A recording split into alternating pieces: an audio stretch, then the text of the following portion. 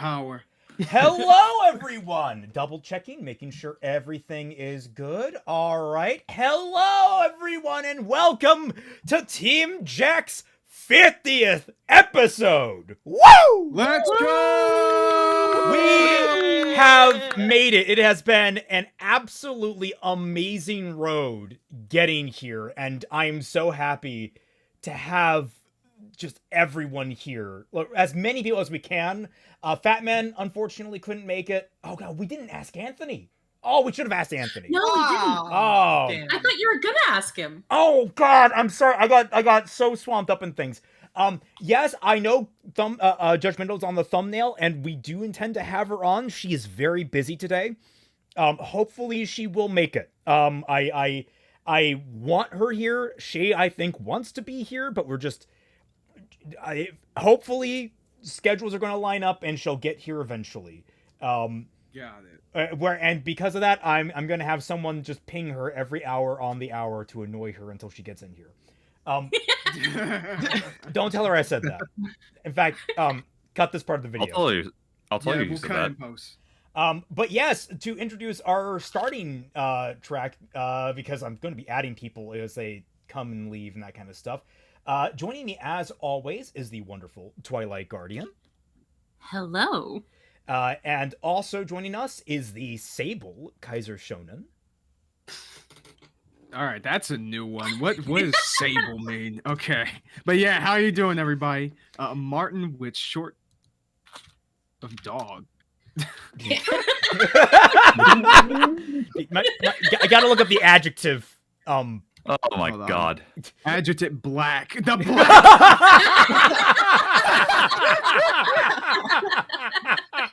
I mean, look. Am I wrong?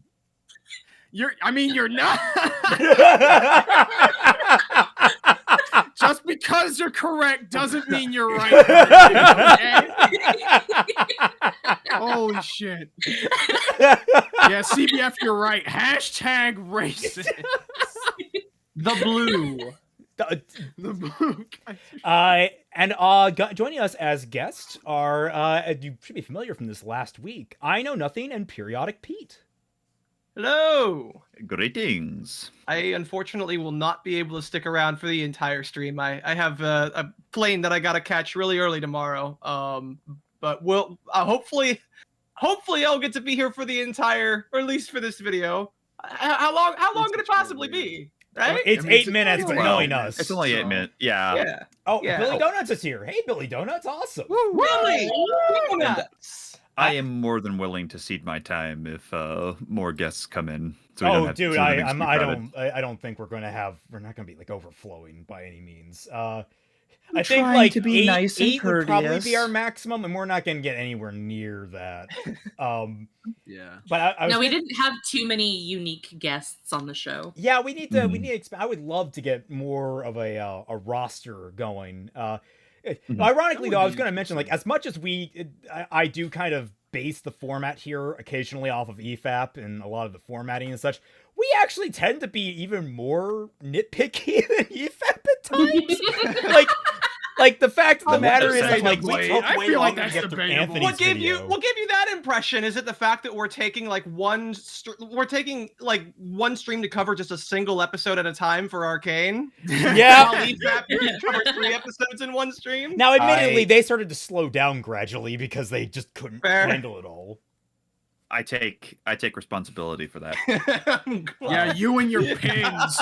Why is Billy not on the survey? Oh, Billy should have been on the survey. There were a couple of questions on Billy the should have survey. been on the survey. I should have. Why didn't you add Billy? You know what? Wait a second. No. You know why he isn't on the survey? Because it's obvious he's the best one. Yeah, clearly. Well, yeah, like it wouldn't be fair to everyone else. Duh. Yeah. Well, okay, so everyone is caught up because we have people joining us now in the description, and I should be posting it now in the chat if I can make sure I have the correct link. There we go. You will see a link to a survey. And by the time that we're done with this video and covering it, I hope that we can go through the results of the survey and talk about basically what everyone's thoughts on Team Jacked have been. Things like your favorite host, your favorite guest host, your favorite episode, all your favorite memes and jokes and the things that come out of this. We have a special slot there for Teddy Paladin and all of his little creative characters and his little stories. Hell so yeah. I should have included Billy Donuts, and I was going to create one as well, but I forgot to do it for Judgmental Critter. On a scale of 1 to 10, how much do you want Judgmental Critter to return? And I was gonna like have all these different humorous answers from like the 1 to 10. Like number 10 would be, please God, make her the only host. We can't stand these other 3 idiots. Sky Slasher back at again with just the singular titles of One Piece. Yes, please click that link. Give us your sweet information and data, and don't worry about your credit card information going missing. That's perfectly normal, I'm told. Also, why, Sky Slasher, why did you say One Piece when the title clearly set below says Once Piece? Oh, did I type the name in wrong? You did. I will fix that. Minor spelling mistake.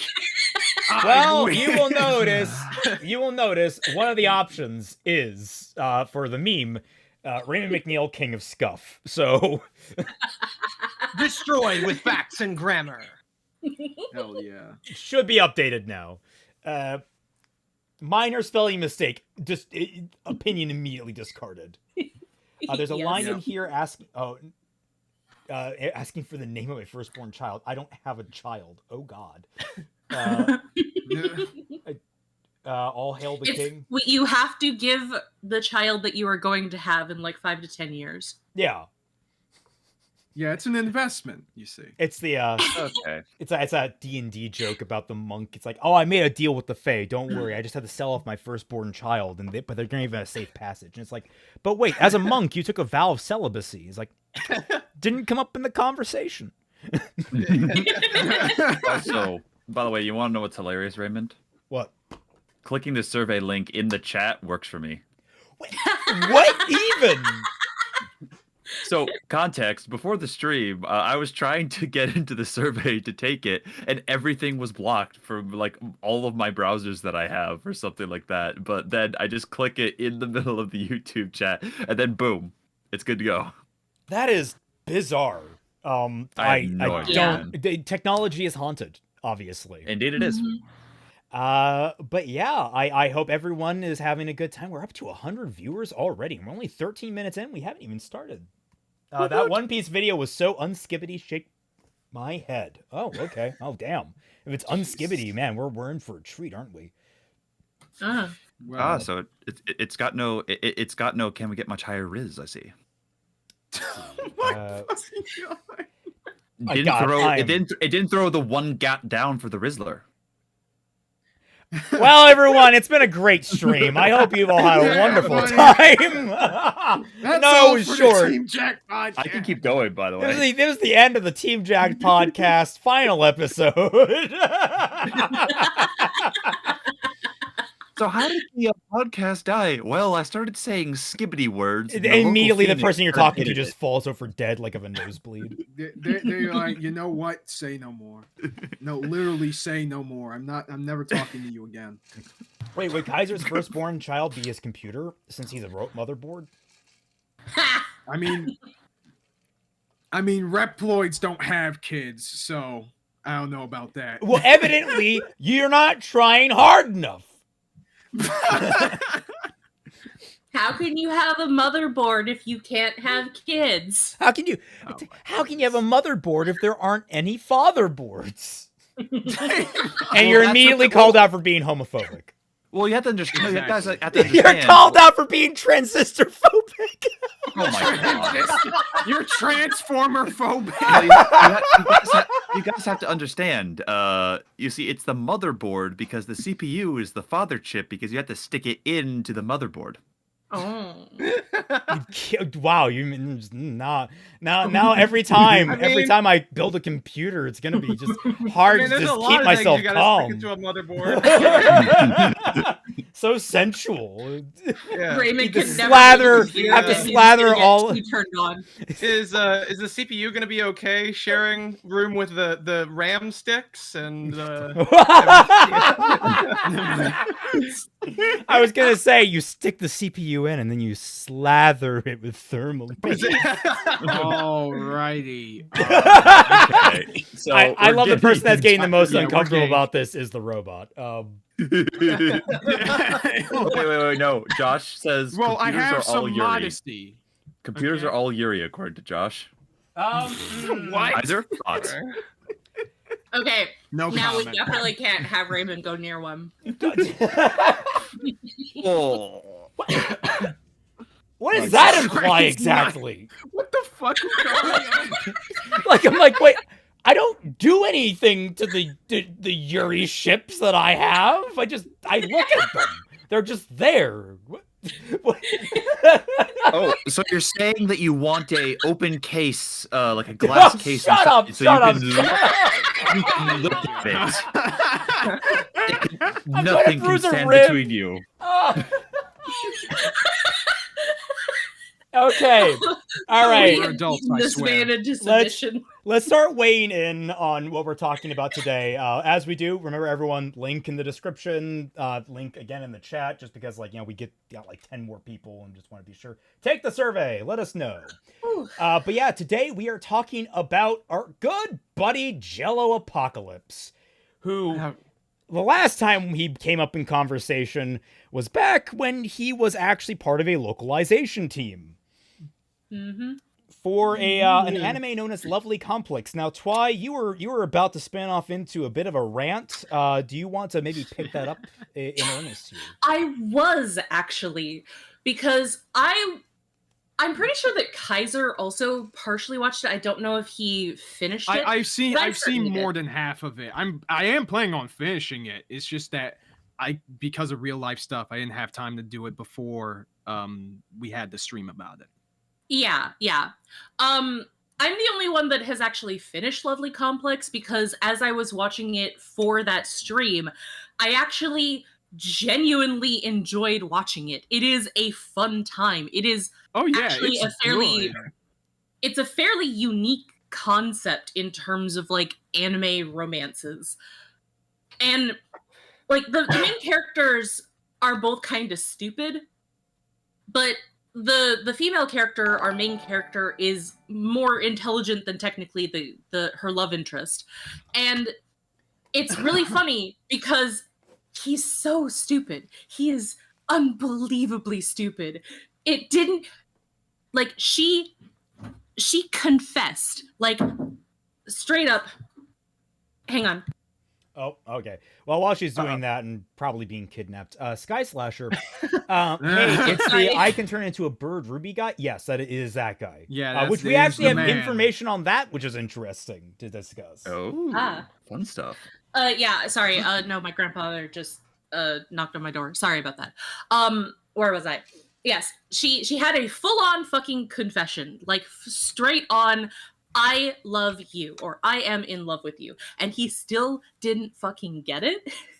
Yeah. So it's like, what is this? What is this girl supposed to do? Either she can give up and move on with her life and just let him continue being stupid, or she can persist and try to make it so that he understands what she is saying. And Jello did not like that, because how dare a woman know what she wants and also be kind of pushy about it? How dare she? She is the worst human being imaginable.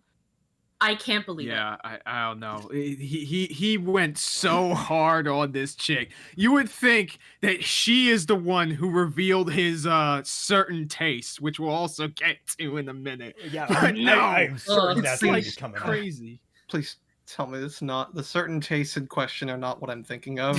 Oh, they probably are. Oh boy. So, Too I'll late. leave that up to you. I was gonna say, years too late.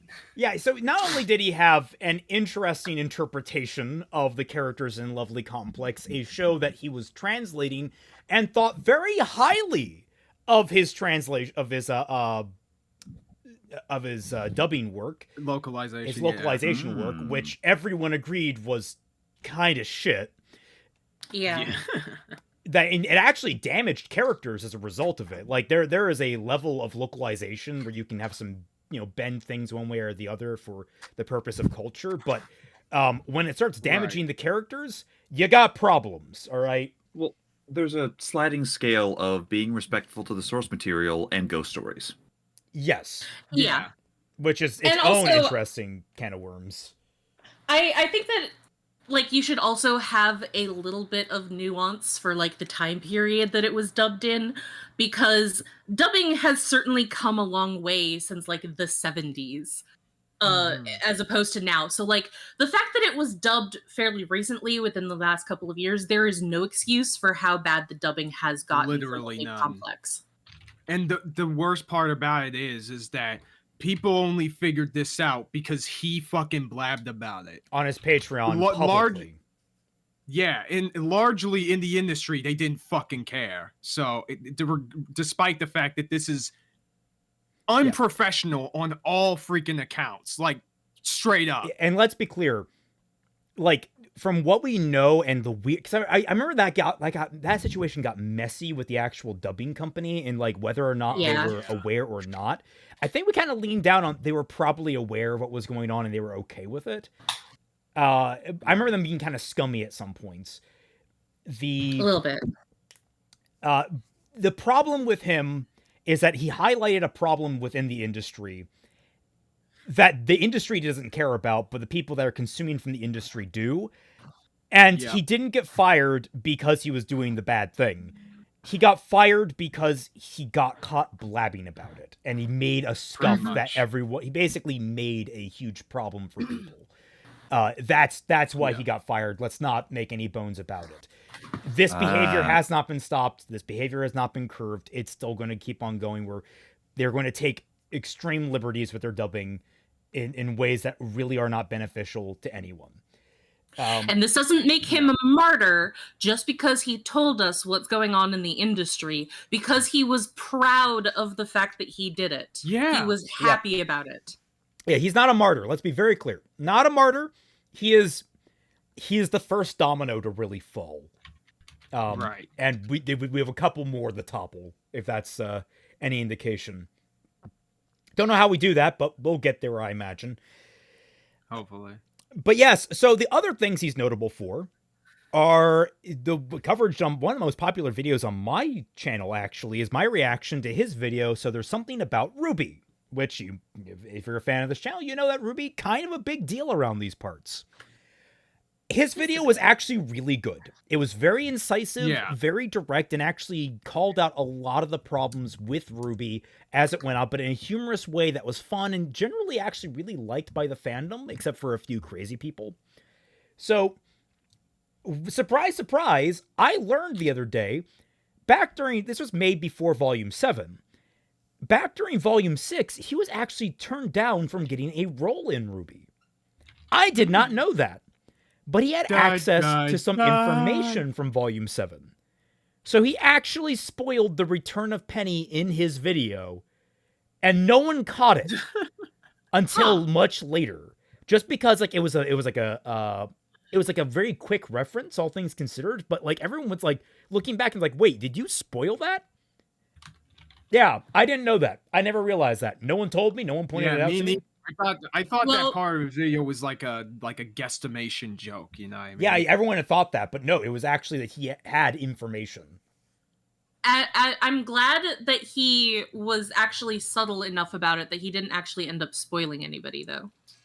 Yeah, but it was still like kind of a scummy move a little bit. Yeah, it is. It is for sure. I'm just glad that nobody caught on to it because it was very likely speculation that a lot of people had. So it was like reasonable to put her in there for that. But the intent was still there to be a petty little bitch about it. So yeah. Oh, 100%. Because even though that is real with this one. Yeah, because even though that I don't like Ruby, I still don't want people's like experiences being ruined by spoilers if they like Yeah. the show. Like, I wouldn't Yeah. want that on for anybody. Speaking of spoilers, I'm just saying this as a warning. I might have to spoil One Piece to contradict a good chunk of shit in this particular video, depending on where it goes. So fair warning there. Gotcha. Gotcha. And the other thing to mention about him, if only because it's great to mock him, he is apparently very much into, I will use tactful words, excremental, excremental material as fap material. So Okay, you can say that. However, comma, I would like to bring your attention to Dragon Ball Z with yeah, the I 50. was about to get to that. So Yeah, we same. can immediately move on from that mention, just so we can set up the jokes later. Anyway, Dragon Ball Z, thank you for keeping me sane every Tuesday while I slave away at work. Keep up the great job, everyone, and keep being awesome. Happy 50th, and hope many more. Thank you, Dragon Ball Z. Hey, appreciate it, awesome. dude. And thanks Appreciate for the it 50. very much. 50 for the 50th. How nice. He's into Celtic. Why do you know that? It came up. It just came up in the conversations around him, and everyone, when they were riffing on him during the whole debacle, everyone started like, people found his personal like, was it DeviantArt or Pixiv or something like that? Yeah, something like that. Probably Pixiv. Don't tell Jello about I'm Skibbity pretty- Toilet. You know, honestly, I couldn't think of a better pair of things that deserved each other. Oh, God. I need bleach, so does his toilet. Right. And thus, I'm pretty sure that this got brought up the last time that we talked about Jello. oh, Yeah, it I'm almost very certainly sure. did. But you know, It's there's new just people that- here. Yeah, Mhm. we've had like over 20, almost 20 episodes since that time anyway. Okay, But like, it's so funny because I made my retweet mentioning, he likes this opinion invalid when everybody was wilding about his One Piece take, and everybody is all like, "What?" Yes. Guys, Also, oh what? the thing that I was going to say, like Trevor in the chat, remember to read One Piece. Yes, do read One Piece, and despite spoiling things, I will do my best to be as vague as possible because One Piece is a very, very good story. Great Bar says, man, 50 streams already. Here's to 100. Also, this video sucks ass. Hope you be good. Also, we'll try to comment on stuff as well on One Piece. Okay. All right. Yay! Thank you, Great No, Bar. I appreciate it, will Great be Bar. look- Thanks for. Oh, No, God, I was going to say, I'll be looking to you to like help double check my knowledge as well, if you could. Yep. I'm watching the anime of Oh, he's a One 480 Piece fan, episodes got it. in. Wow. Yes. Good man. Yes, Robbie has been slowly going through One Piece for the past, what is it, 3 years, Robbie? Damn. Has it been 3 years already? All right, You're so a we third of the got way a bunch through. of Peace-storians right now. Yeah. Oh, 5 years. Sorry, I lowballed it. Well, I was gonna say Damn. the I do want to eventually get back to us watching the live action series because we were having a good time with that. Yeah, that was Mhm. decent. We just kind of That's got good. thrown off with when Critter had to step down, so it's like I kind of want to get back into that. Didn't they announce or have a trailer for season 2, or am I thinking of something They else? announced season 2. I don't know if they have a trailer for it. Yeah, I don't think there's a trailer yet.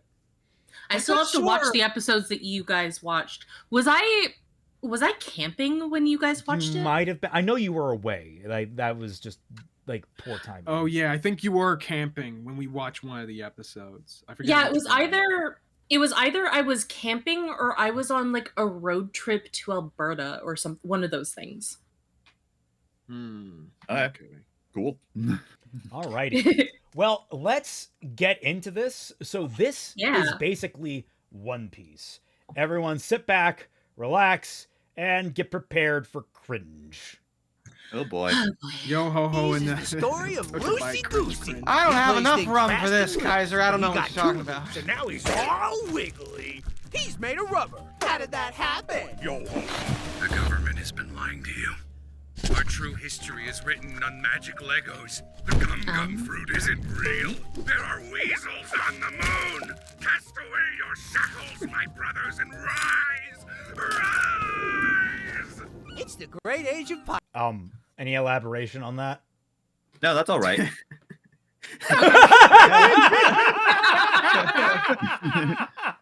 Okay, like the cube thing. Okay, I know that's the poneglyphs or whatever they're called. Yeah. And I think I heard about whatever it is on the moon. I did not know it was Okay, dogs. so the thing about Weasels. the weasels on the moon Weasels, sorry. is that basically One Piece during the chapter, every starting chapter they have like side stories where you see a bunch of different characters. It's how Oda really keeps track of his characters overall. Mm-hmm. And he shows like random things throughout the world and everything else like that. And like one of them is a side story of a character going to the moon. Just casually. Yeah.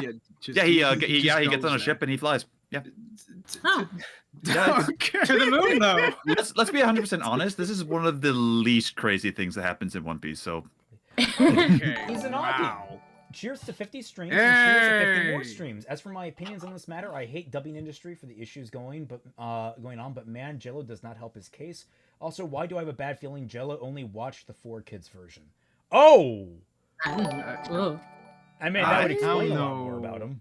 Do I we think even that- have do we even have copies of the 4Kids version anymore? I watched doubt 4Kids version. That was I mean, great. like, it's just one of them we have like an archive. Yeah, Uh, Thanks for the 50s. I really appreciate you being here as always. Mhm. Mhm. As for the like histories written on the poneglyphs, there's a lot written on the poneglyphs. They're actually one of the main like sources of information. That's like there's a big thing in universe called the quote unquote lost century, where a lot of information was lost before the creation of the world government and everything else like that. So like the poneglyphs are ridiculously important. It So sounds what like you're saying is the cubes know all. what was the, Pretty much, yeah. what was the library in Slayers? What was Oh, the Claire Bible. the Claire Bible? That was it. That Yeah, that yeah. sounds kind of like that, only not Well, as. they have their own version of Alexandria, the library. Oh, damn. Yeah, no, Exactly the Claire what- Bible's a little bit different. It's basically just it's a big old desert with a bunch of big stones that. Well, things I written mean on that was in the anime only. The Claire Bible is the remnants of the memories of the god of the world of the Slayers, which Ruby Eye Shabernigdo had killed thousands of years ago, which is why the continent is in the shape that it is, because it used to be what was known as the Sleeping Dragon, and their battle destroyed the majority of the continent. That's dope. And the only thing Damn. that's left is just the outer rim. Slayers is good, by the way, guys. Go check it out. Yeah, I need Yeah. to watch the rest of it. Pirates. A pirate is defined as anyone who sails a boat. And Loosey Goosey's gonna be. Okay, no. I was like, okay, we're going pretty well so far. Actually, 30 minutes in, not a problem. Immediately, just 30 seconds in. we get like one word, and it's like, okay, there's a problem now. Yeah, The wait a thing minute. about it, where they say, like, oh, a pirate is designed by anyone who reads a boat. No, a pirate is designated as someone who sails the sea free from the world government overall. It's like because everything because there is an overarching world government, and anyone who does not either side with them and their policies, whether you be celestial dragons, whether you be people that like are away from the world government in Sky Islands. Yeah, there are Sky Islands, by the way. They're just like on clouds and everything. It's pretty cool. Oh, Why yeah, don't I they know call them about that. Skylands? Because that doesn't translate as well. But well, technically, it's damn. called Skypiea, isn't it? Or Yeah, it's are called- they actually called Sky Islands? no, that's Skypiea. Skypiea is a Sky Island. Like, oh, it is okay. There's multiple.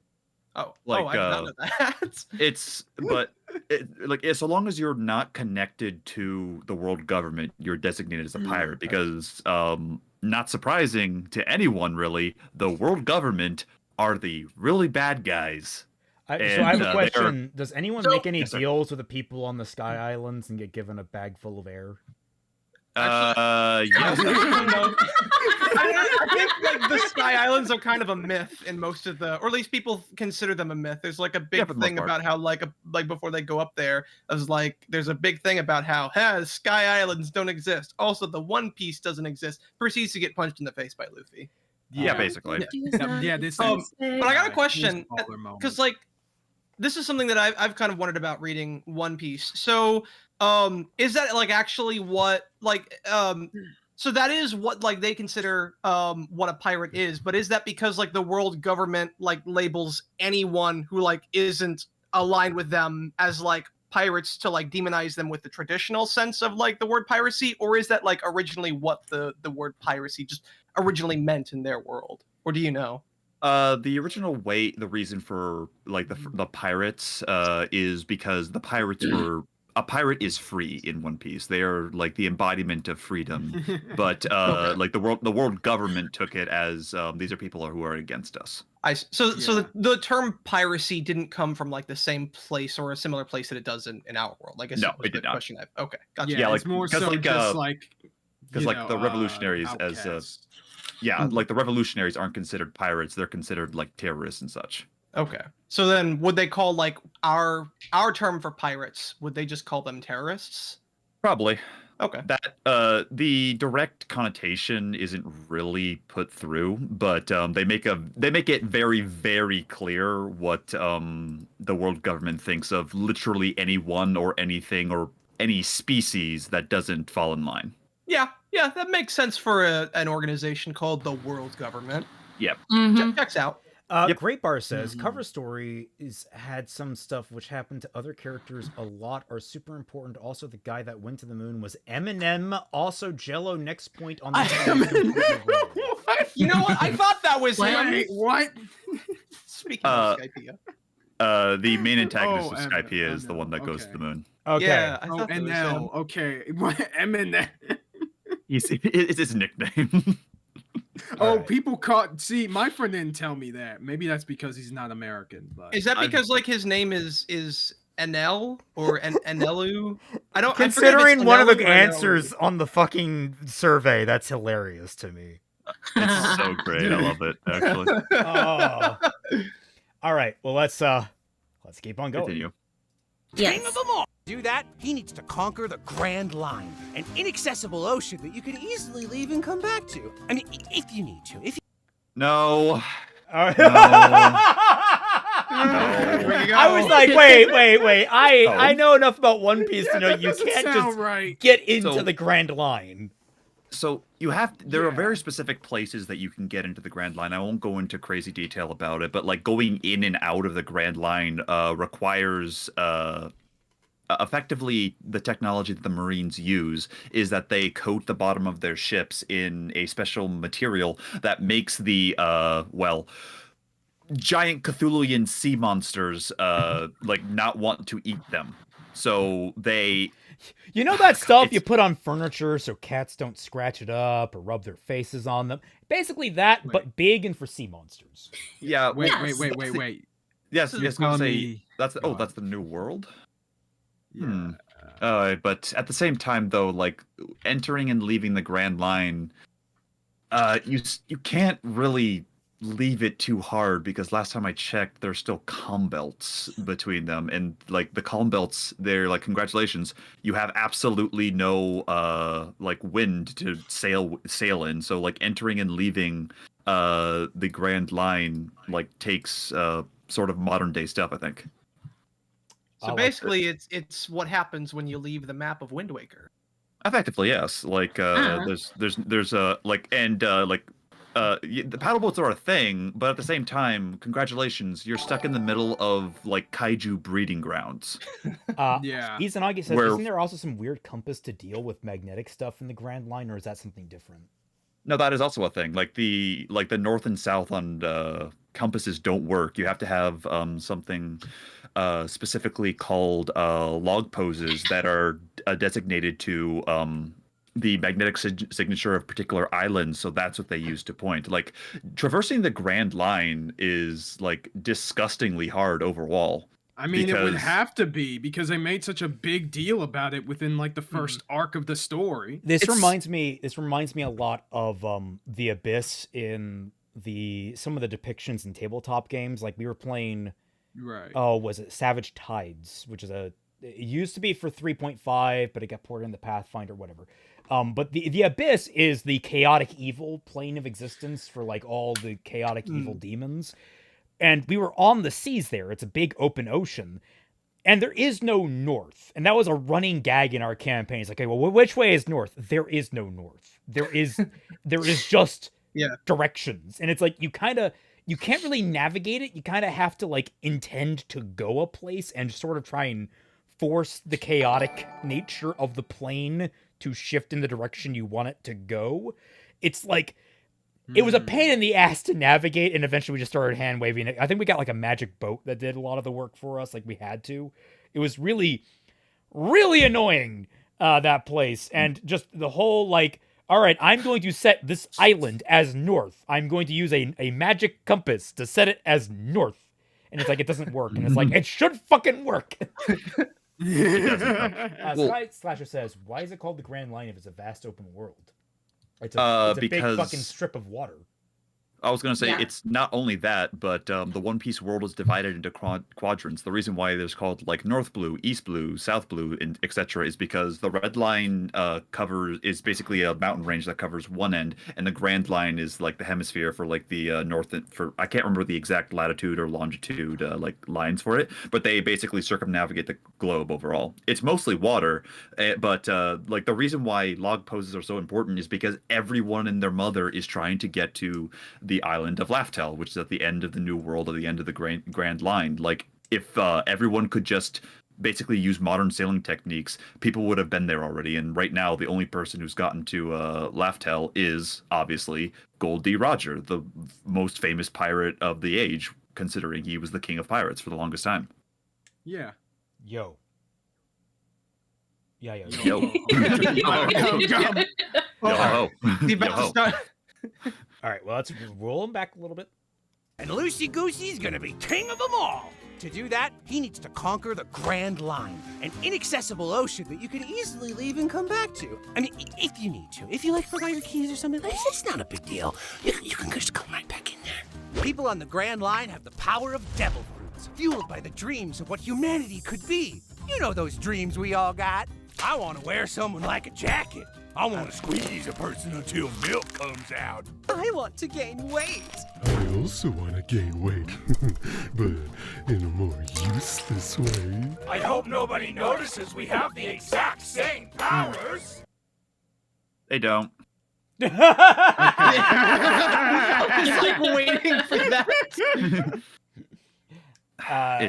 Isn't it like a hard, fast thing that like only one person can have a certain devil fruit at a time? And the only time that there's multiple is like that is actually like artificially created by the world government or some shit.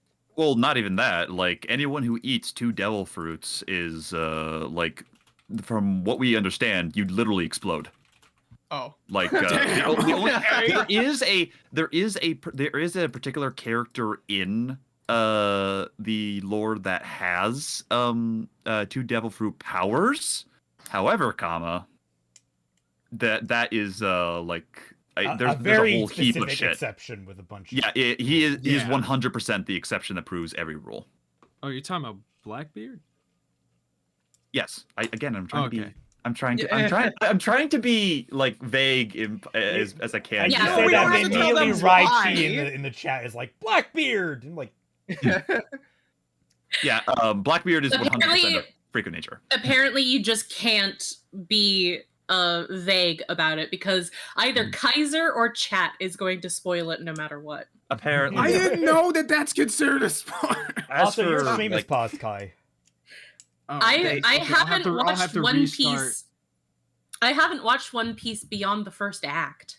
Yeah, and okay, I'll restart Discord. I'll be right back. With the people on screen right now, like, oh, basically we all have the same power. No, they have similar powers based on their particular element. Like the thing about One Piece devil fruits is that they are wide and varied, but let's be honest, a good chunk of New World pirates is there's this thing called competent, because when one person figures out a way to really use a particular power set, it gets around. That's a plot point overall. Yeah, and then Great Bar is like, yeah, none of the fruits work the same. Also, big guy and girl powers are different in weights. He's in tons, she's in kilos. Oh, that's an interesting distinction. But also, like, I wanna double down. It's like Yeah, great. They all have the same problem, the same power. What's the problem with that? It's not Yeah, like and it's not like Ruby, where they flat Yeah. out say every single semblance is completely unique, and then we see several instances of them being basically the same, like functionally.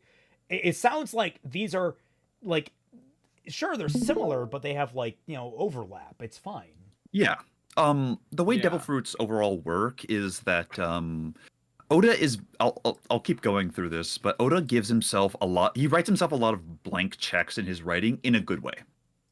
In the sense that he sets things up and he gives him enough space to pay things off. In the case of devil fruits, there is functionally very little limit to what a devil fruit can do with its particular word associated with it.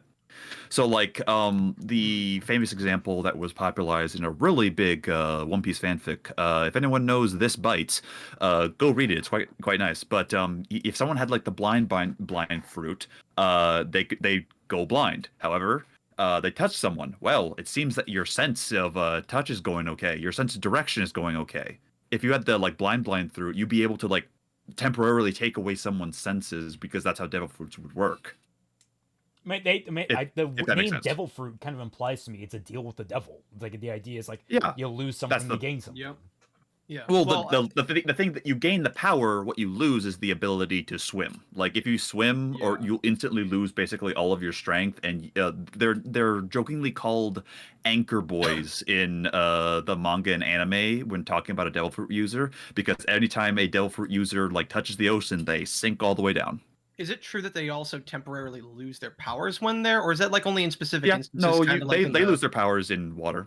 Okay. And yes, Yeah. it's I didn't know if that was just a thing for crocodile or. Yeah, I was gonna say like Nope. that we see that in like episode 2, the live action. Luffy gets put in a pretty. I gotta actually hold off on spoilers for Twi, but Luffy gets put into a really wacky predicament that basically it's like, well, why isn't he bursting out? Oh, it's because of all these negative side effects that are happening because he's now covered in salt water. It's really bad for him. But it's also specifically salt water, if I'm not mistaken, right? Yeah, or is it all it's- water? It's salt water for Seawater, for I all should- like seawater for all normal devil fruits. The reason why it works on crocodiles because that's a direct counter to his type Yeah. of fruit. Because sand and all that. Right. Okay. Yeah. All right. Well, let's roll it back a little bit, just because we gotta make sure we give him all the proper. Oh god, we have to see this part again. I also want to gain weight. But This is what he actually sounds like. it's For the this record. way. I hope nobody Yeah, notices we have the exact same powers. There are dozens of devil fruits, each with different powers that make them all distinct. Asterisk. Parameciums are silly boys that turn you into a sinky, stinky weirdo. Loogie Froogies give you control over an element. You can squiggle your body to avoid attacks and also generate Something. which parameciums can't do. Except for the ones that can. Those are called special parameciums, which can also be spelled like this. And then there's Oh my god. Okay. the So pain. this is a general thing with a lot of fruits overall, where they have a base form and then they have a awakened form. Also, yes, as Titania says, mochi is not an element. This character right here, absolute fucking unit, by the way. Oh, 100%. And he is like similar to Logia's in the like if you squint sort of thing, but he's also quite literally the direct son of one of the 4 strongest pirates out there currently, as well as their top commander. So like obviously it's sorry. Yeah, Okay, he's gonna be Breathe. an exception. I'm Breathe. sorry, I apologize. I don't like this. Weird. I couldn't tell. It was strange. Yeah. I was The, getting like this absolutely pleasant vibe from you. Oh yeah, 100%. Mhm. Yeah, it's a special paramecia, and the reason of it is because their paramecia is basically your body becomes a particular I want to say not a concept but a thing the character right there is the chop fruit is his and he can like cut up his body wherever he wants to like make his hands go anywhere and all that crazy stuff. Logia is explicitly a elemental power. Like they become different elements / elemental thing. Like the first one that we really get introduced to is Smoker. He's got the smoke fruit. Then there's Crocodile with the sand fruit sort of thing. Izanagi says, as someone who is into power systems, wow, Jello is a moron that doesn't understand how powers and their applications work. I'm irritated. Yep. I have a question about devil fruit. So this is something I think I've not clear on. So is Luffy a paramecia or a Logia? He's a paramecia because he's not an element, he's a rubber man. Okay. Is that just because like he is always rubber? He doesn't turn into rubber? Or, like could there theoretically be a Logia type devil fruit that like turns someone into rubber? Oh, so he's always rubber. Okay. Yeah. Well, what I'm asking is like, could there be a devil fruit that is a Logia type and turns you into rubber? Would that be like the distinction between the paramecia rubber devil fruit and like the Logia, or is there some other, or like does rubber just not count as an element? I don't believe it counts as an element, and the big thing that, Ray, I am trying not to spoil. If that's a spoiler, it is actually something that I do know about the spoiler that I think is trying to be talked around. But I have no idea what you're talking. So I mean, I'll drop it. I was just kind of curious. Yeah, just don't look at chat for the rest. It would be. I did love the fact that he was trying to ask something that was trying to like you were innocently asking a question that was regarding Luffy's fruit, but there is something related to it. I have a question, and you can be vague about it. It's relatively broad answers. Do we know where devil fruit come from?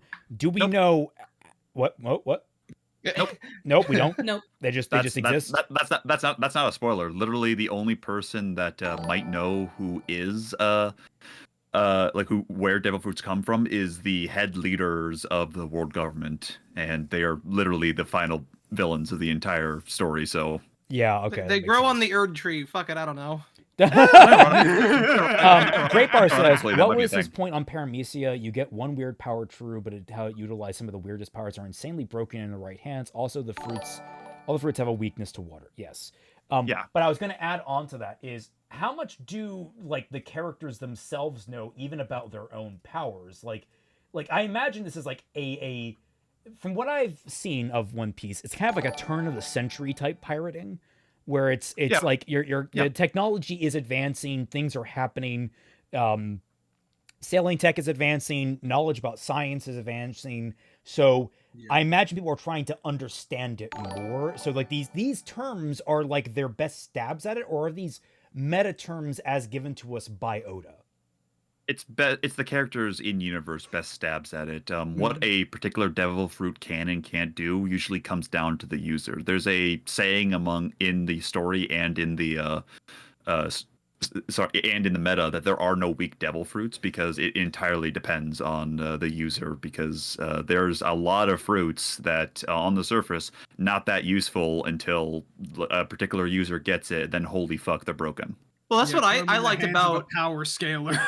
Yep. Well, that's also kind of what I liked about Luffy as a character, even before like I read past whatever arc Crocodile is from, is that like the idea that you have someone who's like, oh, what's this guy's power? Oh, he can turn himself into rubber, and like not even like in the Plastic Man sense. He can just like, he's just rubber, but like he uses it in such a creative kind of way that, makes it really useful, that he's able to like stretch out and do all these kinds of, use inertia to his own benefit. That kind of stuff. It's cool. You take something that seems as boring at face value as like, oh, he's made of rubber, and then like it's cool how you can have something like that and use it in very unique kind of ways, and that's kind of what's interesting. Yeah, they go places. We got a lot of super chats. Yep. I'm trying. Izanagi says, side note, Gear 5 Luffy is awesome to see. Yeah, he's all right. Not my favorite design for an anime protagonist, but Great Bar. That's unique. Logia has never been a solid element. The closest being mud and lava ones are air, liquid, or light. Teddy Bear Paladin. Oh, here we go.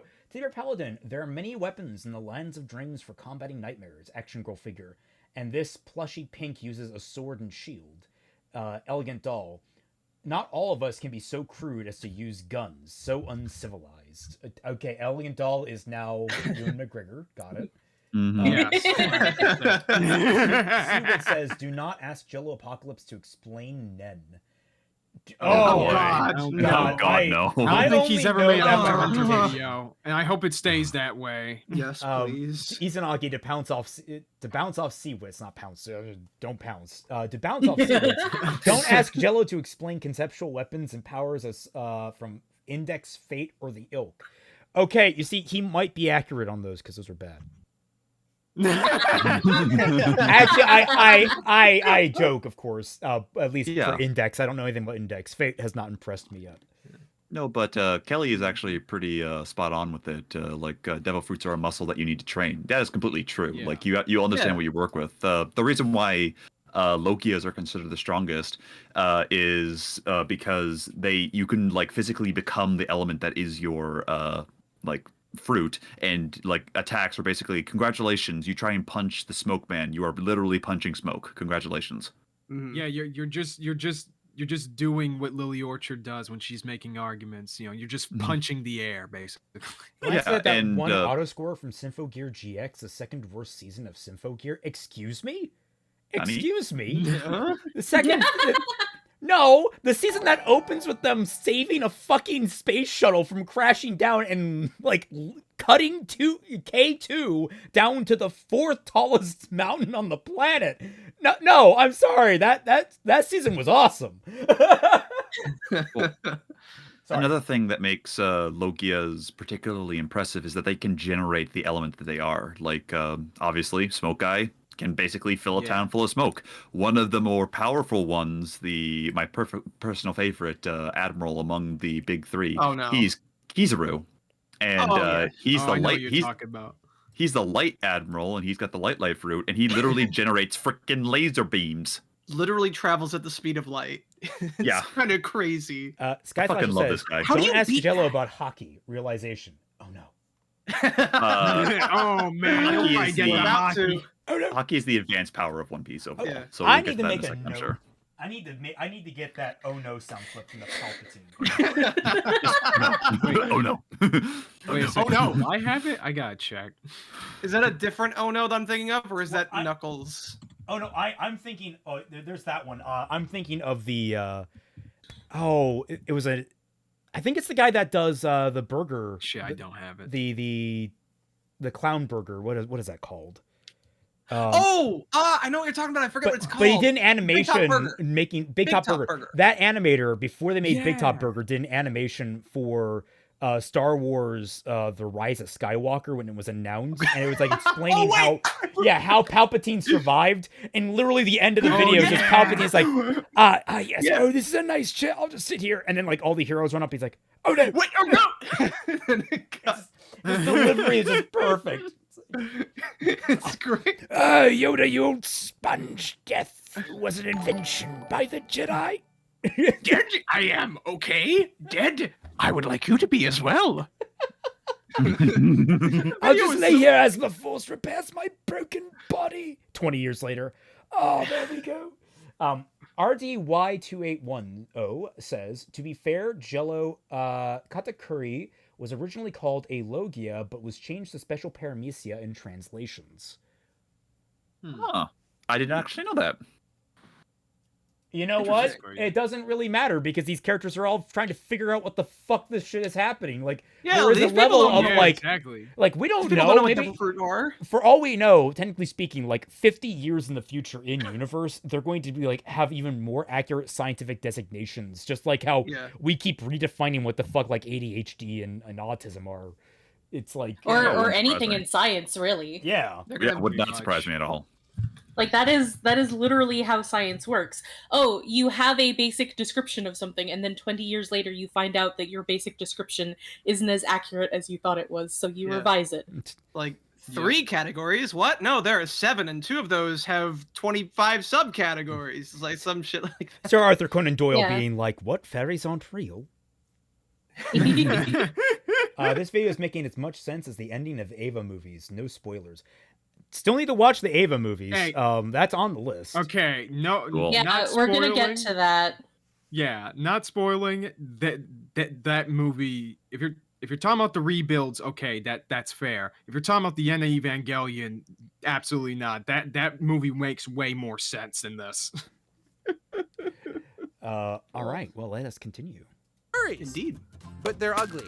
With such varied powers, Old Peas is pretty wacky. Which is to say, most fights are just two people whacking each other until one of them decides to fall down. I swear some of these are good. Give me an Usopp or a Robin fight. What do you mean Robin doesn't get any fights? She's like the strongest character. What? Robin versus What? Black Maria. Robin versus Black Maria. Okay, all right. No. I'm gonna use the restroom if you want to take the sexism. You're in control right now. I know nothing. Okay, no Okay, way. first thing. Does Robin have fights? Yes, she has a really, really fun fight. I'm sorry, it's really cool.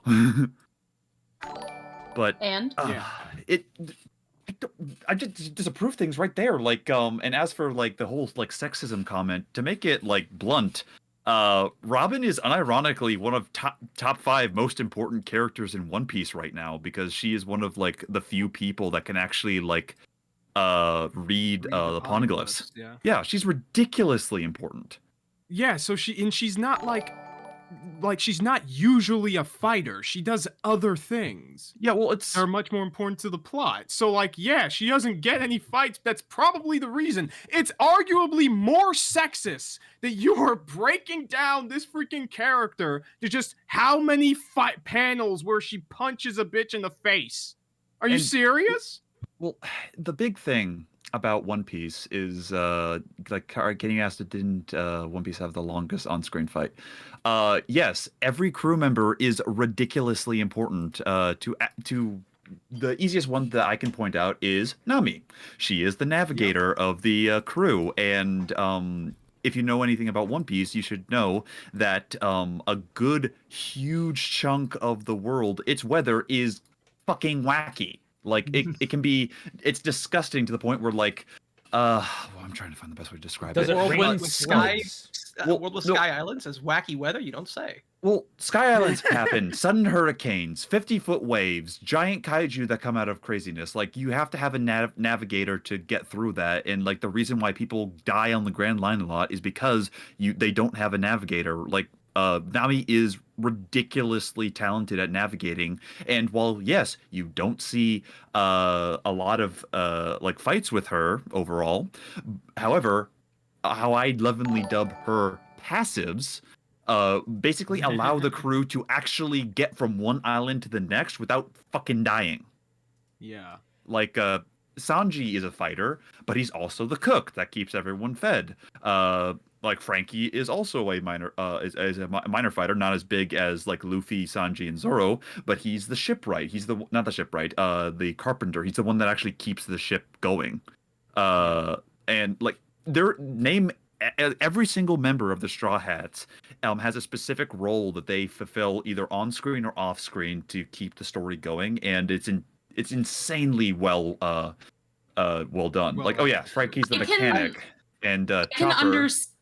I can understand like the argument though, if only the men fought, because like it wouldn't, like, it does matter that all of the characters, including the female characters, are important, but it also matters if it's never the female characters that fight. So like I I know that's don't not think true. would be true. It's thankfully something that that doesn't happen. Nami actually, yeah, like as number Hunter Zero, Nami fights quite frequently, and so does Robin. One of my Yeah. Robin actually has one of my favorite fights overall in the series. Yeah, so like the whole thing about it being sexism, his argument would fall flat. The moment that you see a female character have it, like one of the female main characters having a battle, you can't call it sexism just because one female character doesn't happen to be a fighter. The Like, that's opening not how fight, sexism works. the opening fight so he's- was against a female antagonist. Yeah, Mm-hmm. and so he's fucked on both ends. He's and one of the- rhetorically spit roasted. and one of the strongest pirates ever is a pirate named Big Mom, who up until a particular point, could raffle stomp 90% of the entire cast by herself. Also, yeah, Boa Hancock is disgustingly OP. So a few super chats came in. Chris Knight, here's the thing about powers: the more it reflects on the character, the better. Usually, question: can you imagine being stuck in a motel for 9 months? No, that sounds miserable. That does sound horrible. Izanagi, oh boy, I feel Jello has no right to talk about sexism given Lovey Complex. We'll get to that. We'll get to that. And then, oh god, so many of them. Great bar. First, Robin literally had a great fight in the last arc. She doesn't get much fight, but she also is extremely important to the story this current arc. Is her focused. Also, Nami has fights too. What only sexist is your waifu, Jello? Great Bar says, also screw off, all the fights are the same. Zoro versus Mr. 1 is nowhere the same as Zoro versus King or Usopp versus Perona. All the fights are unique and fun. That's another point I want to get to. I'm these chambers. That's another thing I'm getting to. Teddy Bear Paladin. This will be my last super chat for a while. Business at work slowed down for a while. Hope I've made people's days a bit brighter each post. Well, thank you, Teddy Bear Paladin. I hope 110%. There is no doubt about that, dude. Yeah. Thank you very much. I'm here. Go ahead. Sorry. Well, I was gonna say, like, I had thoughts I want to contribute here with this first. So your argument is these fights are basically just boring, everyone fighting each other, punching each other, and hitting each other, but you still want characters to participate in them because you want to see them participate in boring and lame fights, right? I don't know about you, Raymond. Like, less action in a story is objectively bad, so therefore the fewer characters that fight makes more objectively bad writing. That's just how it works. But then also add on Lovely Complex, which is, let me guess why, like, you're not, say, raising Nami here, who I do know is regularly an active combatant in a lot of places. Yep. Is it maybe because, I don't know, does Robin have a more demure and relaxed mentality to her? Is she maybe not as aggressive or forward in terms of her, her personality compared to Nami? I wonder if he's not raising Nami because he doesn't really like her, because she might be a particularly aggressive female character, which we know he happens to have a bit of an issue with. Oh, speaking of Nami, fun fact actually for the meta, if you don't mind, Oda is actually ended up getting married to a cosplayer who cosplayed Nami. This man is living the life. Ridiculously based, personally. And he is going to die young because he's a workaholic. That is true. Yeah. Like, this isn't like the situation with Kingdom Hearts, where some people would say that Kingdom Hearts is sexist and all that kind of stuff, but you do have female characters that fit a range of different roles. Aqua is a fighter character, so in some respects is Xion. And then you have Naminé, who is a support role, but she is incredibly important. And then you have Kairi, who is the background cheerleader, who wants to do things but keeps getting shafted because how dare the main female love interest actually do things. I know we riff on Kairi not really having much of a personality. I like the idea that she is like legitimately super scrappy, and I've talked about that. But like more and more I'm like, I want it to be that like her arc is less about anything in the actual story. Her arc is literally just arguing with Nomura. It's like, please, Mr. Nomura, just let me do something. And like he's like, okay, fine, I'll give you one playable sequence in a DLC. It's like, that's better than nothing. Can you give me something else more? It's like, I'll give you a rhythm game. Will I have plot? And it's like, no, not really. Oh, people in the comments are talking about people in the comments are talking about manga Kairi. Yeah, it's too bad that's not canon. Yeah, I heard really cool things about manga Kairi. Look, I will headcanon manga Kairi. I will I will live and die by her. Sniff that Coca-Cola. Yeah. Okay. In fairness, manga also gave us Xion adoring dogs in like the most over-the-top way. So it's like that. Look, we can't. I can't get rid of the manga because it gives us so many other benefits as well. It gives us Nominate putting on a little safety hat in the middle of a fight because she didn't want to get. Isn't that also the one where you actually see them like in the struggle battle between Roxas and Hainer? That's when they actually put like little styrofoam balls on themselves. I think so. It's been a long while since I've touched any of them. So funny. The only one I ever watched in full, read in full, was the Chain of Memories one. Sky Slasher says Robin is also the only other crewmate with a transformation. Yep. She makes herself into basically a chimera. How she does that? Read the manga. Matt pseudonym. Why is Kaiser's face not lighting up? Because he's looking at you. Dun dun. But Dun. all right. But Yo. The final joke that I have is, let's see here. It was Axel 5. What do you guys think is worst, a sexist or a racist? Well, the joke that I have is, well, we can't exactly call Zoro a sexist, but we can call him a racist considering he's Minority Hunter Zoro. I forget. Did you guys bring that up in the discussion about One Piece? It's been a while, or what? I don't think so. I know nothing. Would you like to explain that? So there's a running joke among some memers. It's 100% just a meme, but Zoro ends up fighting a lot of either African American or minority people in his fights, so he becomes Minority Hunter Zoro. Oh yeah, that explains those 100% a meme. videos. It's 100% a meme. It's just a meme, but it's so stupid. Damn funny. it! Why did Purple Eyes What the Fuck never finish Nun Piece? That would have been such a great running gag. Put this in perspective. Like he fights an African American. He fights an African man. He fights like the most recent fight that he's like being shown right here in the bit. He's quite literally fighting someone who's an endangered species.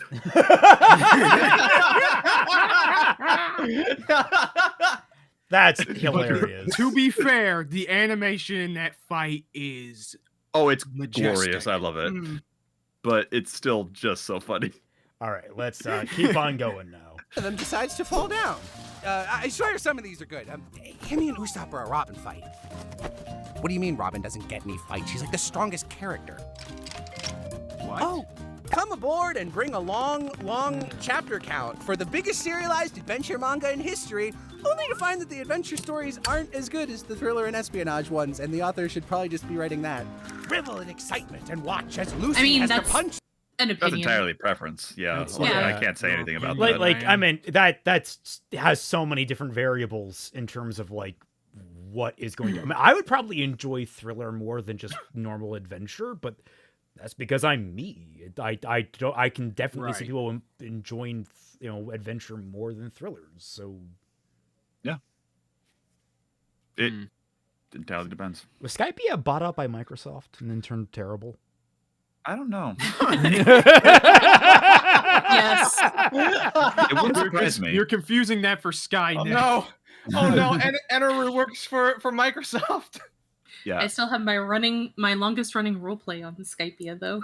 Also, I'm pretty sure One Piece actually doesn't even crack the top 3 longest manga. Well, yeah, because I was about to ask. Yeah, Detective Conan is a thing. Well, it's not an adventure. Conan... I think he qualified as adventure manga. That's true. Okay. Yeah, because like the only other one I can think of is Hajime no Ippo. And yeah, that's not. Ippo's great, by the way. If you combined all of Baki, that'd be pretty long. Does Baki count as action adventure, or is it just action? Considering where they go, I think I don't know. Baki counts as muscles. Yeah, Baki counts as Baki. Baki counts as Baki. I cannot explain. I remember my friend showed me an image from Baki, and I'm just like, that is grotesque. Yeah, I mean, it is one of those very distinct art styles that is like, oh, this is what that show is. It's in like, some panels... I don't like JoJo, but at least it's comprehensible. Baki is like, I'm pretty sure you have added multiple muscle groups to this human's body. There are muscles I do not think actually exist. There are faces on people's backs with their muscles. Come on, guys. As you do, that's been a staple ever since like Dragon Ball Z. Yeah. adventure manga in history, only to find that the adventure stories aren't as good as the thriller and espionage ones, and the author should probably just be writing that. Revel in excitement and watch as Lucy has to punch the bad man in order to stop the natural disaster from crashing down and destroying an island that's shaped like a circle. This is every single arc. Sometimes Oda gets worried that the 12-year-old boys who read his boob comic don't think it's cool enough, so he decides to draw everything on fire for a few panels and then forgets about it. He's on fire! He must be from the jungle! What? The stakes still aren't high enough! Quick, hit him with a poison that doesn't work! Let's see the crew we're cruising the sea with. Alola Molazo is the right-hand... Okay, do you want to go over any Yeah, of that? it was. I was waiting on you to do 100% something. honest. Yeah. Well, just throwing this out, the whole he's on fire, he must be from the jungle. I have legitimately no fucking clue what he's talking about with Yeah, that. Okay, I was completely lost. As for while all the you get your arcs thoughts like together, this, Sora Hart asks questions to Twilight. Do you think Square will remake the rest of Kingdom Hearts mobiles games into console remakes like Recoded? I hope they do. I hope so. I mean, Nomura has been fairly good with keeping us available to be able to play all of the games or at least watch the content. So I'm fairly confident that something is going to be released for Union Cross. I do hope that it will be like a game version of Union Cross because the game was still pretty fun. But I would still be happy with like a very long 10-hour movie just of the clips of it. I mean, just like what they did animated with, it in the PS2 style, if they just did that, like I could imagine that being really low effort, cheap, but like effective. Well, I mean, if they're going to remake it in the PS2 style, they might as well just do it in the PS3 style because they're gonna be spending all that effort anyways because this is all pixel graphics. Right. So like it would take just as much time and effort. It's just the PS3 will just look nicer. Plus they already have the Ephemer and all of the major other characters. At least for the first half, they already have the models from the movie anyway. So it would actually probably be easier to do it that way. Right. All right, so I know nothing. You want to go off on the rest of that then? as for all these arcs are exactly the same, and this is every single arc. We can name like just one or two arcs. They're just different because I'm pretty sure I can think of like a couple that aren't like that. Egghead, Wano, Dressrosa, Fishman. Fishman Island actually was pointed out, and he did say garbage. And not the first fish, not the second Fishman. What was the first? Arlon Park. What's the first? Yeah. Oh, Arlon Park. Yeah, Arlon Park. Sorry. Right. One of the best, by the way. As for to give him slight amount of credit, it's widely considered that Fishman Island is considered one of the weaker One Piece arcs, and I can agree with that. Is it garbage? No. Great Bar says, so his point on the 3 arc, yeah, they're exact same on the point on the Fisherman Island talking about generational racism is the same as the lizard of slime petrifying people to death shrugs last chat. Oh, yeah. Thanks, Great Bar. It's like there are very different things overall. Yeah. Like the arcs are pretty focused on what they want their theme to be overall. And Dedorak says the From the Jungle is when Don Krieg's crew were explaining Pearl's ability for lighting himself on fire to survive in the jungle. Oh, whatever that means. Okay, fair enough then. Okay. Yeah. What, are there ninjas in the jungle?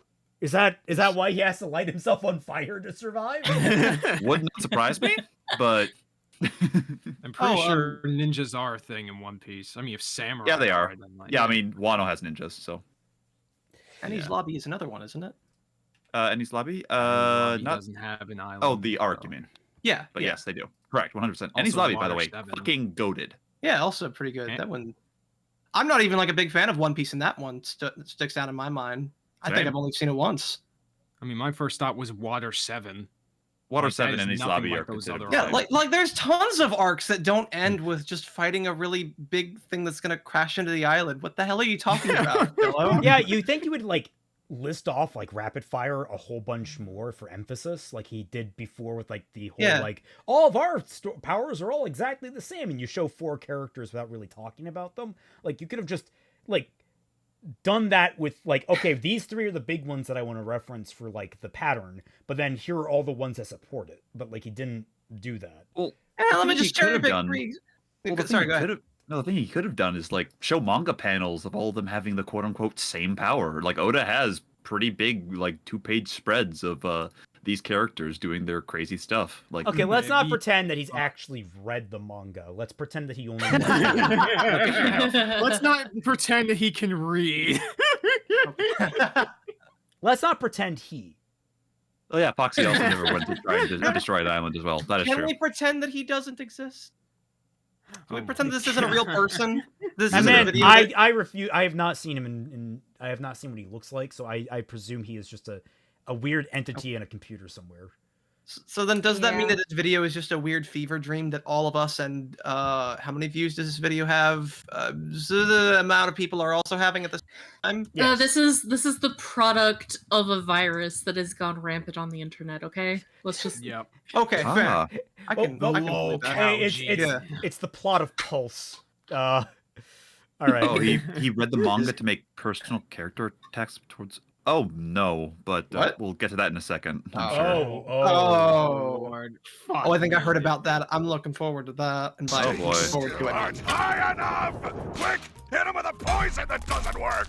Let's see the crew we're cruising the sea with. Alola Molazo is the right-hand man who holds his swords like an idiot and can teleport in front of any woman, so long as it's for sexist reasons. I'm sorry. Okay. Look, I acknowledge the mouth holding thing is silly, but like that's his whole gimmick, and like this entire setting is like compared to all the wild shit in this setting, that's actually like far from the most unreasonable thing. Yeah, there are kung fu fish people. Like what the fuck? Okay, no, kung fu fish people. There are kung fu dugongs. Like we should watch the dugong video after this. Also, like again with him trying and failing to be a fucking feminist. I fucking hate you. You weird excrement loving Jello man. Kai Zero. No. No. We don't reject his sexism card. We give him the sexism card and we revoke his feminist card. All right. Gotta make sure. Look, membership is very, very important. We got to make sure all the forms are properly filled out here, and he's filling out these forms in triplicate to exchange the cards. All right. Yeah, like I haven't watched One Piece since the 4Kids days because I didn't know how long this series would last, and when I thought that I would have to start watching the show all over again once it got a new dub, I was like, no, I'm out. But even I know that he's just a guy that tries to like hit on women, and that's supposed to be a joke. So I guess it's sexist to be a heterosexual man. That's actually Sanji, not Zoro. I was about to say because well, I'm confused about like what the whole sexism point there is to make it. So what did he even say that like he teleports in front of? That's why I got confused because like there's only one character that I remember that was like kind of like that. So it's like, what is he talking about? It must be that because I don't fucking remember. I was like 14 the last time that I watched One Piece. Do you know how long ago that was? A long, long time ago in a galaxy far away? Some of you have not been alive when I was 14. Oh, the Hearth guy, thank you for your first super chat on a live stream. I agree, Jello is not a real person. He is a feeling, specifically a splitting headache. All right, well, that's good to know. All right. Well, as long as it's not diarrhea, he might be into that. Will it go away by tomorrow? Because I kind of need to have a non-headache head to be driving to the air. As for like, is Zoro like fighting women? No. He like, well, I was going to say. Oh, sorry. That he teleports in front of women to, I'm assuming, to protect them. Do we want to find out? And apparently, protecting civilians is apparently sexist if they're women. I mean, Zoro is equal rights, equal fights. Honestly, like the guy will throw 100%. hands with anything. Well, that's why I specified. I'm assuming like- that he's mostly doing this Well, for civilians. That's another thing, is that Sanji much, is yeah. the one who won't fight women. Yeah, Not Zoro. and that's a huge, that is a Are we- huge part of his character, by the way. That Sanji Are we doesn't sure fight that women. he just like forgot to put Sanji here and he's actually talking about him and not Zoro? Yeah, like No, dog. yeah, exactly. Sanji is a pervert, but he loves women for specific like trauma that happened to him with his own mother. Like his exact words were like, the reason why he fights with his feet is because his hands are made for cooking and not hurting people. And that's just what he'll do. Exactly. Yeah. But anyway, Zoro sex. No, the easy joke is Minority Hunter Zoro. Jello, come on. What the fuck? Gengo, Geno Gamma 13. To let you guys know how he consumed this, he and his friends had just basically speed run binge the entire manga up to the latest chapter while bad faith riffing on it and barely paying attention. I'm what I not believe? surprised because Yeah, he no, did right. it with Lovely That's what Complex. He probably did it with My Hero Academia, Kingdom Hearts, Steven Universe, anything else that he has riffed on, he's probably done it the exact same way. The irony It's being that just- somehow he still wound up accurate about Ruby is great. Yeah. like I said, broken, like he was accurate with Ruby, but a broken clock is still right at least twice a day. See, I contend Wow. with that statement, because what if the clock is just perpetually like 5 minutes ahead? Well, here's another question. What if the clock is just in pieces? There is no time. Then it's always wrong. Listen, when you if you break a clock enough, it will never be right. You just break it enough. Well, the thing is that the hands aren't supposed to be moving at all. They're perpetually stuck in one place. So they're going to be right at least twice a day. Thank you for making me have to explain that joke. I know the joke. I was being we pedantic know about the that different types of broken that exist. Uh-huh. Also, I've acetoned off all of the numbers, so they can't be right. And I've spun the clock so you don't know which way is up. All right. Anyway, You're probably one of those kids who has to read a digital clock because you don't know how actual clocks work. The crew we're cruising the sea with. Alola Molazo is the right-hand man who holds his swords like an idiot and can teleport in front of any woman, so long as it's for sexist reasons. Nami is a cat burglar who gets more pussy than the rest of the crew combined. My man! In light of recent allegations, our crew has decided to cut ties with Mr. Vinsmoke. We are currently in talks to replace him with the hot, suave, good version of Sanji from the Netflix adaptation. Ooh, okay. implying Okay. that Alright, he's not dude. going to be a horn dog at all in the Netflix adaptation later on. I was going to say, he's already, the man literally talks shit to literally everyone, but the second Nami asked a question, he went off. So, as for he says my man for Usopp, and yeah, I like Usopp, but what? I legit don't get this. This is just. Also, why do they have him so dark? What the fuck? This is I know that ridiculously dive. Usopp is black. I know Usopp is black coded, but it's why that particular shade, as opposed to how he's he is he's typically normally like in a the lighter anime. black, typically. Yeah. Wait, no. There's actually something that Oda put out. If it was real life, ethnicities, where the different crew members were from. Let me bring up that Oh, but list that's real what quick. they used for the Netflix adaptation. Is they actually based the casting on those. Oh, that's real interesting. world- Yeah. Oh, that's cool. Yeah, I thought Right. in a world that is so suffused with we're going to different race swap all these different characters. No, the Netflix crew are oh no, we have the list of the ethnicities of where these different characters come from, or at least they're inspired by, and so we're gonna cast based upon that. So you get a white chick as Nami. You get a Japanese dude for Zolo. You get a black guy for Usopp. It's Zoro is from Japan, Nami is Swedish, Usopp is African, Sanji is French, Chopper is Canadian, Robin is Russian, and Luffy is Brazilian. Yes. Of course, the deer would be fucking Canadian.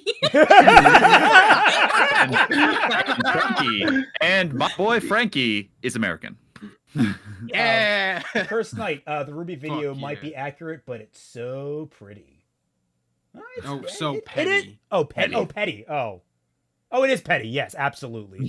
Especially Yeah. knowing what we know now about it. Yeah, it is incredibly petty. That man Yeah, only made it definitely. to get back at them for fucking him over, quote unquote, for just not casting him. hmm Frankie is based on Jim Carrey. Wait a minute. Oh. Isn't Wait, Jim really? What? isn't Jim Carrey Canadian? He is Canadian. So he's an Yeah. American character, but he's based on a Canadian. Well, he's got like Stars and Stripes, and that's where his like Oh. big like theme comes from. So not surprising. This is a very interesting source of inspiration because, like, when I think of Frankie, I think of like muscle builder, but like cyborg. I Yeah, mean, I- like Jim Carrey's cool. I just Yeah, I imagine like Arnold Schwarzenegger would be the go-to. And I know he's Austrian, but like I mean he's an Austrian American, so Maybe it's like a particular film. maybe. yeah, It's Robotnik, clearly. yeah. Okay. In light of recent allegations, our crew has decided to cut ties with Mr. Vinsmoke. We are currently in talks to replace him with the hot, This is an suave, okay good version joke of Sanji if from the it Netflix was, like, adaptation. Accurate at the Yeah. end. If it wasn't a Most freaking interesting prude. character in One Piece. She's a woman! Sorry, I guess that's all the time we have. All right, how Marvel many- Plus? What? Okay. How many times are we gonna make this joke? We Just- oh, literally have an entire arc all about helping Robin and focusing on her character. That's Water So- 7. like, So I'm gonna throw this out to the chat. If I say the words, I want to live, take me to the ocean with you, do you know exactly the moment in the manga / anime that's from? I do. Mhm. Not read the manga or seen the anime in years.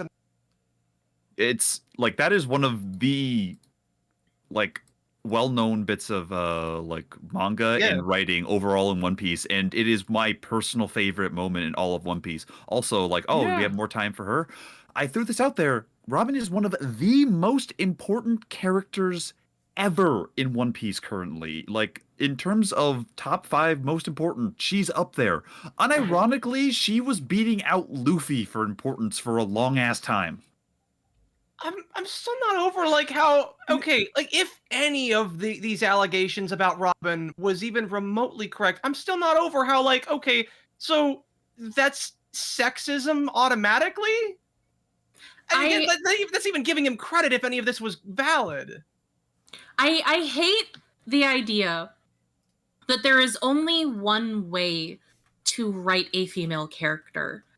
Oh, Because yeah. like it's sexism either way, whether or not you say that women can only be demure and girly and wear dresses and like wear perfume and be boy crazy, but it's also just as sexist to say that female characters have to be masculine and they need to be warriors and they need to be battle hardened and sarcastic and just one of the guys. That's Like, why they're- I really love the dichotomy you kind of build between Wicca and Aisling in your novels when you're building like you actually I like that too. because like Aisling's going on a very quote unquote feminine journey, but it's not easy. It's not like it's not something that coddles her. It's a rough life that she has to adapt to, like Wicca does. Yes. And like just because they're going through different types of trials doesn't mean they're not both going through those trials and they're growing as people and characters and are interesting in their own ways. It's like Yes. the more and more you highlight, I've really appreciated it. You really do call out a lot of the erasure of femininity. And also, Yeah, it's one of the no, you first.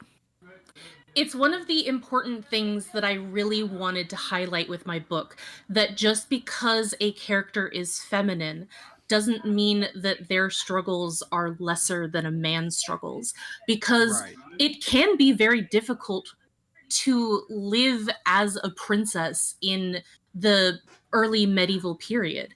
You still have a lot of things that you that you can and cannot do, a lot of things that you have to strive to become, a lot of things that you have to navigate in your world. And you have to figure out how to live through that without being eaten alive, because there's a lot of political stuff that is going on around you. Just because it's not living out in the wild and not half starving to death and fighting all these monsters and stuff doesn't mean that your struggles are lesser than your love interests. It's just a different kind of struggle. Yeah, and in a story like this, where it's about traveling around and building friendships with all kinds of different people, like what One Piece is, obviously there's going to be different brands of what, certain people are able to do. And it's entirely dependent on their environment and their experiences. And for as far as I know, they're all seen as incredibly fucking valid. I've seen many clips of Robin in this show. She is 100% respected and gets a shit ton of characterization. She's probably one of the best written female characters in shonen in general, to be honest.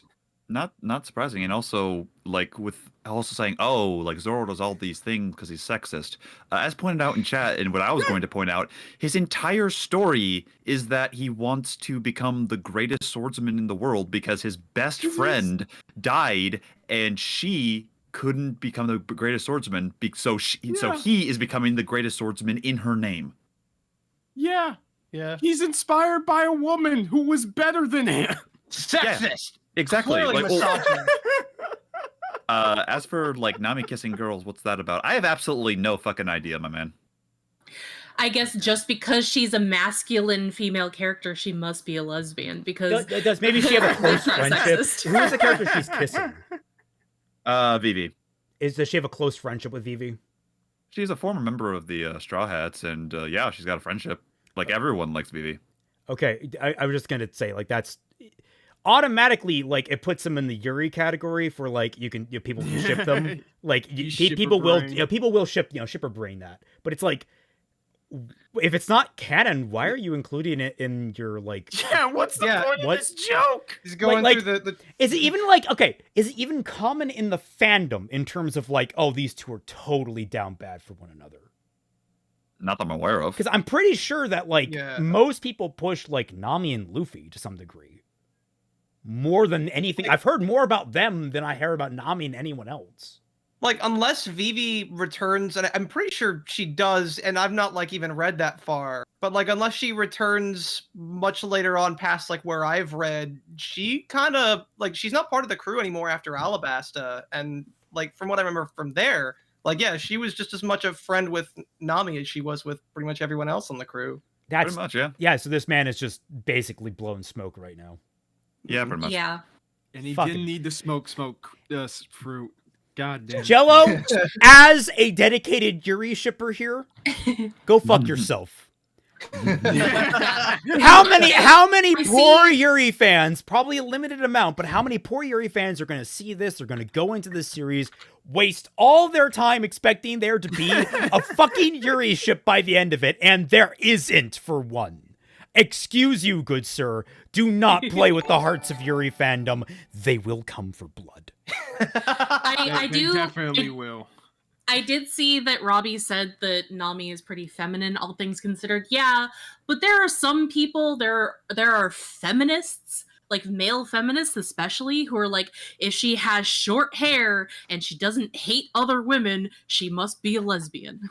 He also got, from Gino Gamma 13 says, he also got legit mad that Nami, Vivi, Rebecca, Tashigi, Carrot, etc.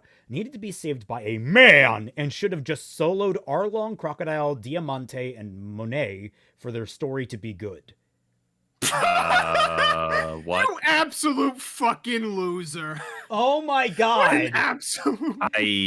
Look, I get that the damsel in distress trope is cliche. It's overdone, it's overplayed. But it doesn't mean you cannot use it. It just means you have to be smart about how you use it. And I've gotten no indication that One Piece has ever abused that trope to an extent of I understand.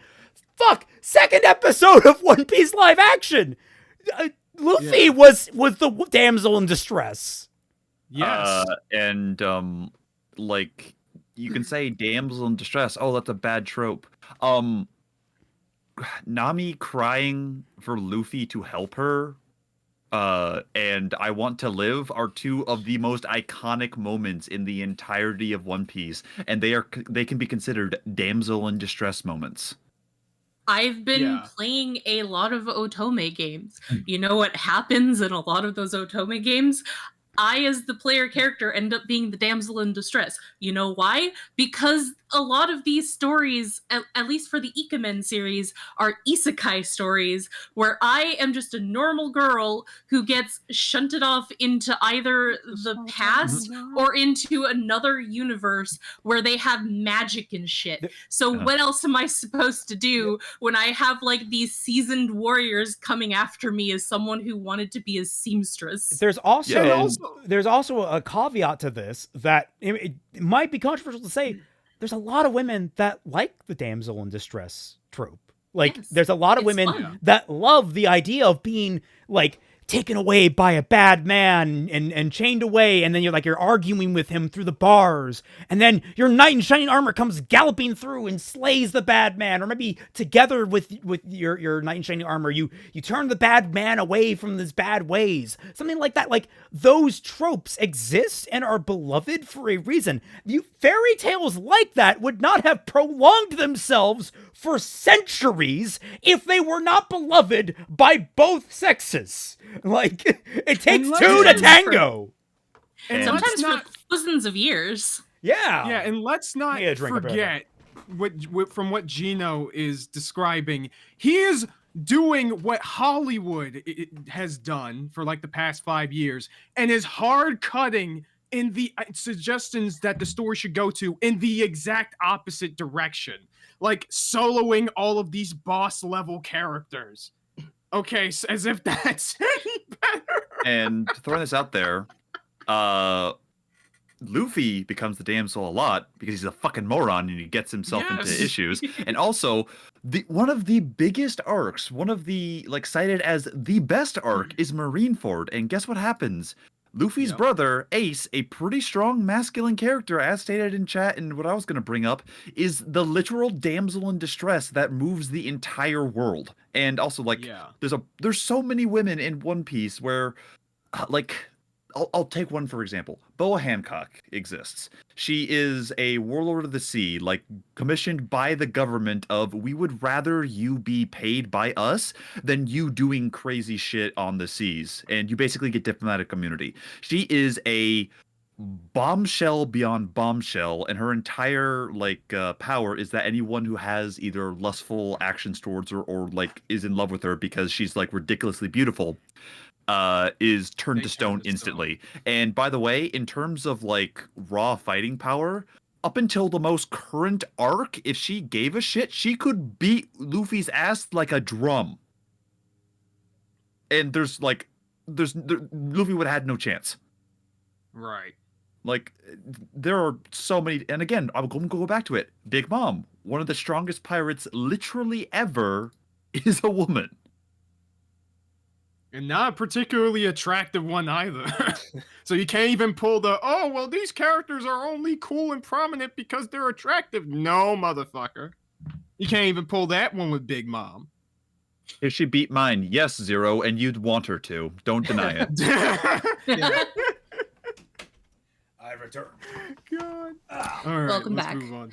Yes, let us continue because he hasn't been sexist enough. We need him to be more sexist now. Kaiser, no. Ryan, it's not even that Luffy's immune to her powers. From her raw stats, she could beat the shit out of him. It's not even close. Adaptation. Oh damn! I didn't know she was Robin that is strong. the most interesting character in One Piece. She's a woman! Sorry, I guess that's all the time we have. Marketable plushie, fish, bones, the rest. Main the Mizzen Mast with the main cast where most of them are fucking prick. The boat has Is the fish supposed to be Frankie? I think so. No, the fish is supposed to be Jinbei, I think. Yeah, I'm pretty sure it's Jinbei. Wait, where's Yeah. People love No, Frankie, Jinbei. apparently. Frankie was Frankie, the rest. apparently. Frankie's just the rest, I guess. Yep. Yeah, apparently. Marketable plushie. He's the ship's doctor, and quite literally in his opening arc saves the life of a crewmate, and is the only reason this manga has gone on for as long as it is because he's the one bailing motherfuckers out of life and death scenarios. I was about And to also, say, by the he's way- cured multiple diseases at this point. And I'll say, by the way, Brooke is great. Brooke is an MVP. We all saw him. We all saw Brooke on Whole Cake Island. Brooke is hilarious. Don't deny. Why are you shitting on Brooke, dude? Yeah, exactly. So many What'd they do? bone puns. He's great. I like him. Clearly, he has a despise against Canadians and Canadian Americans. Also, I will say, with the connection of marketable plushie, I am kind of guilty of this because, one, Chopper's I did adorable. buy a friend. Well, no, I did buy a friend a Chopper plushie. Like, it was $70. It was like a size of it's like the size of my torso, a huge thing. Oh my god! It's good shit. Hi, Manga Common. Manga Common! Manga Common! We gotta get you in here one of these days, Manga Common. 100%. Yeah. I promoted this streamer in his Discord, so that's probably Beautiful. why he. Sky Slasher, Oh. Brooke is the jazz papyrus, and I will not accept slander from my bony king. This is true. 100%. He's True. Please never refer to him as a bony king ever again. He also has, he also has one of the most emotionally charged backstories of One Piece, and my god, man, that The is man's some a good walking shit. skeleton. I'm expecting some trauma. Yeah. Well, I mean, he opens up, and his first question, I think, to one of the female crew members is, "Can I see your panties?"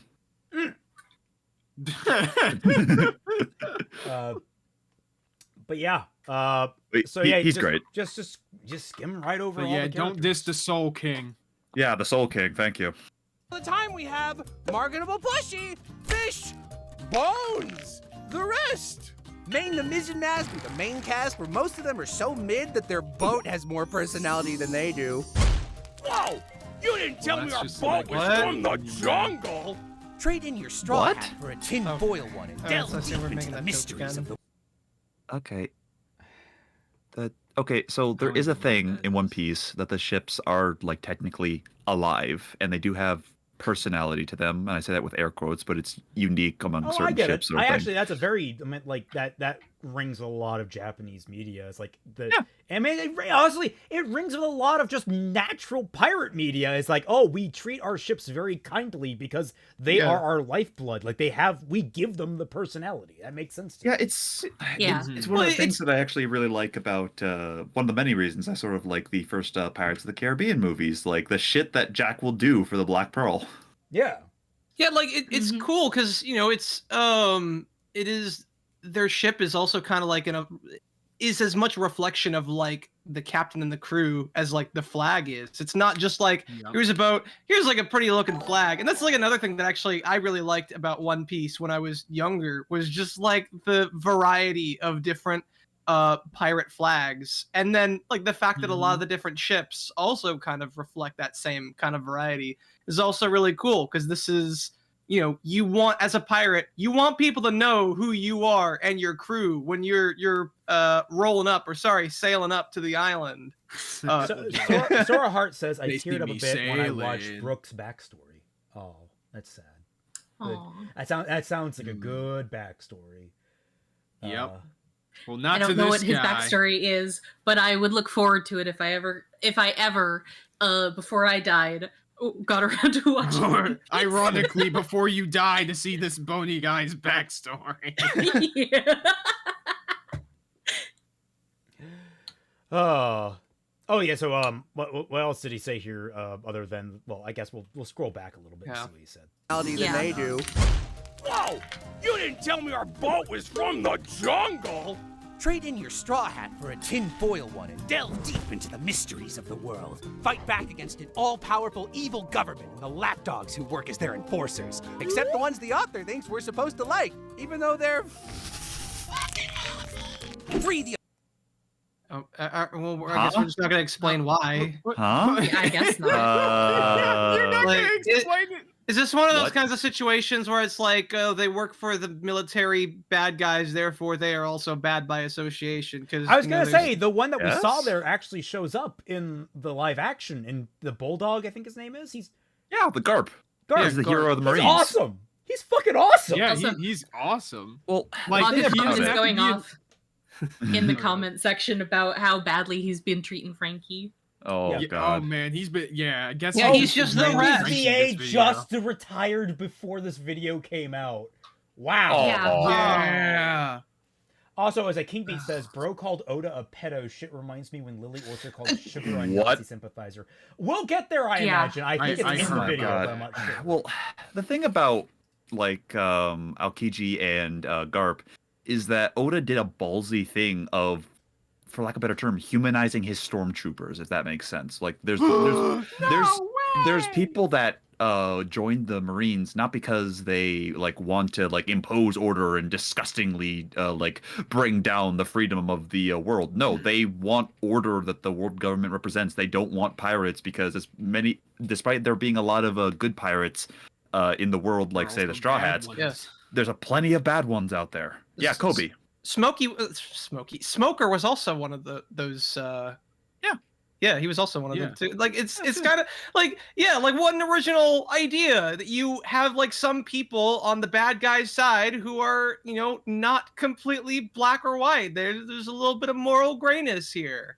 Who would have thought? Unfortunately, literally from the start of the story, Kobe's whole thing is that he wants to be a Marine, and the story low-key respects his decision to do that.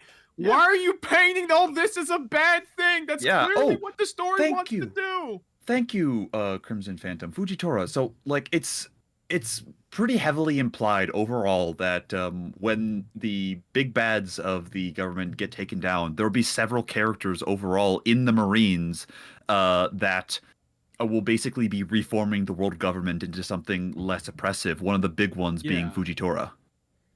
It's like the Suzaku problem. Yeah, it sounds exactly like Suzaku. Unfortunately, I've just been informed Miss Judgmental Critter will not be joining us this evening. Aww. And thus she has made me a complete and utter liar, and I have been made a fool of with my thumbnail. Damn.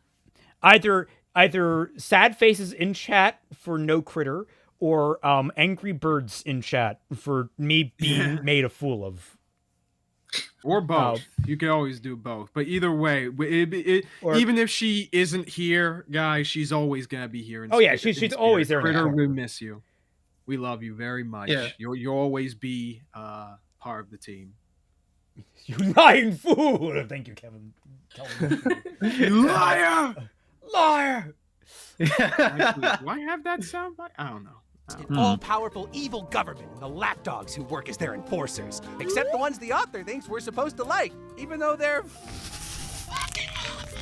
free the oppressed peoples of the world in a setting where all slaves will eventually become racist slavers themselves. Oh, what? That's not Okay.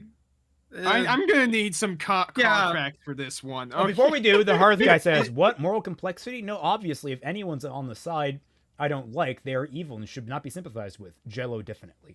Correct. So, please elaborate now. Yeah. Is this talking about the fishmen and how like they were enslaved and then they grew like a really big kind of hatred for non-fishmen people? Yeah, I guess. But at the same time, that is one faction of fishmen, which is not. Yeah, exactly. Like Hoodie and all the fishermen pirates were not slaves.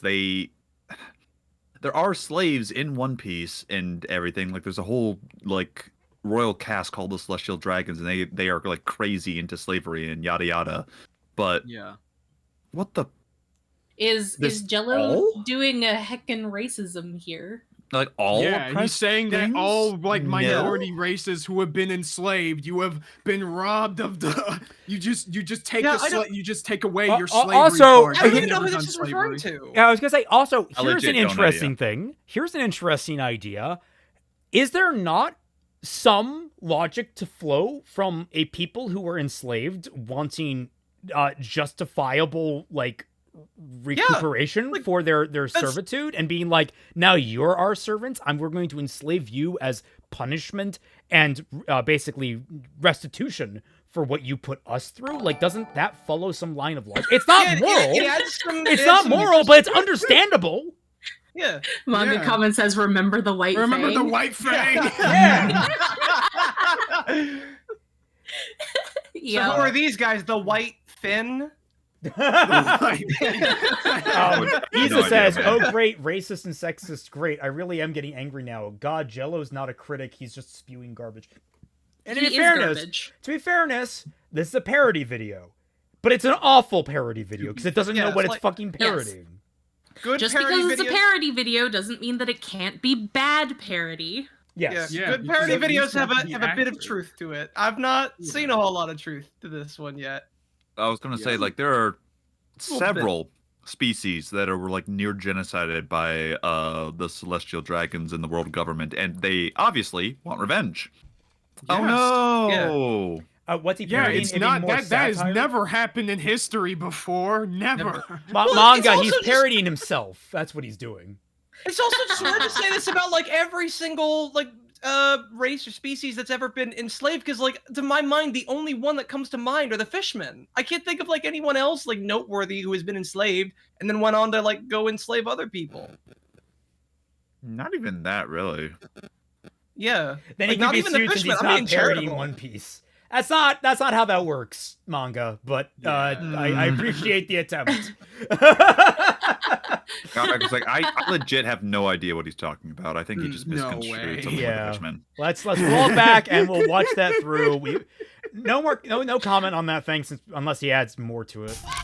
We're just Free the oppressed peoples of the world in a setting where I'm all smart, slaves you should will know. eventually Fair become comment. racist slavers themselves? Oh, that's not good. Listen, the author has great ideas, but he's not always so good at the execution. Just look how long it takes for him to execute this freckle guy. Hey, don't worry, Luffy. We got a better one in the back.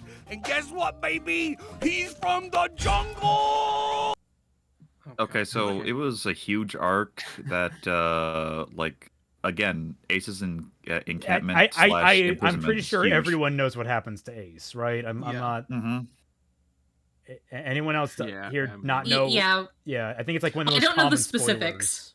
Also, throwing this out there, if we're going to go for specifics or spoilers, you know the easy fucking joke he missed again? Ace is the donut man. Billy Donuts That's is in One literally it. Piece? Well, yeah, how do you think he bakes those donuts? He uses that flame fruit. donut fruit, yeah. Yeah. It's a long arc, but like, yeah, like there's a lot of shit going on. It's quite literally a goddamn huge war that's happening. Yeah. Also, it's like And then there's Sabo. whoever But, this like, guy I don't is, know. it's like, oh, we got another one. So like, the entire joke here is supposed to be they replace Ace with a different quote unquote like not real older brother, but like an older brother figure. I imagine like that's what he's trying to say. But like, I don't think that they probably do that. They don't. And I still don't get he's from the jungle. He No, gets I think the, he's keeping that freaking joke about the Pearl guy, and then he's just making this a running gag throughout the video. Why? Does he yeah, have fire he's problems? taking something that isn't very funny and he's trying to make it a joke. Yeah, he eventually he gets Ace's fire powers. Okay, I was gonna say like I'll give you like a 4 out of 10 for the delivery. Like that's what's carrying the joke for me because I find that mildly humorous. You actually delivered that quite well, but the actual substance of the joke is absolute just dog shit. Yeah. Yes. That jungle lore was actually foreshadowed in exactly one panel 400 chapters ago. Don't you feel stupid for not noticing? Oh, don't worry. If you missed it, you can always catch up on the lore by skimming a fan wiki that insists on spelling every proper noun wrong. Because that's what. Oh, you mean like Steve what called you them. did? Like what you did? Yeah, legit, bro. Is that? I will. Is that how you I'll recommend I'll sit this consuming One argument Piece? out, considering I spelled the title wrong. I'm just gonna I'm just gonna slink into the background on this argument. You're trying to save your own ass. So I think there's a pretty big plot point that happens and the only like real foreshadowing was a single panel, but that's like an odd one out. As I said before, Oda is really good at writing himself blank checks in the sense that like, oh, I can bring this character back to do this thing. I can bring this character back to do this thing, sort of thing. And it like it could go. The man could either like leave it as it is or bring it up. And It's he's very brought much it up a lot. like it's very similar to what I see with Horikoshi. Horikoshi's a lot like that, where it's just a lot of like, I'm gonna do this thing for this arc, and if I want to come back to some of the things I dropped in there, I can. But everything served its purpose here for the time being. Pretty much, yeah. Which is why, like, you know, I took a lot of issue with Ocean Is, who was like, oh, we could predict things in the future, we could figure them out. It's like, not really. Like, no one really knew how the story was really going to spin out. We knew some of the details. Like, we figured out who Dobby was eventually, like, pretty quickly, ultimately, because of just circumstance. But, like, but, like, yeah, no, it's like, oh, this was, you know, built to and foreshadowed. It's like, no, it's like brain dead stupid. It's like, oh, there is guy with firepower. There is other guy with firepower. We know firepower very rare and, you know, only in really one place. And they seems to have a vendetta. It's like, oh, I wonder if they're related. Oh, and this other guy, and both of these fire guys are, you know, sorry, the father of one fire guy made it his whole big deal about having a whole bunch of fire children to inherit his firepower. Gee, I wonder who this guy might be related to. Like, there's a difference between laying the groundwork for your audience to figure things out for themselves, and for the audience to just make up a headcanon out of fucking nowhere based off of one piece of evidence and then getting mad when their headcanon doesn't turn out to be true. His back is gone, guys! His back is gone! What does that mean? We don't fucking know, so let's assume the absolute worst possible fucking thing. I know what it means. Preparation, deliberation, consequence. I don't know how to strangle a book, but with God as my witness, I will learn. Do it, Firebird. My pages have already insulted you. I win. Also, especially when you made a minor spelling mistake. I've never. My shame is truly great. I will never live that down. For not noticing. Don't worry. If you missed it, you can always catch up on the lore by skimming a fan wiki that insists on spelling every proper noun wrong. Because that's what Which is weebs ironic called them because you back in skimmed through the freaking 2001. manga Here, my man. like an Let me idiot. pay you in bellies. What's that? You think these bellies and the story are both overstuffed? Pish and Shaw. Oda doesn't need editors. Old Peas has 1,100 chapters and twice as many named characters. I'm sure all of these guys are absolutely essential. How Where's many it of them going? could you possibly cut Yeah, while telling what the is- same story? What the? Oh no!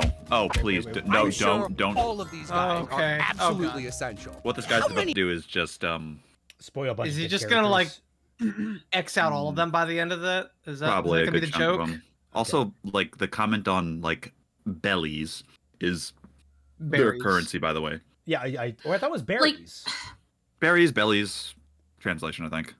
Japanese thing. You know, it's the fact that the L and the R are the same thing in Japanese, so it don't matter. Yeah.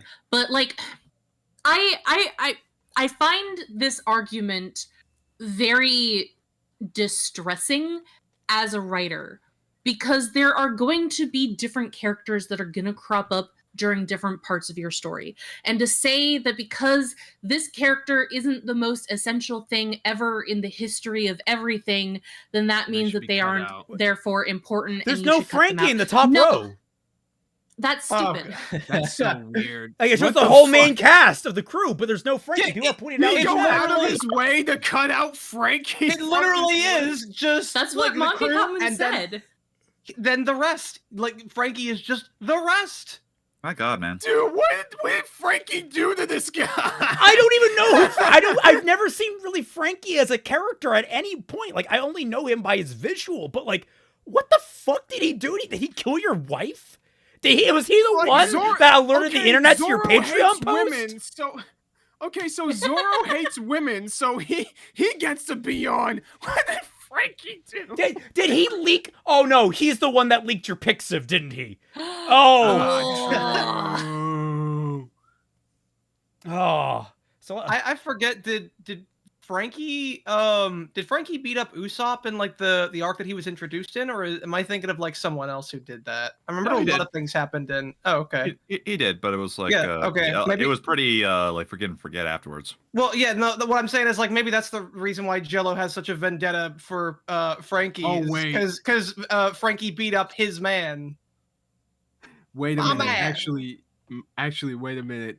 Dude, what if Jello is like one of these self-hating Americans and he hates Frankie because he's Oh no, colored I in? absolutely I get that vibe. Like I'm I joking. would I no, don't I'm know, not. but- I genuinely get that vibe from him. He's a guy that totally comes off to me as someone very self-hating.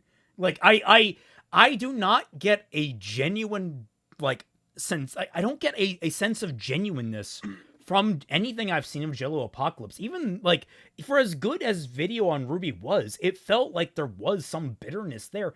It feels like a man who's barely able to contain his own vitriol and rage against everything. It feels like a man that's just angry Which at the is so fucking weird. world, including himself. This man needs a therapist. This man needs several therapists. And Yes. drugs. Lots of drugs. I mean, this is what happens when you just irony too close to the sun. It's like, Jello, okay, my where's the recommendation, genuineness drain here? cleaner. Oh my god. Oh my Ugh. gosh. Also, yeah, manga kind of does come off as jealous of other successes. Yes, I would kind of agree. I mean, Like- if he was that petty, if he was this petty towards the freaking Lovely Complex creator, then yeah, this is not. the That's a time weird for thing to be people. jealous of. Like it's like okay, Yeah. I get that like seeing someone that was maybe on your level like contemporarily like rising above you. I can get that. That's like something comprehensible where you start on the same playing field at roughly the same time, but they take off and you don't. I can get that. But Oda's been at this for decades, and he's built up a lot of his work over a lot of time. He's Yeah. put a lot of heart, effort. The man has had, like, almost killed himself doing this. Several times. He The took man has several been- hiatuses. The man has been doing this longer than I've been alive. Yeah, King Beat says, bro, And any of us. and he coming back in Yeah. his Ruby video because he didn't get a role. Yeah, we've talked about that. But, like, no, it's like if I were, like, a car salesman and I got angry at Elon Musk. It's like, I'm sorry, I'm not out here launching rockets into space. I'm not here even trying that. Like, what the fuck is there to be jealous about? We're not in the same league. Like, Right. I can be angry. I can be angry at him for a number of things. Anyone can be angry at anyone, but being jealous is like there's like a reasonable amount of jealousy towards someone, and then there's just like, what the fuck are you wasting your time here for? Yeah. And to be clear here, like, okay, if you don't like One Piece, that's fine. You're free to just take that however you wish. We don't give a shit. He tweeted honestly. that Infinity Train deserved to be canceled because it appealed to no one. Shut the fuck up! No, let me off on this motherfucker, dude. I was just about to give this dude the benefit now. Fuck that. Infinity Train was one of the best cartoons to come out at the time that it freaking released, and they were absolute fucking bangers. The fact that we are never getting that movie is a goddamn travesty, you mouth-breathing moron. Oh my god, he actually fucking did. What? I think the saddest thing I have to say about Infinity Train is that I understand why CN canceled it, and I think I would have done the same. There are incredible stories out there, Dude. but I'm not sure that this team knows how to tell them. Oh my fucking god. How many? Okay, it's one thing Bruh. to say that you don't like a story. To say that it doesn't appeal to anybody, you're fucking lying. I wouldn't even you say just that don't have a about different Ruby. taste. Like, You're fucking lying. What about all the Yeah. people that who did like Infinity Train? I made an entire paper based on that freaking show. I like The going first to like season. What the Ruby, fuck? arguably one of the, like, okay, no, I'm gonna go even deeper. Fucking Assassin Isekai. I would not want that fucking terrible show removed from existence. I wouldn't want it canceled for any reason other than it was actually qualitatively bad and unliked by people. If people actually sat down and liked it and watched it, I would more question them than I would the people producing this show. Like, that's more so it. But you know what? I value that because I got ideas from that fucking show. For as Yeah. much as I loathe it, there were things that I pulled away and learned from, even if it was what not to fucking do. My god, man! My god, how does Jello keep making himself so fucking awful? I don't... He is just the biggest fucking douche. The most popular video unpacking freaking Infinity Train was a year ago, and it has 220,000 views. The fuck are you talking about? Izanagi says, I'm in pain and rage and this guy is actively trying to kill the medium he specializes on. Yep. Yes. Yes. For real? Like, the closest that I would get to saying that something is for no one is probably Cage of Eden for me. But even then, like, that's more because it was trying to appeal to everyone and thus it appealed to no one. Because there are a lot of things in Cage of Eden that I liked. I liked the supernatural elements to it. I loved the mystery of being on an island where there are these a whole bunch of prehistoric creatures that were just on this island and murdering. I love the eating upskirt everybody. shots of the girl while she was being attacked by a dinosaur, where you got more detail out of her ass than the monster trying to eat her. Yeah. Well, that is the issue with Cage of Eden, and why it is what I say is something that appeals to everybody, thus it appeals to nobody. Manga. I did, and it gets worse. Oh lord! I remember she described it, and it's like lost on crack in terms of like the worst way possible. Oh yeah.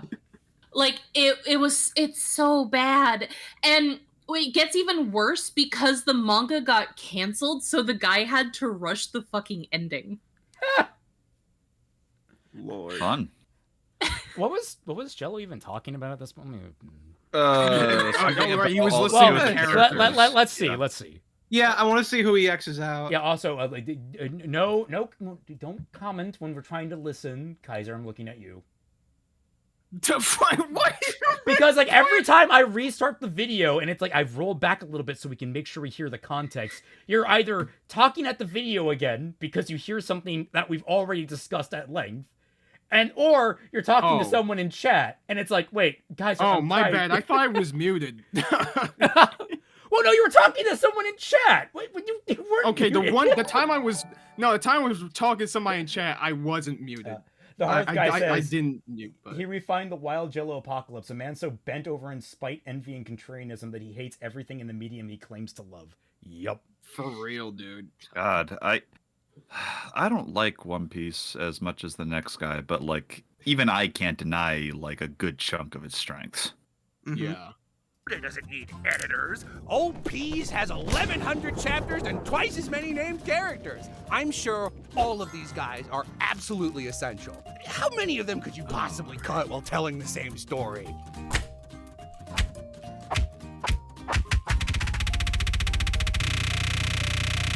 Do we even want to go through this?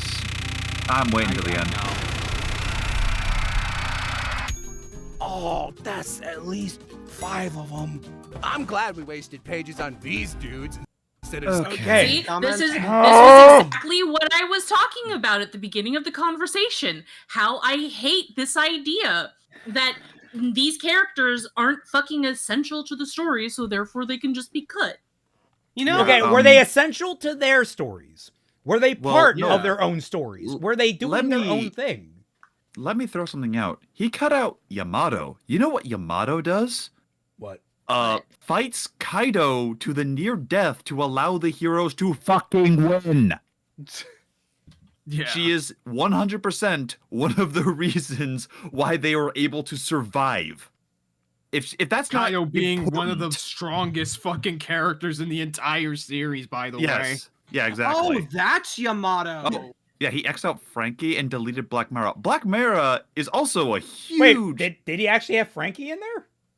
Did he? Yeah. Oh. I did not see that. No. He X'd out Frank. I thought he just didn't have Frankie at all. Oh, okay. And Titania, you are correct. I'm just used to calling Yamato she because of a fanfic, so that's on me. My apologies. Also, Manga Common says he didn't X out actual filler characters. Yeah, it's Fuck me, dude. I bet he Oh my probably just God, went through yes. and did that for like the This comedic. dude is a He joke. didn't actually like, because it doesn't sound like he did any kind of research or like actually read it to actually piece things out. Like he just I think he did that, found a few filler characters at first, so it sounds like he's reasonable and like doing this quote unquote correctly. And then like the more it went on, like he wanted to go faster and faster for emphasis. He just went fucking wild with it for fun. I think he cut out like an entire arc there. Basically, yeah. Like, He took complaints from Reddit and Twitter, it seems. And made the video. That would make sense. Oh. But nobody would Why notice. Nobody would notice that. He could just like X out like a couple of other characters for the sake of the joke. Nobody's gonna pause this and go through it second by second or frame by frame and see if there's any invalid arguments that he would make. It's fine. It's fine. Don't worry about it. You did. Are you telling me someone did that? Yeah, probably. But like, I mean, he crossed out like Sanji's sister who saves Luffy's life. Are you fucking serious? But okay, I'm gonna like even pull back from like, oh, they're absolutely story vital to the main character's storyline. I'm gonna pull back because one thing I know about One Piece is that a lot of their adventures are sort of like adventure of the day type things. They go to an island. Right. They have a very localized story plot line there at that island. They leave. They go to a different island. Kind of rinse and repeat. There's other shakeups all over the place. They run into different pirates on the seas. There's chain of events that happen between islands. There's overarching plots. But overall, on the smaller scale, it's like kind of an episodic story that's building into a larger serialized one.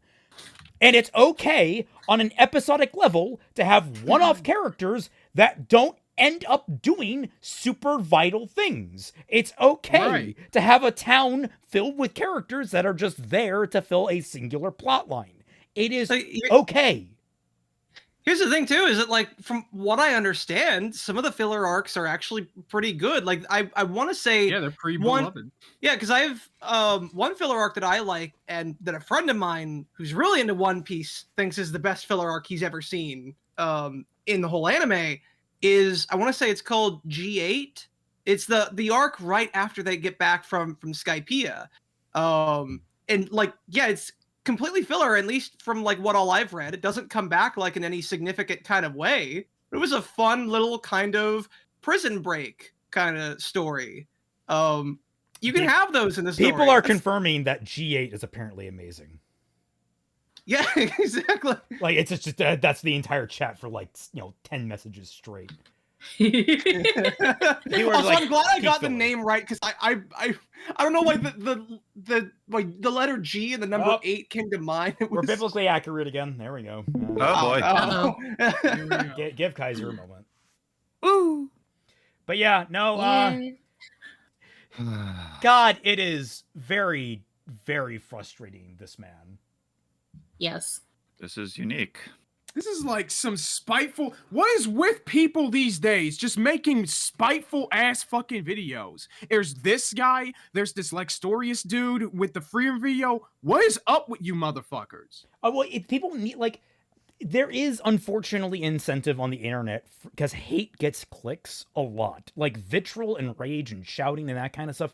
A lot of that, biting sarcastic wit is like that stuff that all gets attention and generates energy. But like, what was fun about like it's losing some of the fun though. It's like you keep playing that shtick and you can burn out on it if you don't try to balance it out some way. You just become this like poison swill. There are very negative channels I listen to. Like again, I'm like listening to EFAP talk about Arcane and they're being fairly negative on season 2. And while I generally do agree with a lot of their criticisms, as I've been agreeing a lot with I Know Nothing's observations when we're going through it, and Pete's observations, it's still something that I love, and so it's like I have to go through it bits at a time, and I can only swallow so much of the cold hard truth about the quality of the writing. But it's fine because I still love it, and like I recognize that their entire goal there is to try and dissect the writing. They understand like their period of focus is on something different than what I completely focus on in my like it's just I like there's a lot of stuff. To give an idea of it. Yeah, like if I could like sort of give an idea, like the first video that I want to do on my entire channel to start my YouTube career is going to be on like Dark Souls, Bloodborne, like the Souls games in general. Yeah. I have let me just bring this up real quick. I have right now 1,200 hours in Elden Ring alone in terms of what I do. I could rip these games mechanically, lore-wise to fucking shreds. And they are by far my favorite things, favorite pieces of media out there. Like it's, you can understand and realize the like faults of something that you love, but like don't let it drown you in the negativity. Like even when I do the devil's advocate for Arcane, I will do nothing but gush at the visuals and like the music. Like holy fuck.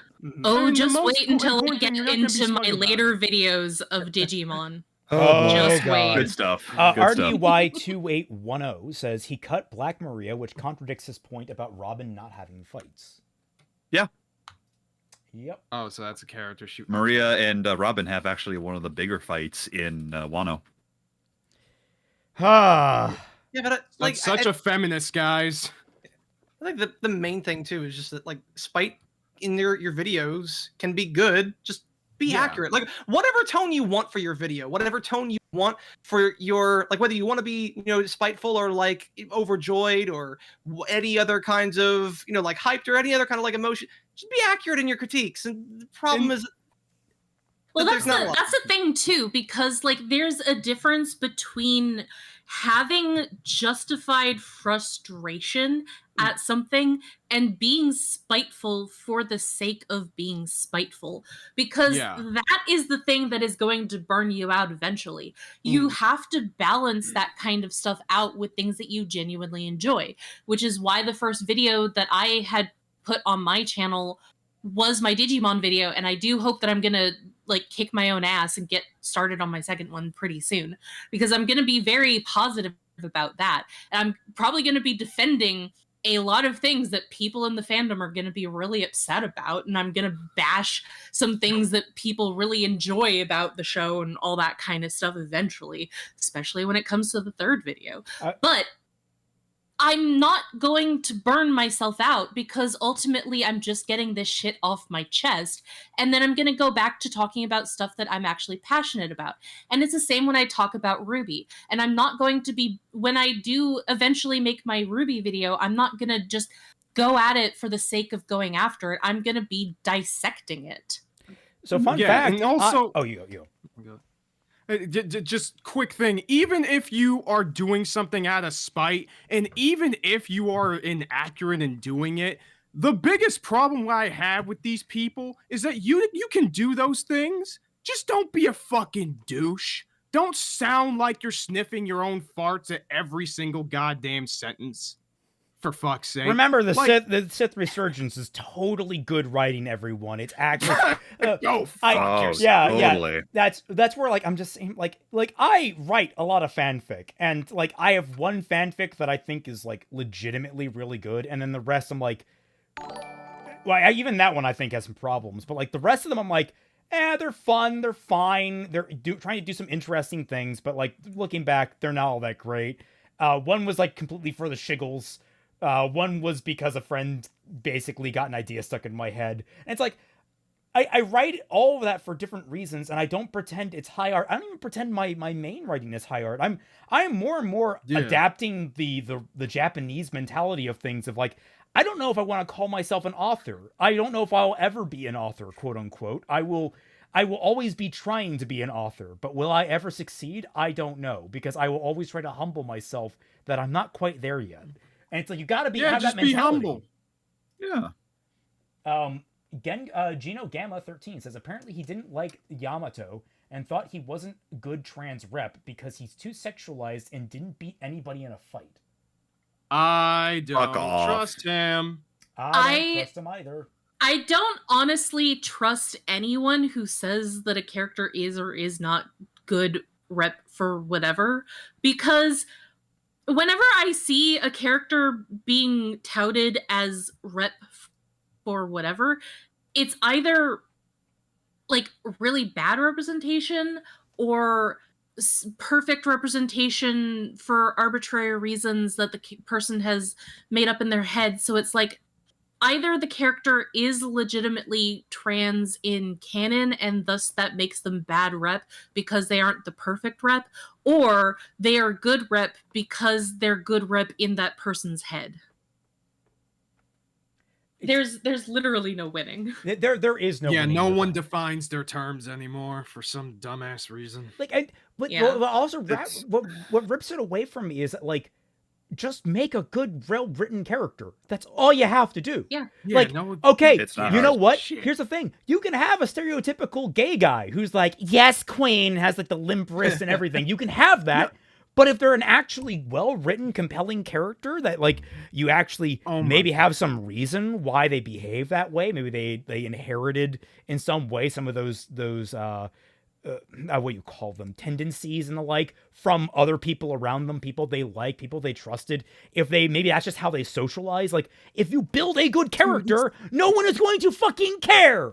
That's the It's point. the huge turd shit. It's the huge turd shit. It's basically like that's more or less like Venture Brothers is taking a lot of these. Now, in fairness, like Venture Brothers doesn't take like specific tropes, but they take like, you know, kind of comic book characters and stuff that you are kind of familiar with and make like an interesting kind of spin on it, and like have a lot of these really interesting kind of, yeah, like you can do that for these kinds of stereotypes. That's something you could do. It's just Like, Yeah, like as long Magni as in My that's Hero. not all the character is, then Like- yeah, that's fine. There's Magni in My Hero, who has barely any screen time, but shows up, kicks some ass, is a trans woman, I think.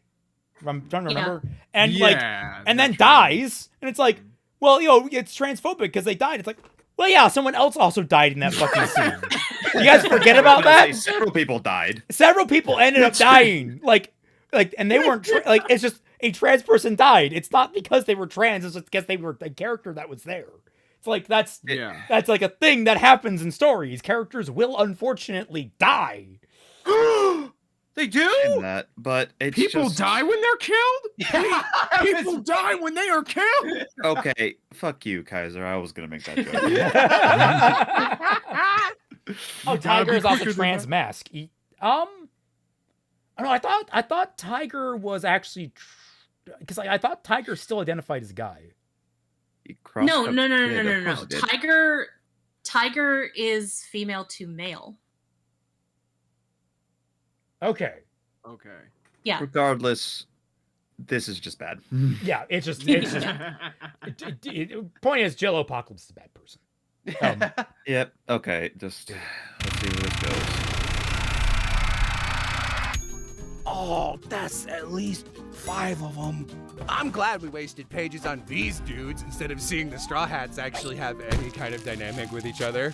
Who cares about that? Okay, Are now you you're sure? just Okay, no, no, now I'm I'm just glad- lying. Now you're really lying. We are really lying right now. What the fuck are you talking about? I guess Zoro and Sanji's rivalry just means nothing. The fact that Robin and Nami like always like forcing the men to do the grunt work and just like simple stuff like that. Like One what of the my fuck? One of my favorite dynamics with this crew in this series was when like all the guys were trying to form like a Power Rangers style like mecha, and they were trying to get Robin to be the arm, and she's like, no, that's embarrassing, I don't want to do that. I don't even know what's going no. on because you guys were partially talking over it, so I didn't even know what his point was before you guys started like screaming at him. Okay, well, He I said mean, that they they had started only screaming after he made the point that I think really got them riled, which is... yeah, but I didn't have the time to like form that in my head. Who needs a head? I mean, really. Anyway, I can chop yours off if you don't want yours. I can put it on mine. I'm pretty sure I have some chicken in my blood. I'll just run around for a little while without it. Kaiser is just all head, so I think he maybe needs his. Yeah, I was gonna say Kaiser's already ahead of us there, but Well, but no, the yes. point of the matter is like, okay, well, one, they're always traveling together. Two, do we always necessarily need to see them interact in a quote unquote meaningful way? They're like we don't even know what that means in regards to this. Oh my god, do you know how boring the relationship between some people are on boats that have to regularly interact? Like, they're not necessarily going to be interacting with each other in wacky and zany ways. Zack and Cody. Like, Sweet life of you're Zack like, and Cody. it's okay. It's okay to have characters that are just in a nice, gentle status quo where nothing really shifts and changes, and they don't necessarily have the strongest of like bounce to them. If other things need to take priority at that moment, which I understand typically does. Like okay. one of my personal favorite things about the dynamic of the crew, and me and my friend Longcrit, who is really into the series, has told me about, and I really like, is Robin and Luffy's the way that they interact with one another. Like, you know, Robin is obviously one of the smarter and more like socially savvy people in the crew, but the way she talks to Luffy, she talks down to him without talking down to him. Like, she acknowledges that the guy is, you know, simple, but he kind of moves with the crazy in a very unique way compared to every single other character. And that's bolstered by the fact that she fucking respects him. Like, in a way that no one else does. It comes off, And that's as always nice to see. It comes off as like Robin is like an older sister character to a good chunk of the crew, because she is Yes. like older than them by a good like near decade or so, with the exception of Brooke and Frankie, I believe. Yeah. Like, And so like possibly there's Jinbei. I don't Yeah. know how old he is. I can't speak for Jinpei, so We got a super chat, Raymond. Sorry, I was organizing something on my desk. how dare you? Well, you guys are having a good conversation. I didn't want to interrupt. How dare you have a Orion desk? Lupin, it's a very nice desk. I like it. Orion Lupin, I really understand the characters being character bit. That's why Dragona Joestar is one of my favorite characters in the JoJo lands. My boy, yes. Is that the female JoJo or? that's way later. JoJo Lands. Oh, I don't know anything about JoJo, so.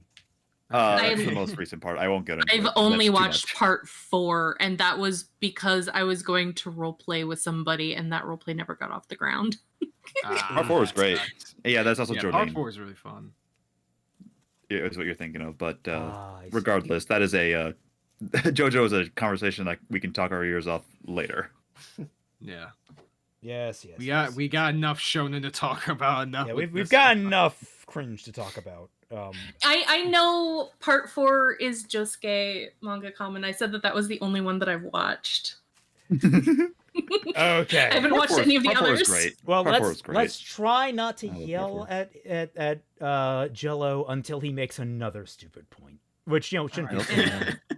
So everyone, a little quiet. And we wasted pages on these dudes instead of seeing the Straw Hats actually have any kind of dynamic with each other. Who cares about that? I have to know the name of the weapon that fuck-ass Joe uses. Let's check out the Q&A corner, where the author answers only the most enlightened of questions from the 12est of year-old readers. Who's fuck-ass Joe? I'm so glad you asked. Fuck-ass Joe has a really interesting backstory. My editor said I couldn't include it, so I murdered him, because nobody tells me what to do. Okay, first thing. One, Jello says that Oda doesn't have editors, and the man literally made a joke out of him having an editor, so get your puns straight, Jello. And also, two, obviously, Oda has editors, Jesus Christ. And three, like, he's making fun of the corner that, like, Oda is, like, beloved by his community for the simple reason that he goes out of his way to do, like, yeah, Oda's SBS sections, which is just him answering fan requests and stuff. Like, it's... I laugh at this because Twi finally had me sit down and read all of Shugo Yeah. Kara, and one of my most running frustrations is that their Q&A corner, out of all 50 chapters of that fucking manga, had maybe a grand total of 3 or 4 questions that actually got satisfactorily answered, and of all of them, only one was relevant at all to the story. His parody here of what he thinks of Oda's response is more substantive than 95% of the shit that I got from Peach Pit in the Shugo Kara manga.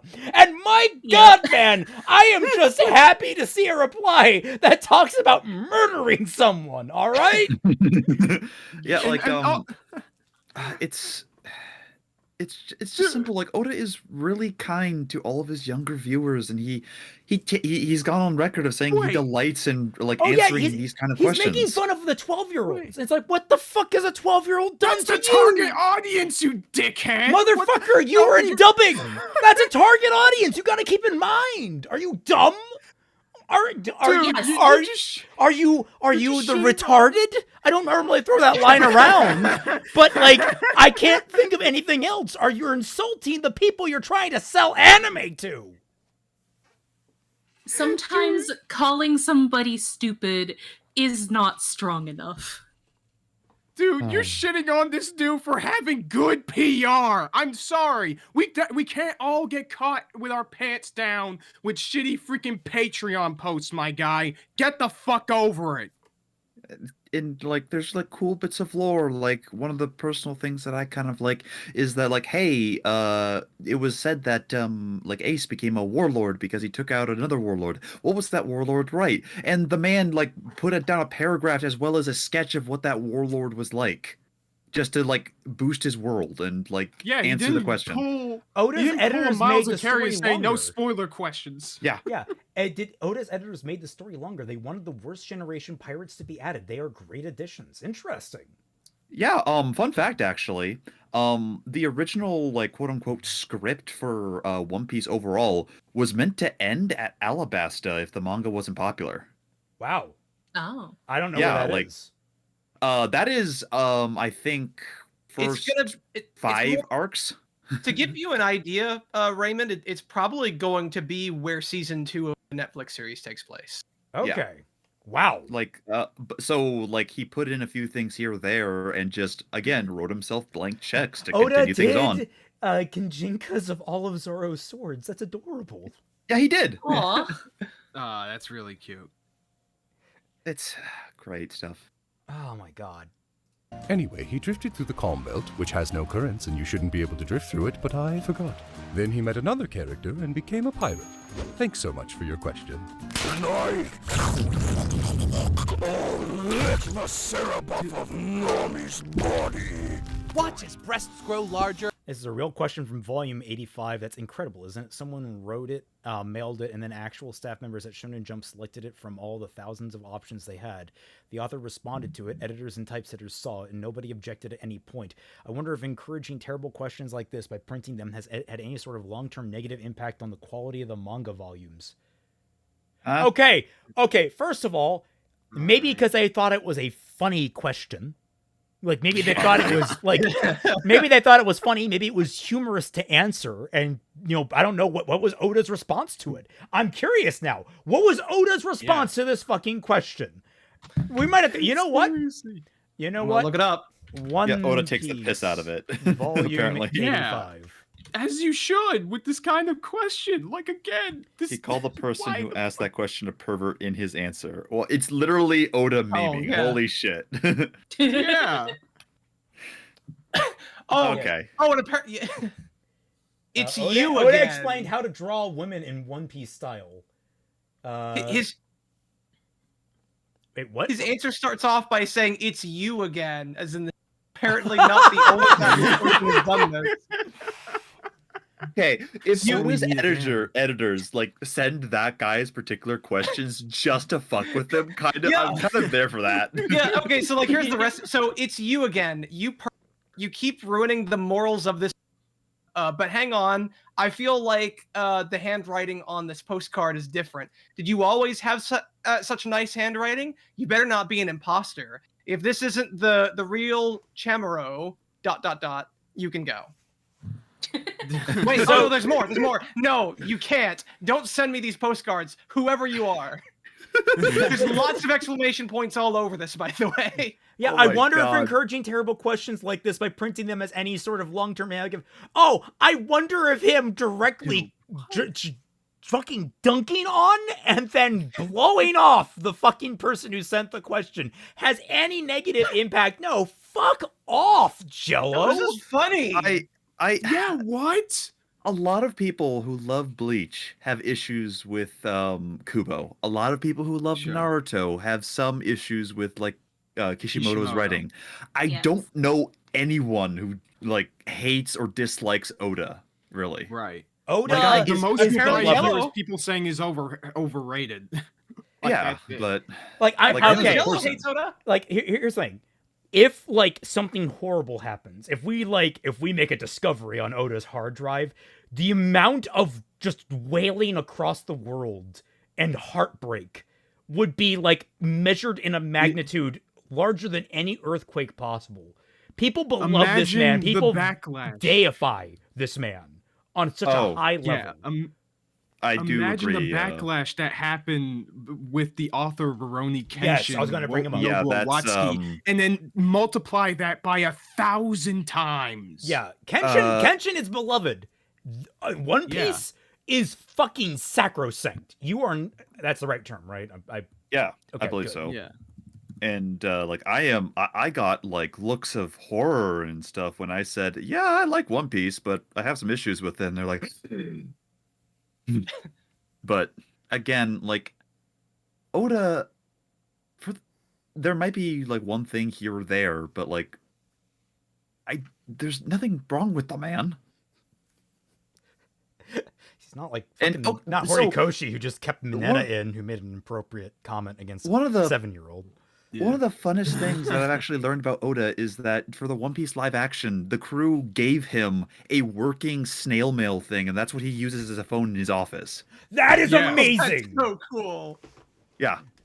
I remember that. That is so awesome. It sounds like everyone involved in the Netflix show are just like everyone is having a good time over there. I wish. Yeah. I Oda want just that to seems be like such a chill 100% true. dude.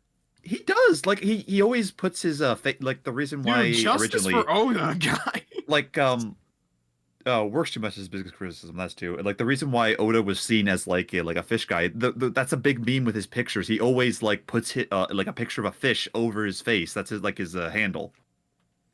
Yeah, I mean that's Like, again to go so- back to Horikoshi. Horikoshi is literally the handy help, the fucking hamburger helper hand like stuffed inside Yeah. of itself. It's great. I know, right? It's great. Negative space grows rarer and the art gets sketchier and Wait, sketchier. let's go. Lick the syrup off of Nami's body.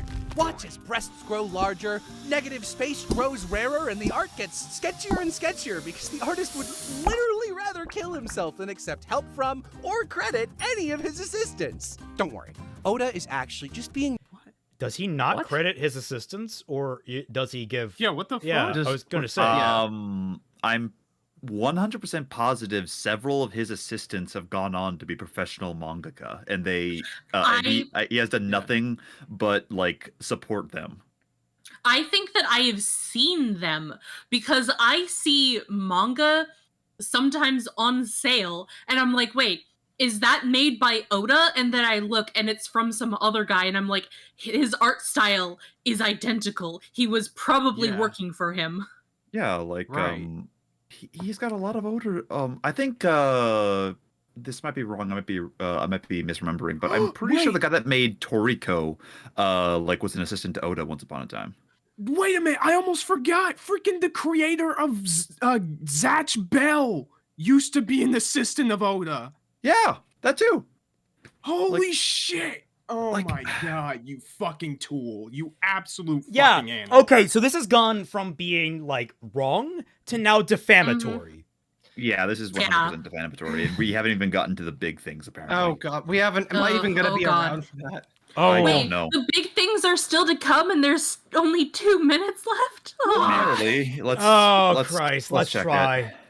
Art gets Let's see sketchier and this. sketchier because the artist would literally rather kill himself than accept help from or credit any of his assistants. Don't worry, Oda is actually just being nice and making his art worse on purpose so that the anime doesn't look as bad by comparison. Is I reading have too absolutely quick no- and easy? What? Switch to the anime. Okay, I have absolutely no idea what he's talking about with that. Like, One Piece's Prepare art to is puke. consistently pretty good. Wouldn't Yeah. be the first comment he's made that fits that description. Like, if Oh, boy. anything, it's kind of impressive that like the two biggest, like the biggest mangaka overall, like like for Kishimoto and Oda, they consistently kept up their art throughout their like stories despite their declining health, and Oda's still going strong. And so from what props I've to the seen man. of the original anime, which I know they're rebooting it with better quote unquote animation, but like the original anime, which is still ongoing, people are saying has really improved over the years. But like even back in the day, it was kind of stock standard shonen action stuff, which wasn't bad. It was fine. So I don't know what the fuck you're talking about. Like, yeah, there's filler in the anime, and that's probably what he's gonna point out. I actually would bet money on that. But like, yeah, congratulations. The manga is quite literally the #1 selling manga on the fucking planet. So yes, the anime wants to be as close to like modern as possible in order to capitalize on shit. Congratulations. Yeah. Yeah. Okay, Anime man watches time slow down, turns this angry broccoli man's one-panel Wii into a 10-minute long piss venture. Hey, mister, this is old peas, not you peas. This is simply not up to Toei's standard of quality. I know what'll fix this. That's better. Listen, this is a very... What the fuck? I don't. What? I want Chat? to grow up. Chat, explain. Yeah, I legit have no idea what the fuck I just watched. It's the urine scene that he's making fun of, which is completely all about the style points about wrestling, and I don't like wrestling. I vaguely remember that point in the Jello, manga, your fetish and... is showing. Yeah, probably. Yeah. Yeah. Ever so yeah, slightly. Oh, so the character Yeah. who spun around has the ability to change people's genders. Okay, that's, you know. Oh, okay. Explanation, Jello is dumb. Oh yeah, Toei has this weird habit amplifying fan service. Okay, whatever.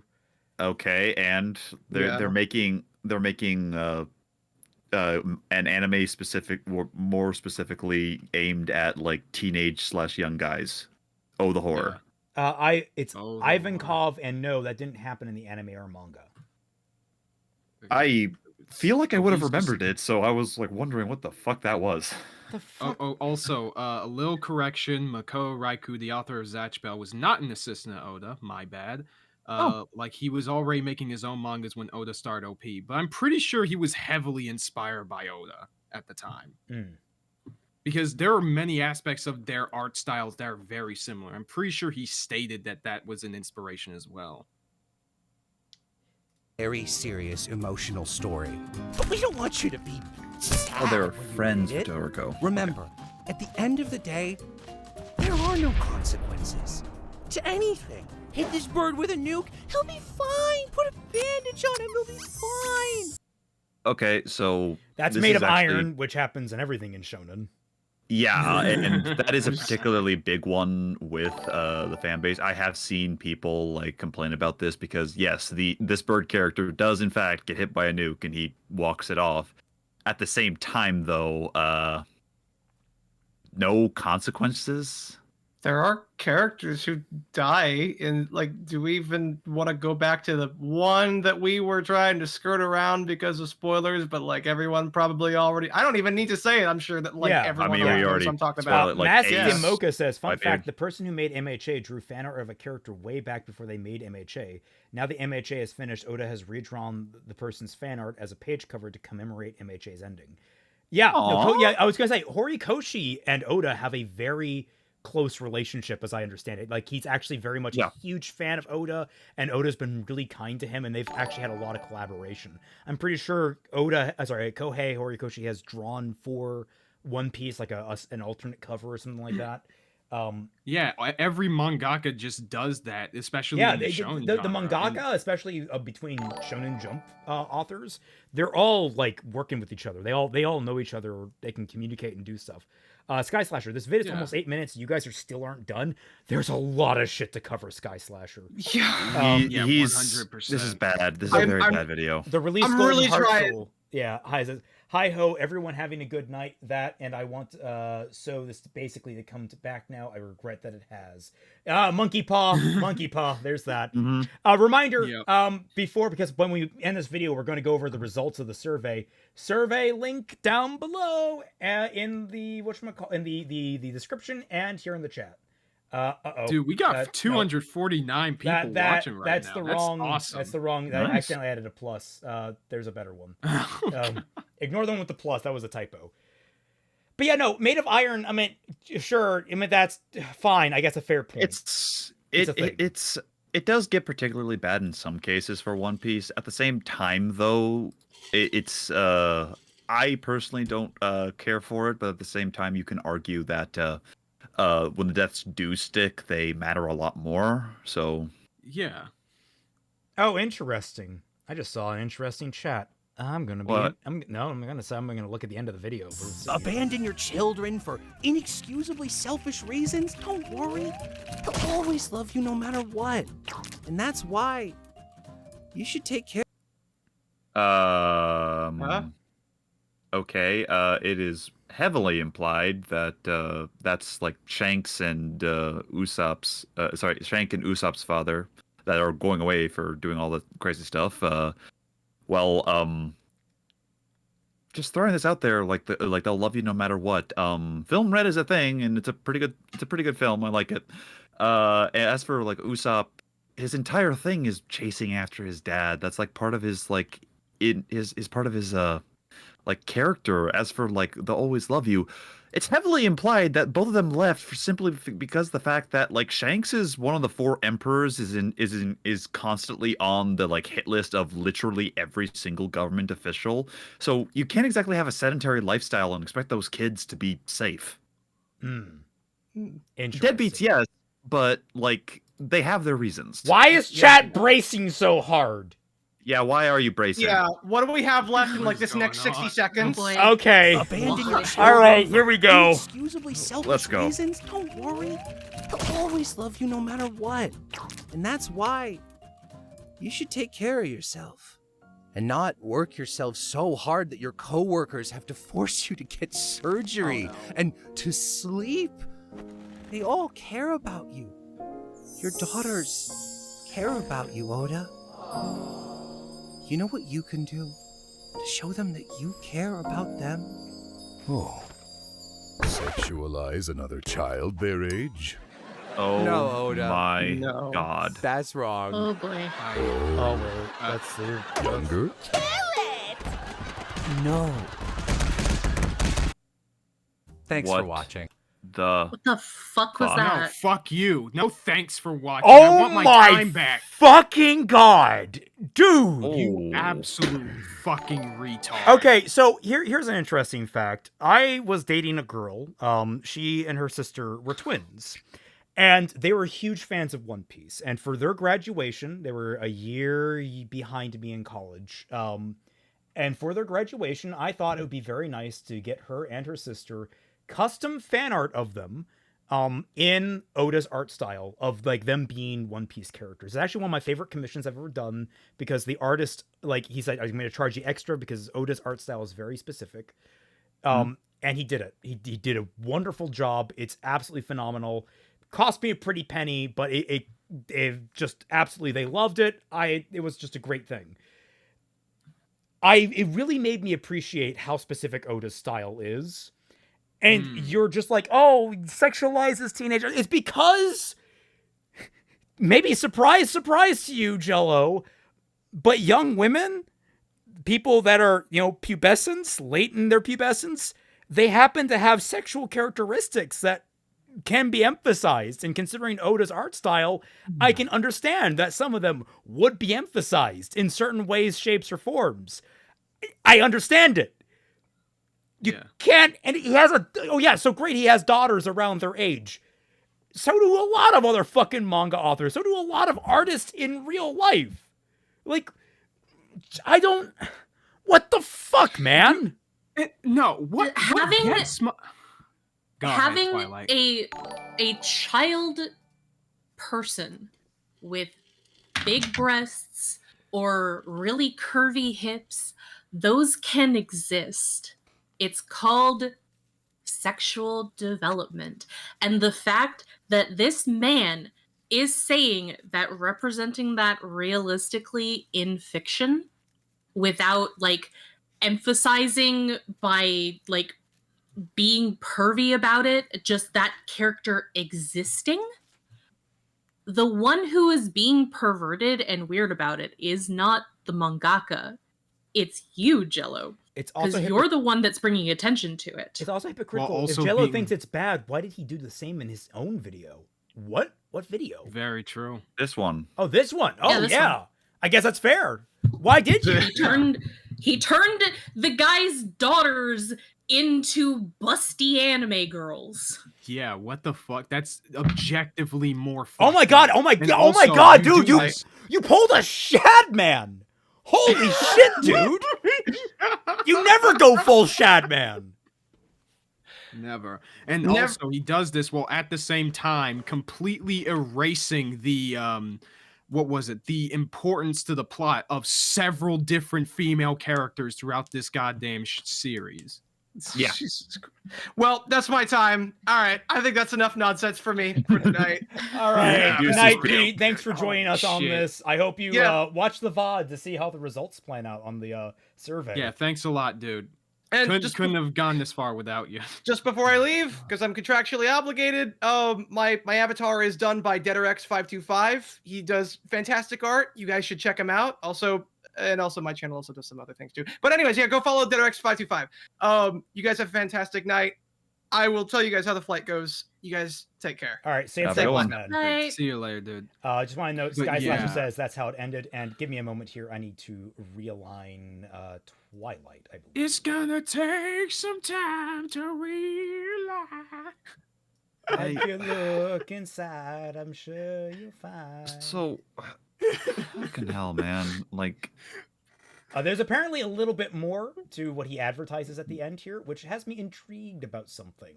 So once I'm done adjusting Twilight here, we'll finish out what he says in this little part of the video. Because But like, what gets my goat even more is that right before that, he just freaking patronizes the whole thing about Oda being busy and his health worsening because he wants to be able to finish the goddamn story that he made. Fuck you, dude. Are you serious? You have zero right to pull that kind of bullshit when all you've done this entire video isn't just shit on the man's work. That's whatever. But you've gone after his character, which is exactly what you did right after that line. You're a disgusting human being, and I will never fucking respect you. I hope every single dirty thing you have in your closet comes rushing back out.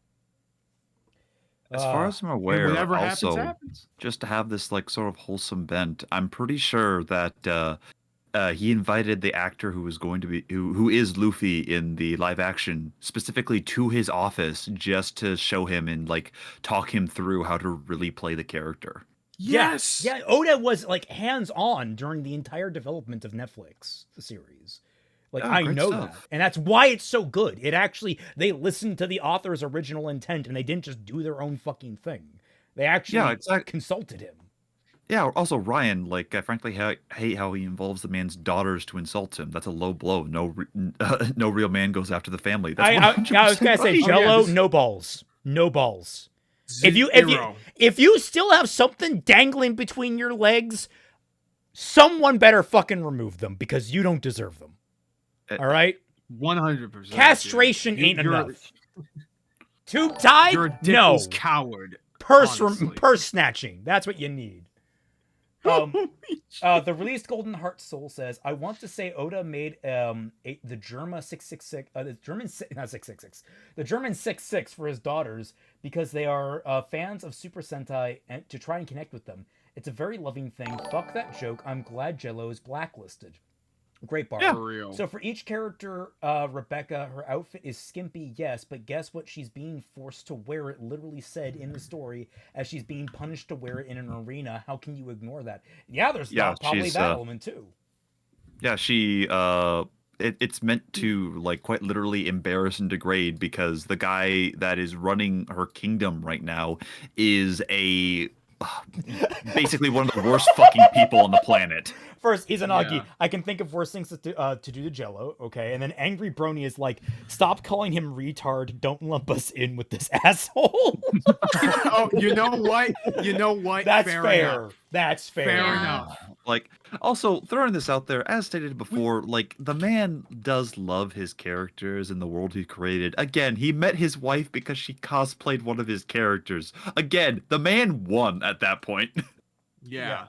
Yeah. Okay. He seems like just a sweet, hardworking guy who loves his fans and loves his characters and loves his wife. And it's like, why would you want to shit on him personally Yeah. just because you don't like his work?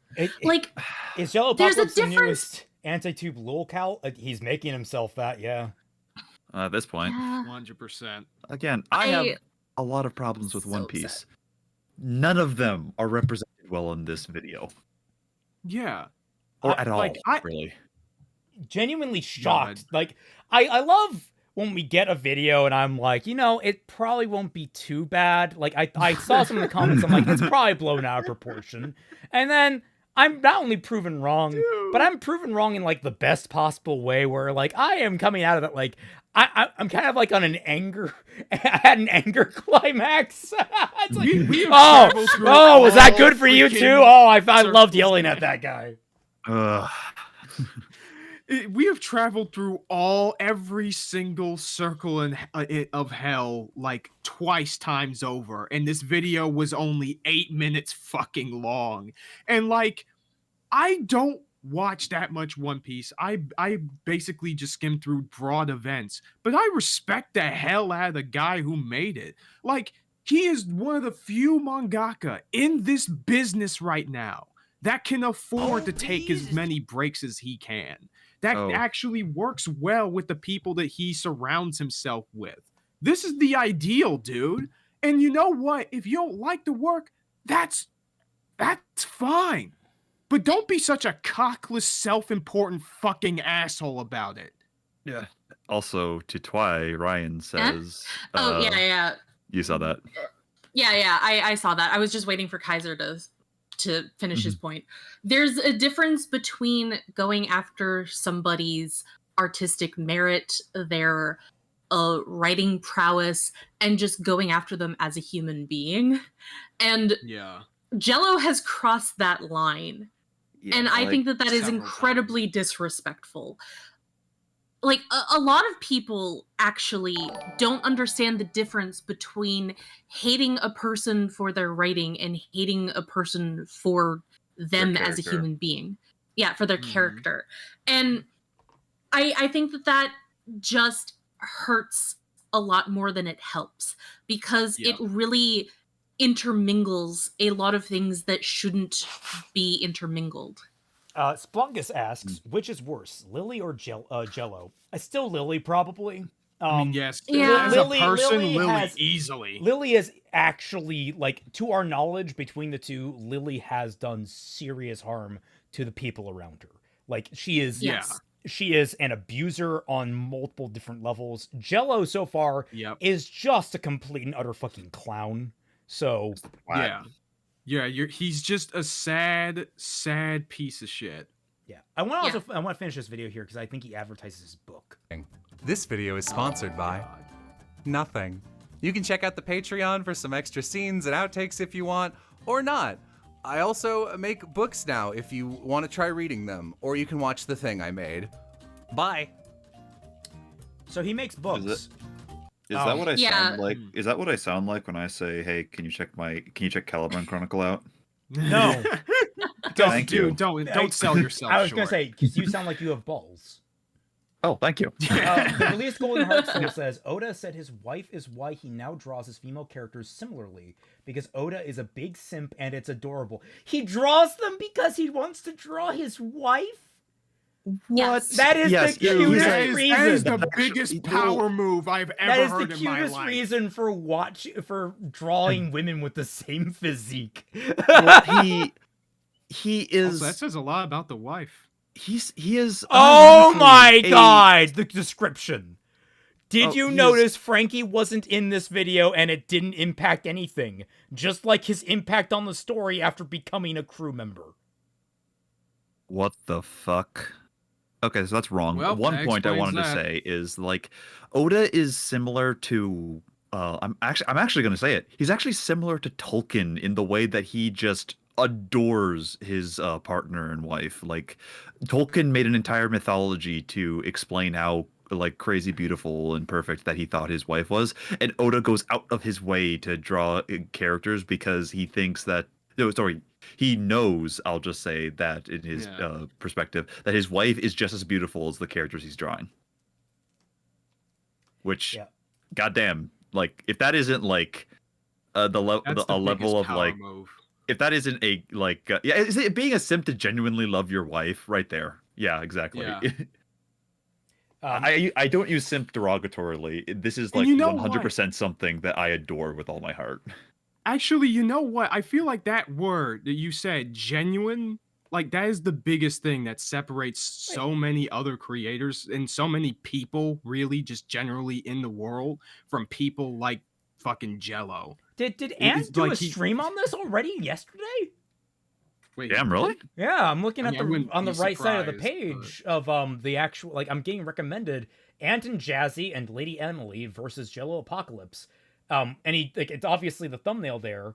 I can't show it on screen because of how things are cropped, but also it looks like there's Penny in there from RWBY. So I'm wondering if they talk about RWBY, and I'm like, wait, then you didn't invite us, Anthony. Anthony, we gotta go yell at Anthony now. The grind don't stop. Let's for yell at him again. Oh, but yeah, let's see. So I'm looking at the comments because people recommended it. See, bro, don't understand. I'm literally from the jungle, whatever that fucking means for that joke. It's hard to have Robin fight people when her first move is to snap her opponent's neck. Yeah, that's probably fair. She goes for the fucking throat. This is the angriest. So this is basically I've ever seen. True. Guys, I'm starting to think that maybe this isn't satirical and maybe he doesn't like One Piece. Facts. I wish I could see the dislike count. Can I on this account? I can't on this account. Shame that. Frankie, I'm a speedo-wearing cyborg powered by actual soda, yet I wasn't even deemed interesting enough to warrant mentioning. Am I not even a joke to you? He was. You read the description. Yeah, real. Oh my god. I think he doesn't like One Piece. Thanks for this video. My friend's been in coma for 4 years after her tragic car accident, but after he saw 2 minutes of this, he instantly woke up and closed it. Thank God you weren't writing the One Piece dub. Oh! Fuck! That's a good one. Damn. Also, great bar. 14K dislikes. A 14K? Ooh. Yeah. Oh my God! He's getting almost current? ratio. He's at 18K What's the current? likes. Oh my god. Bro. That's Get amazing. fucking wrecked. Oh, damn, deserved. I don't care about One Piece and will probably never watch it, but have these always been this mean-spirited? Like, I remember these being funnier and not so the creator of this thing sucks. Oh, thank you. Also, I mean, someone Kaiser's gets it. dead. Oh, shame that. Uh-oh. Bye, Kaiser. We'll come back to you for later. We'll just be, biblically accurate for a little bit here. It's fine. Whatever. To be fair about the Q&A section, Oda makes it a habit to answer silly questions with utter seriousness and serious questions with utter nonsense. How far can Luffy stretch his body? About 22 gomus, which is... Aww. I kind of like that. Yeah. Why does this video feel like it never left 2017? Oof. Ouch. Wow, this feels like a crash out. I knew none of the context, but this is 100% a crash out. Yep. Damn. Waiting for Kaiser to get his shit back up. Yeah, I'm getting it. I would scroll down more. You can see nothing of me except for half of Lilymon. It's funny. You can see an eye for me. It's watching all of you. There we go. Ed Stevensky says, Ant and his friends also reviewed his Studio Ghibli tier list. To be fair, Anthony's stream never ended up watching the RWBY, so this is basically, but they did briefly talk about it.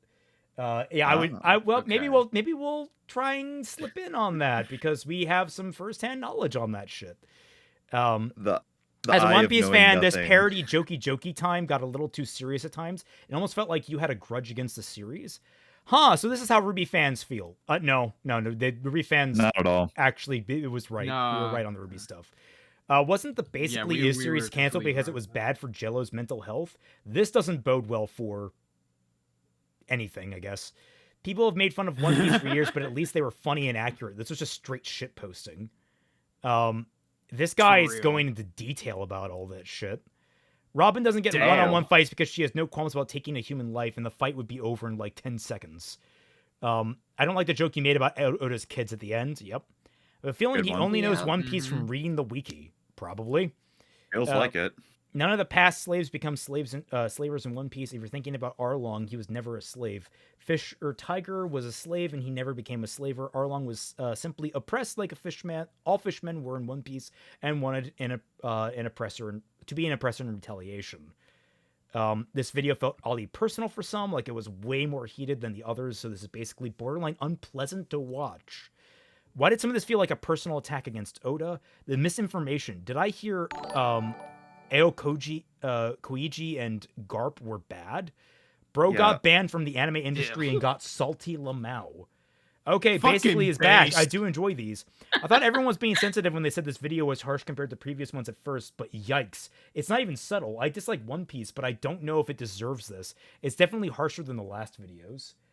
Isa says, oh god, Yep. the anger I feel about this video, I probably could spawn a major fucking YouTube major chaos demon or even a knight of corn in righteous anger and fury. Look, I What only does know any of that mean? it basically it's means pretty he's vague. going to summon a god of destruction and rage at just the fact that he feels so badly about this. Yep. Fair. I see. Like I do that. not find Anthony's The end was content to be- definitely a low blow. I do not find that Yeah. Anthony's content to be all that engaging, and honestly is some of the worst kind of criticism-based videos I've seen. Look, I can get that. I'm not the biggest fan of Anthony's content myself. But he's a friend. Like, I consider him a friend of the channel at this point. And he was willing to come on and talk about some of his stuff. I would honestly feel good at least sitting down and talking with him about all this other kind of stuff. Yeah. Sure. Like like I was saying earlier, there's a difference between somebody's content and them as a person. And we've only technically watched one of Anthony's videos and it was bad. He came on to talk about it and he agreed with us. He agreed that the video was bad. Come on, Yeah, was so talking to there's someone that. else apparently. That was it. He was actually answering someone else's question. Okay. Yeah. Okay. This was 7 minutes and 50 seconds of mean-spirited and highly incorrect summarizing one of the most universally praised stories out there, and like 5 seconds of a good point about the anime pacing. There's a fine line between a roast made out of love and a roast made out of spite. This video plays fucking hopscotch with that line. I would not. No, 100%. no, Like, no, no, no, no. Because that argues that it ever was on the side of love. No. Yeah. With the full context of the video, I do not see a single iota of appreciation for this series. None at all. None at all. Right. The release Golden Heart Soul, I think he made this video to get views. As a fan of his old videos, this makes me sad. So yeah, that's oh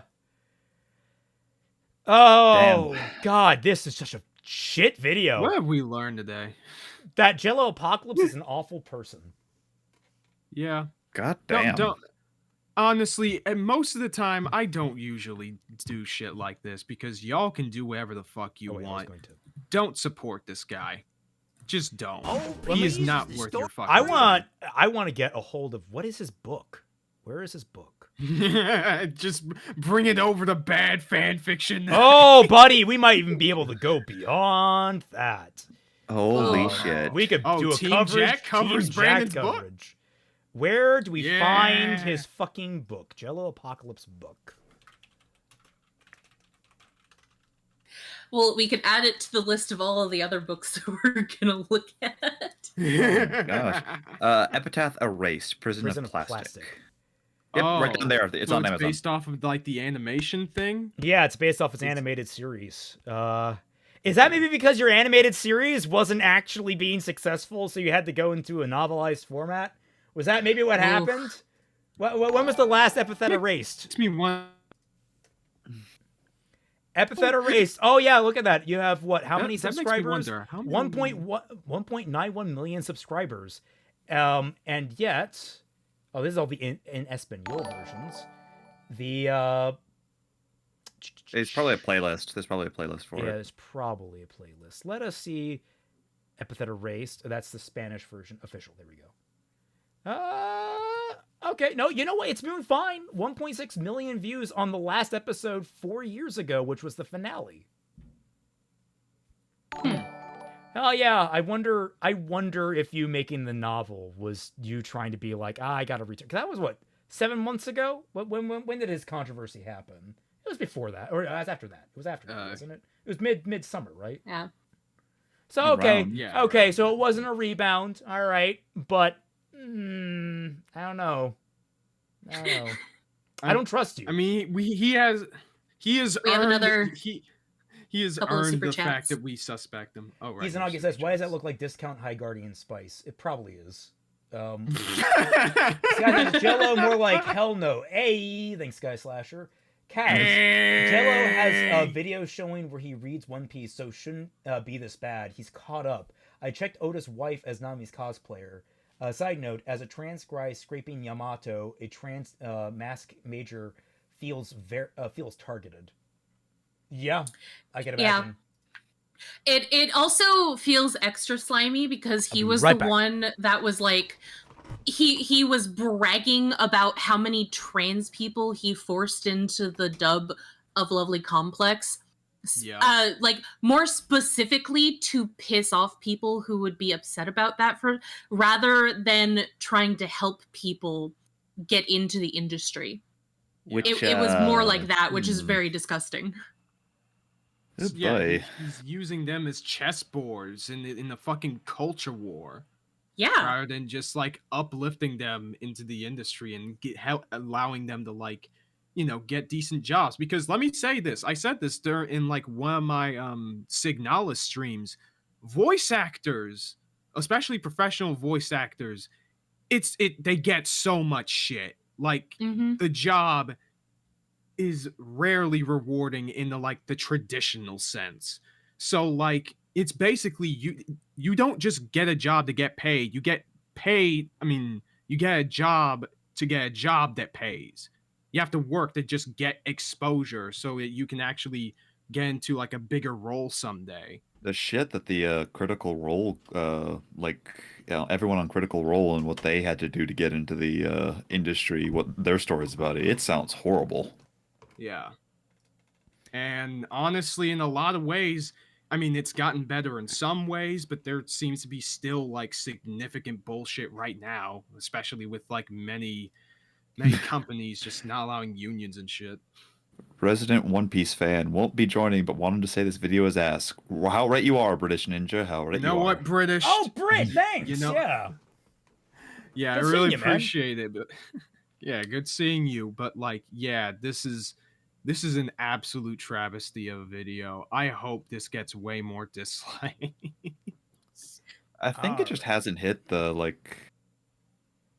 wave. I think it hasn't erupted on Reddit yet. I don't think. Yeah, once it does. Oh, it's going. Oh to. my god. Hell hath no fury like shonen fans. Let me just say that. All right. Oh my god. Well, let us do something a lot more fun. Let us go over the results of the polls. Or not the polls, right. but the survey. Let me. Oh, sweet. Yeah, the survey. Yeah, I was about to say, if it's a poll, then does it involve Pokemon Go? Yes. I've Pokemon gone to the polls. Oh my god. Alrighty. Still one of the cringiest things to ever happen in politics. 100%. All right. So far. So far. Yeah, so far. All right. So Just a I don't little know Gucci egg. how much this is going to really show up on screen, but we can go over it. I will share my screen with you guys just a moment here so you guys can see as I scroll through the results. I appreciate it. I was gonna look at the YouTube stream and I felt real awkward because I can't read shit. Yeah, it's I might just full screen it for this because it's just that. But that I know small. you're a book. Aren't you supposed to be good at that? No, I'm good at containing words, not seeing them. Fair enough. Yeah, I will go just here. make that a bigified window capture just because, to help you guys. Bigify. Addify, and then where is it? There's results. Done. Get that off there, and then scroll that over there, and then I just zoom it in. All right. So we've got some results to scroll through. The very first question on the poll, or on the survey, was, what was your favorite episode of our 50 episode run so far? 14% of people said number 32, Lily Orchard's writing tips. I believe that's number 1, the first one that we did. Right. Yeah, so... Yeah, because we did that in like 3 parts. Yes. Go 1%. Number 2 in the row was another Ruby rewrite. Does Ruby... This is number 7. Does Ruby is Fixed, which was Calaxon's rewrite, which was very fun. Yeah, that one was... Yeah, that was fun. That was a fun episode. Then after that was the very first one, Is Bumblebee Actually Good? Let's go! The one OG. that started all. Oh, wow, bullying. no! Okay, so this had to have been really early. This had to be like March. So maybe... Oh my god, maybe the book was an attempt at spring back. Oh, Holy Maybe. shit. Because this happened, what and number 8? That would be what? Like end of February? Beginning of March? Yeah, that was 9 months ago. Oh, Yeah. good, Yeah. Oh my god. Oh, yeah, and that was that one. And that was a fun one. Then number 39, where we talked with Anthony, which great. I'm glad that one's getting some love. Gaming is dying and remakes are killing it. Oh, what a lovely one. Lily Orchard versus media literacy, and then they all start that getting one into the was 2 fun. values. We're discussing sympathetic straw man, Rebel Moon, reacting to obscure childhood shows. Your critics are lying to you. I'm glad that somebody loved watching my shows. Yeah, I think It that makes was a me really so happy. fun stream. And honestly, that'll definitely Where's the be a good precursor to like watching stuff. did the synthetic man one get any love? I think that Oh, is gaming is dying and remakes are killing it. Oh, okay, that makes Yeah. sense. Never mind then. Because I was going to say there were 2 remake ones. One was Brit and not British Ninja, but Gaming Brit. Yeah. Gotta Hey, we clarify got a there. Balinor. We got a Balinor one. Yeah, remakes are cringe, and there's nothing you can do. Is actually didn't get any votes. Shame that. Yeah, Balinor Oh, got wow, a that's vote. surprising. One of the Balinors got a vote. Oh, Yeah, so good. Yeah, I mean there weren't. I mean, one per person. I should have probably made it like multiple choice to try and like see how many bumped up. But I don't know. I think you only get one means you really have to grit down and choose. Oh yeah. Favorite main host. So with 17 votes, it's me. Yay. But then 16 for Judgmental Critter. It's really close between me, Critter, and Twilight. We're like 1 to 2 apart. Holy shit. Kaiser, I'm so sorry. My God, man. Yeah, it's whatever. You got 8 votes. I'm so sorry. I mean, I got 8 votes. Fine. Favorite guest host, with a tie, is I Know Nothing and Fatmanfalling for 16 votes. Hell yeah. Holy nice. shit. Okay. Thank you. I appreciate it Coming a lot. up in a close second with only 4 less votes is Periodic Pete, which is great. Let's go. Our boy Pete. Then we got Anthony, who's half that. Then we got Macabre Storytelling, who only admittedly had 1 appearance. And Dashi Lee pulling up the rear, which, is she's used to pulling up the rear, but like not in this way. And also, she, that was like during the D&D thing, which to be fair, the D&D streams were like some of my favorites. Those were personally. fun. Yeah. I gotta write more of that. Next important question: would you still love me if I was a worm?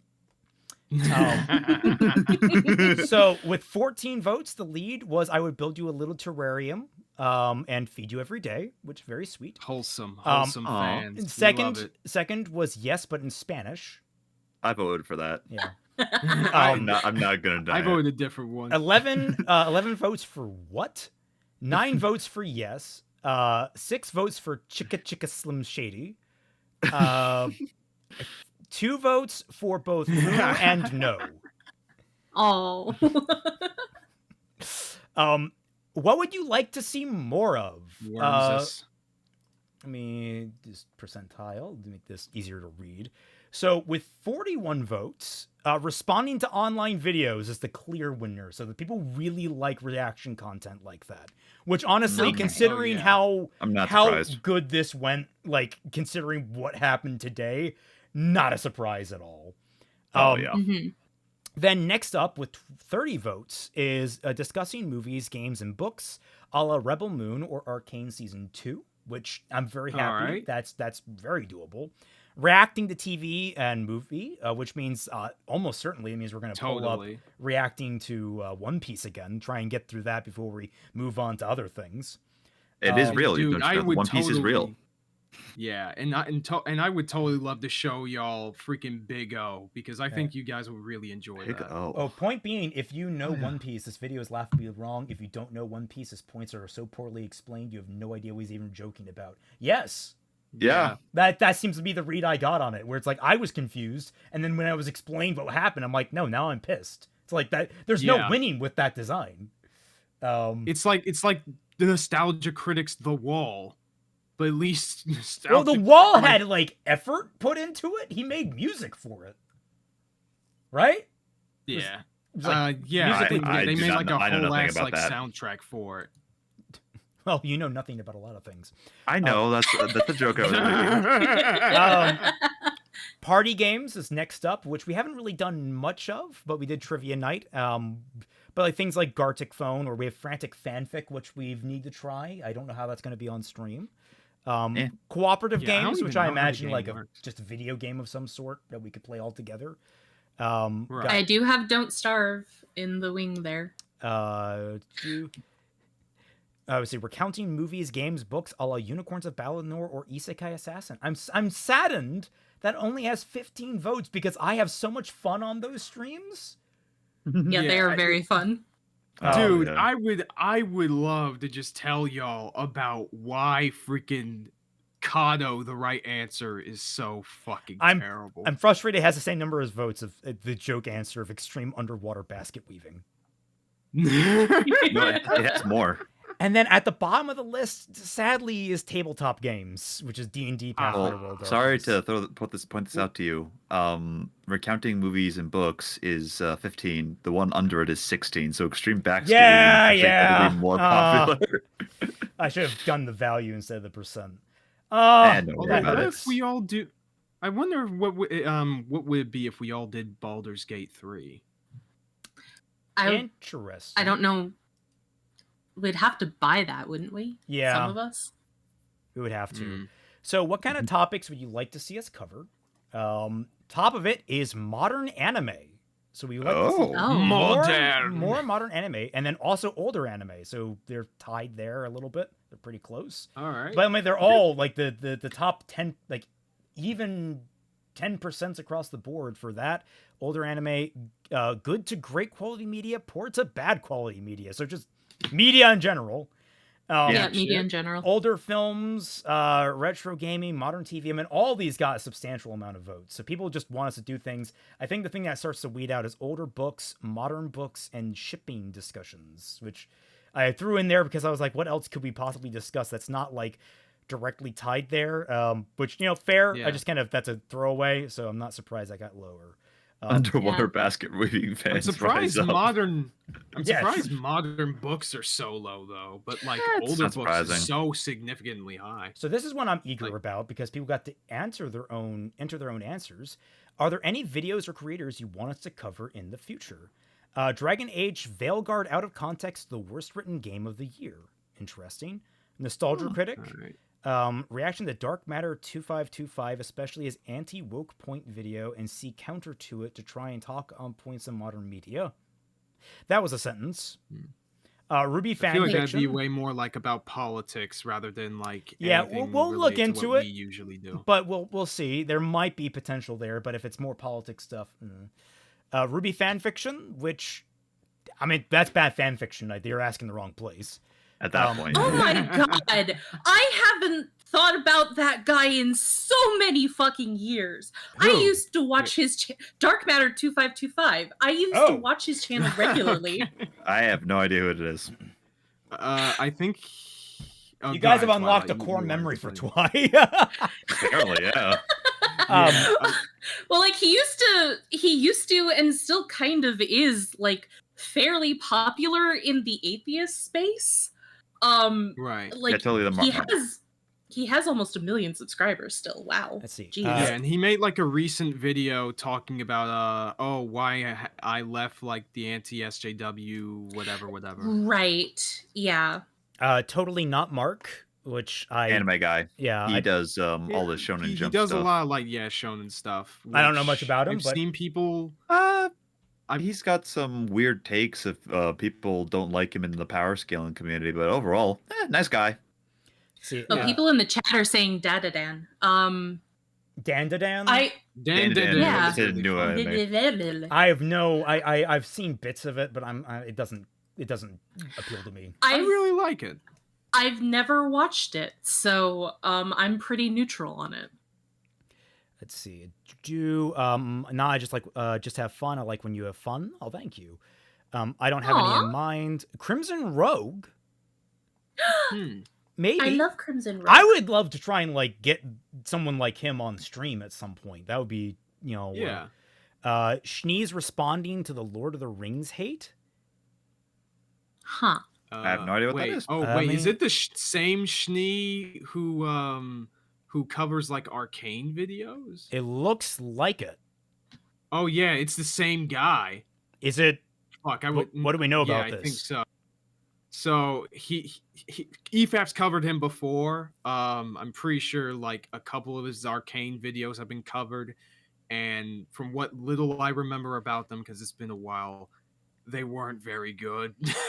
Were they good content to cover or just bad videos? Oh, they were good content to cover. They just weren't very good videos. Okay. The Act Man. I've heard his name. Okay.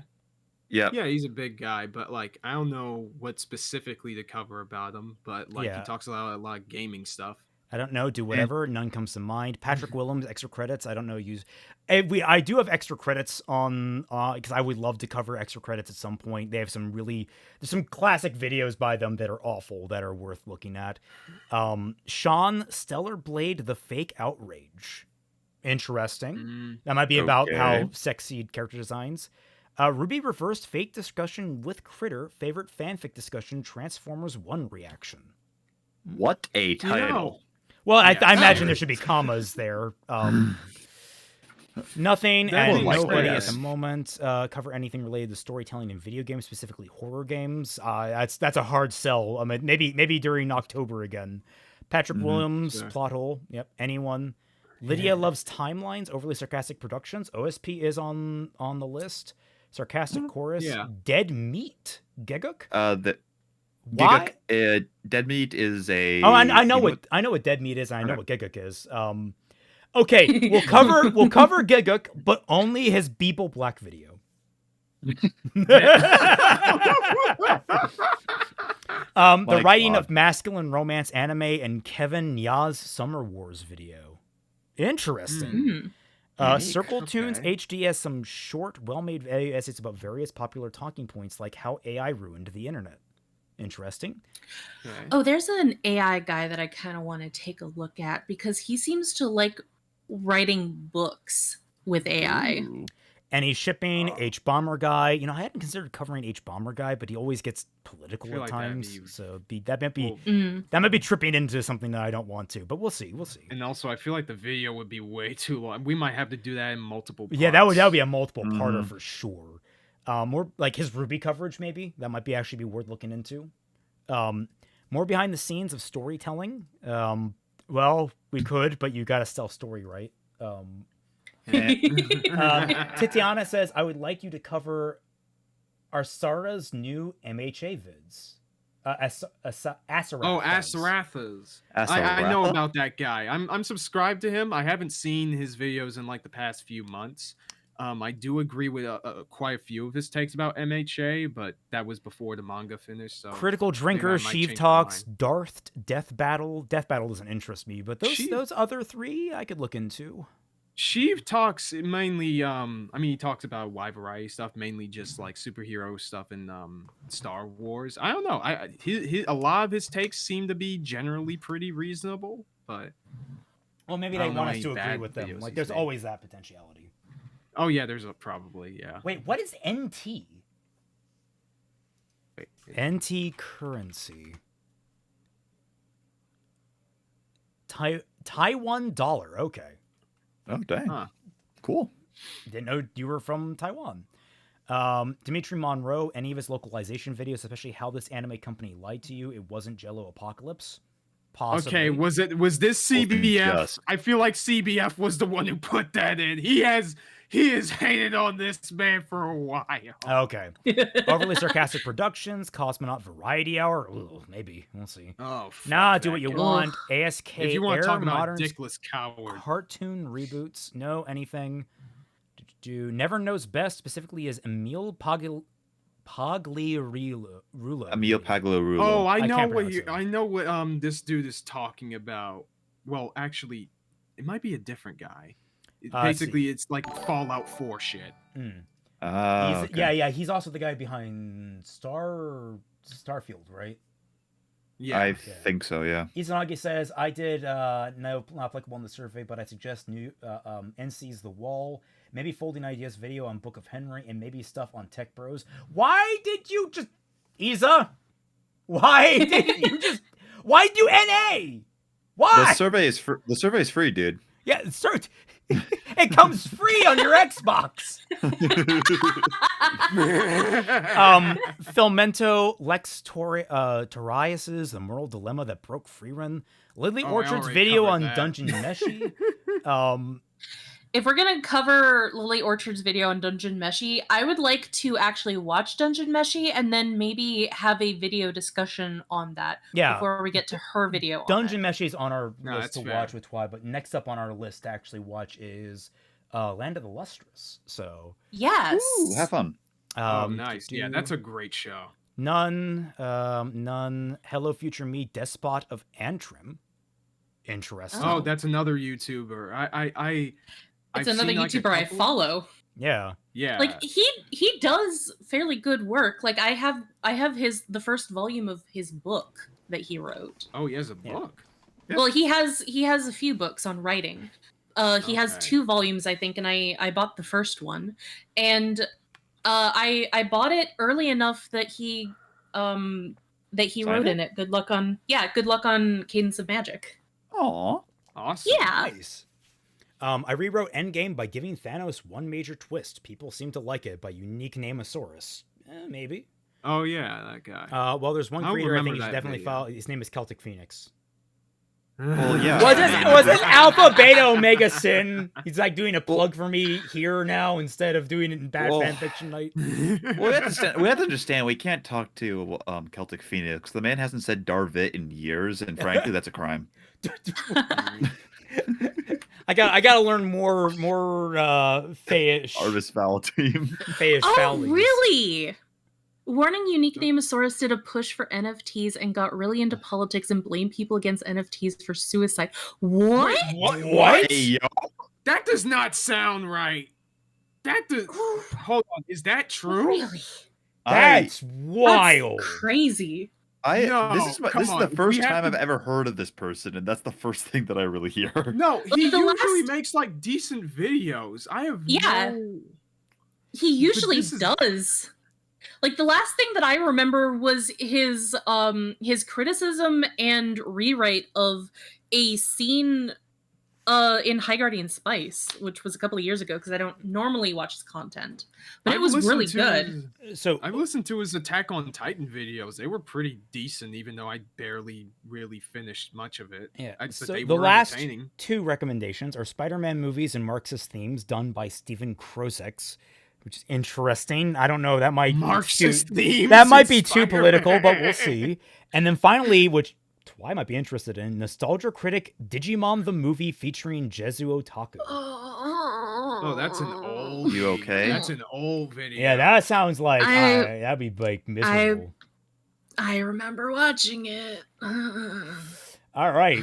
So, are there any movies, games, shows, or books you would like us to cover in the future? Yes, Robbie, you did show that to me. I think I had tried to avoid it, and then Robbie showed it to me, and yes, I do remember hating it. Oh my god. Good. I barely remember that review. 2 people want us to cover Goosebumps. Interesting. Oh. Huh.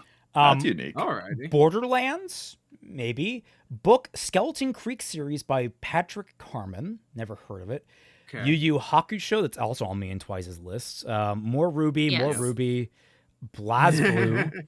The Gone series, Stormlight Archive, Dune. Yep. High Guardian Spice is well dissected, but I would probably see fun to see analyzed by the Council. The Council The objects. Council. Soma, Outer Wilds, Signalis, Fate, Stay Night, or the series in general, or the concept in general.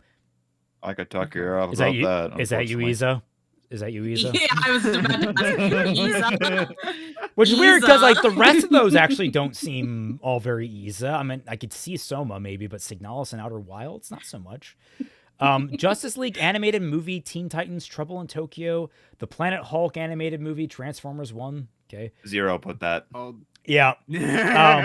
Rebel Moon, the extended cut. I have seen the first one of those. I actually think it was better than the original, but it's not good. I've seen both of them, and I had a great laugh. Outlast, maybe. Outlast is kind of shit. I've never played them. Fate, Unlimited Blade Works, One Piece. We'll try to get back to that. Terrible show. Drawn Together. Okay, for a real... You know, Drawn Together would actually be interesting, I think, to talk about in terms of like a comedy. All right. God, I haven't heard about that in such a long time. Yeah. don't Stephen think I King ever stuff. I used to watched it watch it. before. Oh. Suggesting Star Wars and contradictory EU elephant in the room that Lucas loved ignoring. Well, I'm going to recommend that you don't do the topic for your own sake. So this one's like an anti-suggestion. Don't do anything Star Wars for your own sanity. Kaguya-sama. I'm so tired of Star Wars. The Spider-Verse Kaguya's fun. films. Good stuff. Interesting. Kingdom Hearts discussion. That's That'd definitely be on the fun. spoke somewhere. Final Fantasy VII Yeah. Re-Trilogy. I would once we get the final installment. Silent Hill 2 Remake. Yeah. We've already covered that plenty so far. Yep. OG PlayStation platformers. Kingdom Hearts. This might also be 0. That is true. Because, like, Are immediately... you botting 0? Is that what this is right now? Inuyasha. I've got nothing specific. Code Geass, Kingdom Hearts, BlazBlue. CBF. Yeah. Come on, man. Castlevania. Come on, Code man. Geass also on me on Twice list, so that has potential. Yes. Castlevania. God, I do not want to watch the sequel series. I hear it's shit. Oh, Nocturne. don't. Yeah, I haven't Please watched don't. that. Shin But Megami it does- Tensei. That would be Oh, interesting. fun. Twi actually has quite a bit of knowledge on the earlier parts of the series, at the very least, considering she did Yeah. research. Oh, We can talk about that. Yeah, why I'm a not? huge- I I'm a love huge Shin Megami Persona Tensei fan. 4, but I've not played any of the games outside of that. So Oh, I'm a huge Shin Megami Tensei fan. It's good stuff. I played Shin Megami Tensei 4. That was pretty fun. Kagurabachi manga. There's one on the DS that I saw and actually is the inspiration for a massive like I saw one thing about it and I'm like, I'm gonna steal that and make it like a foundational principle of one of my a mecha series that I want to do because it's such a cool fucking idea. Is it Devil Survivor? I feel No, like it's Devil the thing that I'm Survivor. stealing from it is these massive like Land Rover type like they're kind of like the elephants from Halo but even bigger.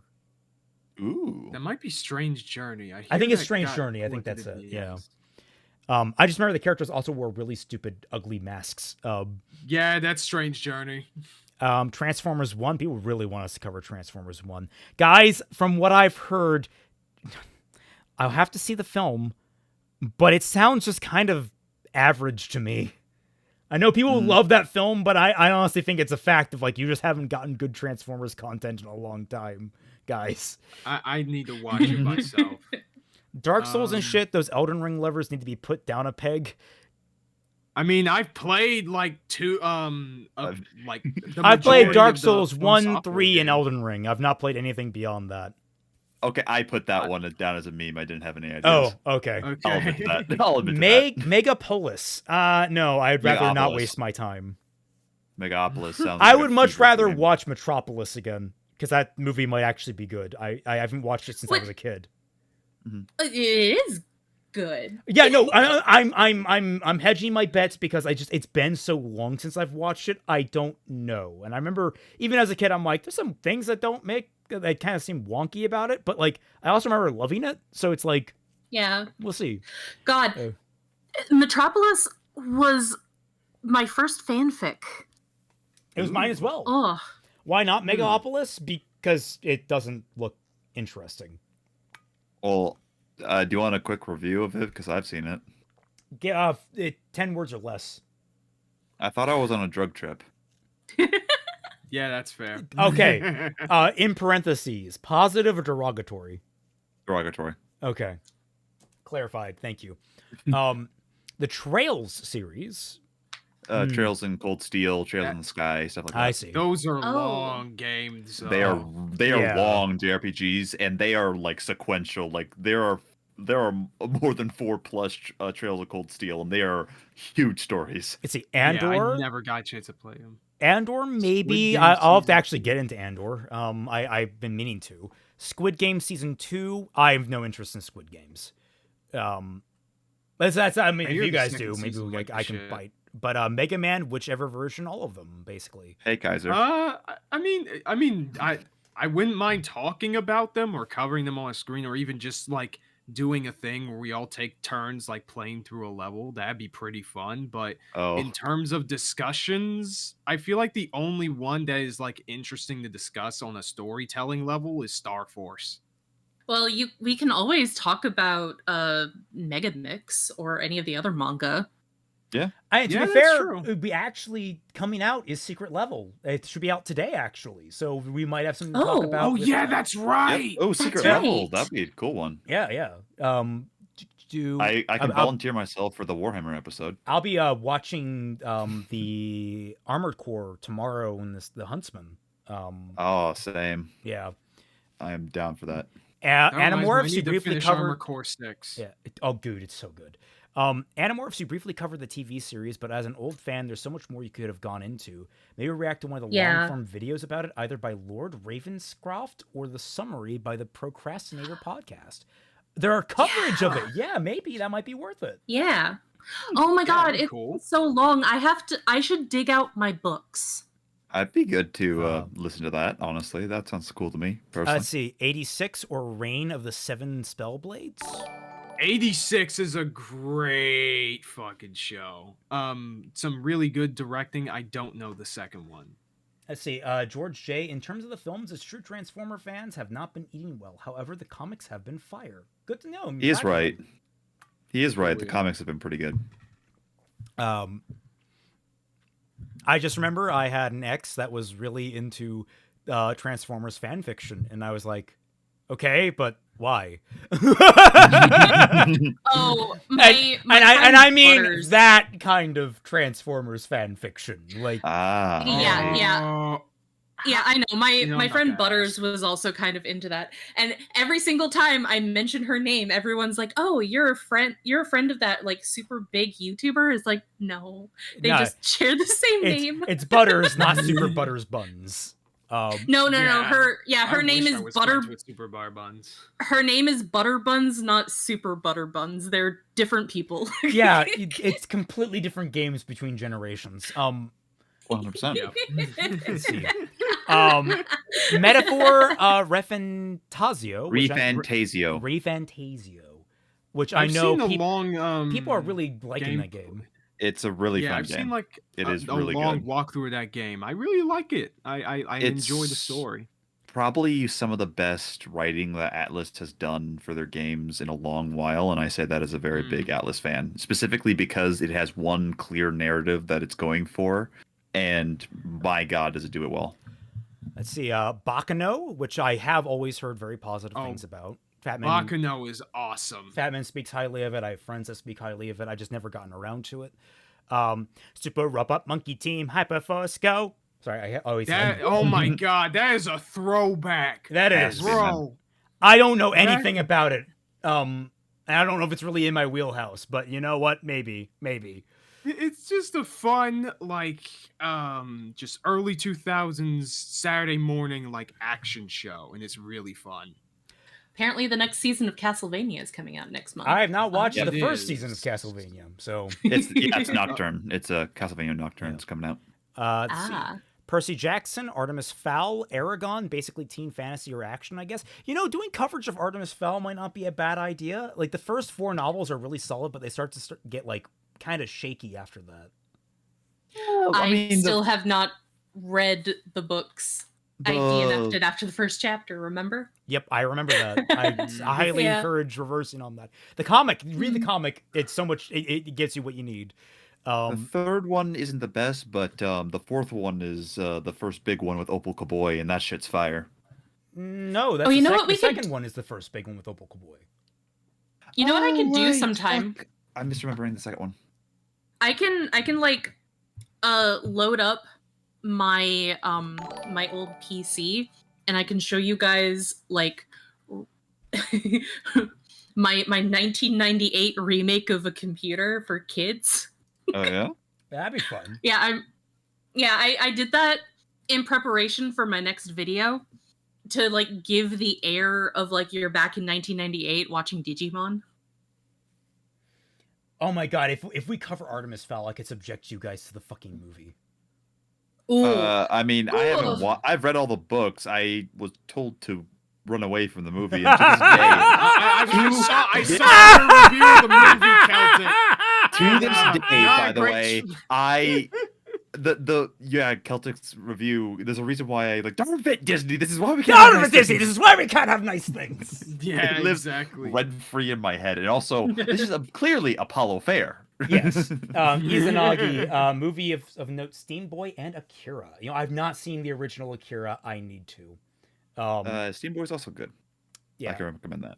The Sonic the Hedgehog, the Saturday version. So yeah, the versions of Archie comics and maybe some of the Sonic fan theories. Sonic, maybe. I am a casual fan of that series, even if I don't play the games all that much anymore. The Legends of Vox Machina. God, that's a decent show. I don't know, for something about it, it's I know it's from a tabletop, it's a tabletop campaign made into a series, and it's that feels weird to me. Okay. Power of nerds bringing their wallets together. That's the that's the origin point of it. A second vote for Manga Percy. Common, if Gav doesn't have the guy turning into a dragon or something, then I'm out. With Kamen Rider, dude, if we go on to watch Kamen Rider Kuga, that'd be awesome. Manga Common, what's your thoughts of Black Sun? Oh my god. Oh my god. We could also talk about Black Sun. I couldn't finish it, dude. That was a Slayer's joke, by the way. Yeah, no, I got that. Yeah, I know. I'm talking to Manga Common because I don't know if he'd get it. But no, Black Sun was great. Brutal, but great. I don't know. I'm kind of mixed in regards to it, just generally. But maybe I will. Okay, the messaging's a little fucked up. I'll tell you that. The ending leaves me on a I don't know if this is good. Any show that ends up encouraging child soldiers is kind of frustrating. But another vote for Percy Jackson. No, Gundam is critical of child soldiers, by my understanding. Black Sun. Black Sun is no, maybe we should be using child soldiers. No, we should be bombing shit. Never mind. Yeah, I misheard that. Percy Jackson and Symphogear. I don't know if these guys would be into Symphogear.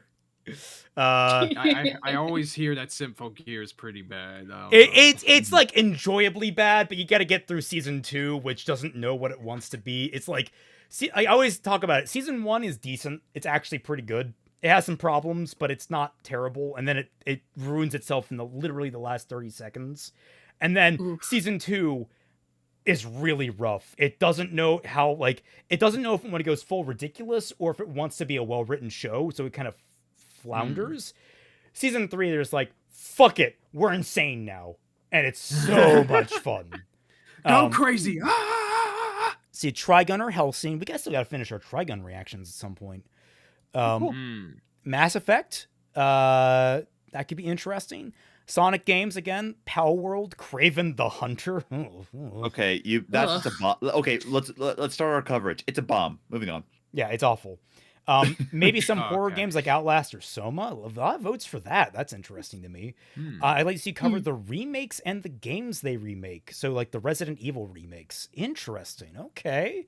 Cool. Consider I love Resident Evil. And like there's something to talk about there. Twy, a way you could participate in that. They do have novelizations of some of the early stories. Oh, really? Yeah, and they're not as you can't really get jump scared in a novel. Well, you should try me, but so convinced. You will be surprised at how jumpy I can be. Although I do credit the first novel by helping me get over my fear, because it gave me perpetual nightmares for like 3 weeks, and then after that I was like immune to a lot of horror after that. Remember, Raymond, I jumped when you just walked into the room. The Legend of Heroes series, favorite video games, favorite movies, and light novel suggestions. Okay. I guess. Sadly, I don't read light novels. The only light novel I've read is the Tanya series, and I've not read these. Oh God, no! I'm not gonna fucking support that. I've read the Tanya series, and sadly, like, it doesn't quite grip me. It's interesting in many ways, but it doesn't grip me. Yep. All right, so favorite typical household pet, which is a fun one. A lot of dog people here. Top one's dog, which I guess shouldn't be surprising, but I thought cats would definitely. I love cats. Cats are adorable. And then 1 vote each for bird, fish, hamster, and lizard, and then no votes for anything else. Damn. I mean, I did say favorite. It's probably one of those I should have done a multiple choice on. True. How did you find JYCT initially? This was a multiple choice, I believe. All right. So we get some interesting answers. Very top one, fan of Celtic Phoenix. Next one is fan of Ruby or Ruby Criticism. Then fan of Judgmental Critter. Then a fan of Young Kaiser. That makes sense. Then the YouTube gods, the algorithm, that's 9 votes. 5 votes for fan of Twilight Guardian.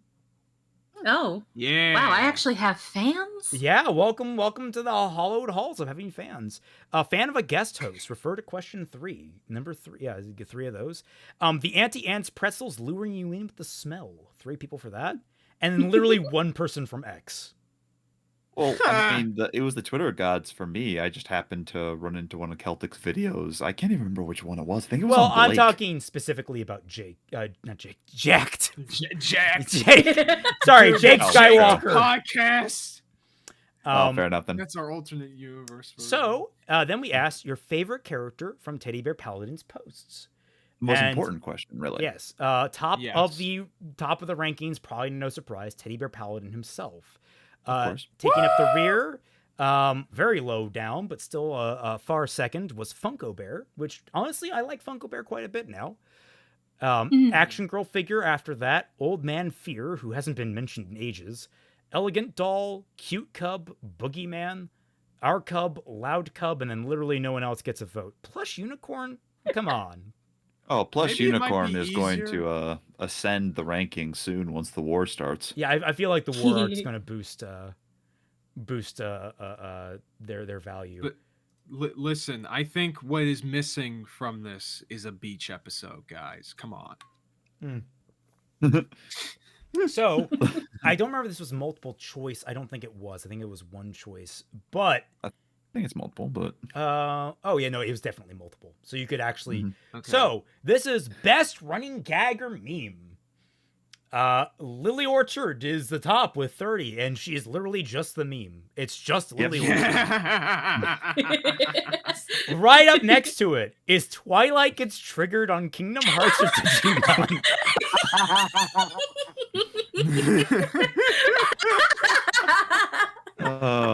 Good shit. I kind of have to fucking love this because this was not intentional. Number 3, Kaiser malfunctioning. That I don't know why it did that. I don't know what happened there. That was Wait, not that me. was on purpose. That It's was so not much on better. purpose. It's so much better. That was unintentional. That's great. That's so fucking funny. And then perfectly on brand right after that, Celtic King of King Scuff. Scuff. Yep. You know, I honestly thought that was gonna go much higher. I mean, it's still pretty close. It got, you know, Mhm. a third of the vote, 2/3 of the vote, compared to the top. And then we have this will be a short stream, 6 hours later. The one that I thought would actually reach the top is Standing on the Rat. Yeah. I thought that would actually Then be again, like, we have Us. said that a little less as we kept going on. Yeah. So- true. We got to keep that alive. That's a good one. Yeah. Celtic and Twy lament a show they just watched. Eureka 7 AO, Shugo Kara. Yep. And that one's got 12. Uh-huh. Biblically accurate guests panel. Yep. Yep. I know nothing in Celtic's shared brain cell. Glorious. Kaiser the DJ overusing the soundboard. Yeah. And right next to it. Kaiser running late. I'm Hold on, disappointed. that doesn't even make any sense because I was only late for one episode. You're always, I mean, regardless to me, you are always like one of the last people to arrive. For No, like, I'm setup. not. Okay, the meme that I Literally wish got either top 5 or really up there. Entia, the The shifter, shifter, our enemy. It's so good. It's so Yes. good. Yes. Girl stream, understandable considering we haven't had a girl stream in a while, but Yeah. that was a good one. The The Japanese, Japanese dub. putting a pin in it, which hey, we'll give that one time Okay. to gestate. That one needs a little time to Honestly, I'm surprised that there was even votes for it. I'll be honest. I threw that out as a suggestion just to fill shit in. Zell Rider's But- hip thrusting. Oh God. God, yeah. Savages, I think he Savages, fixed- barely even human. I think Zell fixed his avatar too, Oh, so he I'm not changed his sure if model, he yeah. does. Oh, yeah, yeah, he he, changed it. I don't know if he does the hip thrusting anymore, which Shame that. good, You're but asking- also shame. Yeah, I was ashamed. Do you want to find out? Do you want to Look cover at- another Zell video? Oh, God. There was a time we had girls plural on stream / joking. Funny. Finally, the most important question. Splorno. And the current answers. The top is E. E. Following close to that, tied for second place is Splornabio, ? And Wabadibadu. Then Gwarg. Then Zinpin Zvindup. Which rounds out all of our questions for this survey. Thank you all so Alrighty. much for participating. I know there were some questions that I wanted to ask that I forgot to add, which is unfortunate. I'm going to keep this page up, and I'm going to write down some of the suggestions later. I'll transfer them over to our list, some of these great ones. But thank you all so much for that, and thank you all so much for 50 episodes. It's incredible God that damn. we've gone this long and done guys are all good- this. You guys got some good shit. Like I am. I mean, we try to. Yeah, we try, and I'm just it's always like a nervous thing going into every single Tuesday when it's like, do we have a plan? We don't really got a plan. We're just gonna fly by the seat of our pants. I mean, today I was screaming like, I gotta make the thumbnail. I woke up, I'm like, I forgot to do that last night. I was writing too much. I was finishing some personal writing. I'm just like, oh god, I want to like just hash this out, and I'm like, but like I got to do the thumbnail. I'll do that later. And I'm looking at the clock. Why is it 4:30 in the morning? Okay, sucks. we've been there. We've been there. But yeah, you guys have been a wonderful audience. You guys have made all of this so much worth it, and I really hope you stick with us for another 50 episodes. Come on, people. We're gonna rock this out. We've been at this for a year. Oh. Yeah. Great shit. Alrighty. And Great now Also, shit, on, everybody. congrats, Kaizon. I hope that goes well. whatever he said, you too, Kaizon. I don't know who said what, where. They said they're doing this sort of like Gundam related like fan project with a friend of theirs, and they hope that it goes well. And I'm just like, Good yeah, luck that to ya. sounds cool. Oh, what's the bad news? We got good news and bad news. Give me the bad news. What's the bad news, Kaizan? Kaizanos. That's what we're calling you now. Kaizanos. Kaizanos. Hey there, Kaizanos. Very fantasy name, like General Kaizanos. The bad news, I'm going to have to rewrite Gundam Seed Destiny, the AI war, to have AI be in different places. And I'm going to also have to rewrite a little bit of part in my story. Well, you know what? Rewriting AI is just war. the painful part of the process. We all have to go through it, but It it's is. okay. I mean, especially since you're working with Gundam Seed, so The horror of editing is what I call it. Godspeed, dog. Godspeed. That's all I gotta say. I wonder how if I can. Yeah, there we go. Because I had you have your thing down, Kaiser, for some reason, and I'm trying to make sure. What? Your thing is. Oh yeah, your stream is paused. Yep. Yeah, you are. Right. I can't wait don't to know. see. I can't wait to see INK go on about his opposing Arcane opinions in the coming weeks. Well, when I find INK, I'll be sure to tell him. Whoever this Don't ink worry. man is. Oh yes, this horrible ink guy. Don't but worry, yes. Ryan. I got plenty. Does anyone have anything they want to add before we tune it out for the night?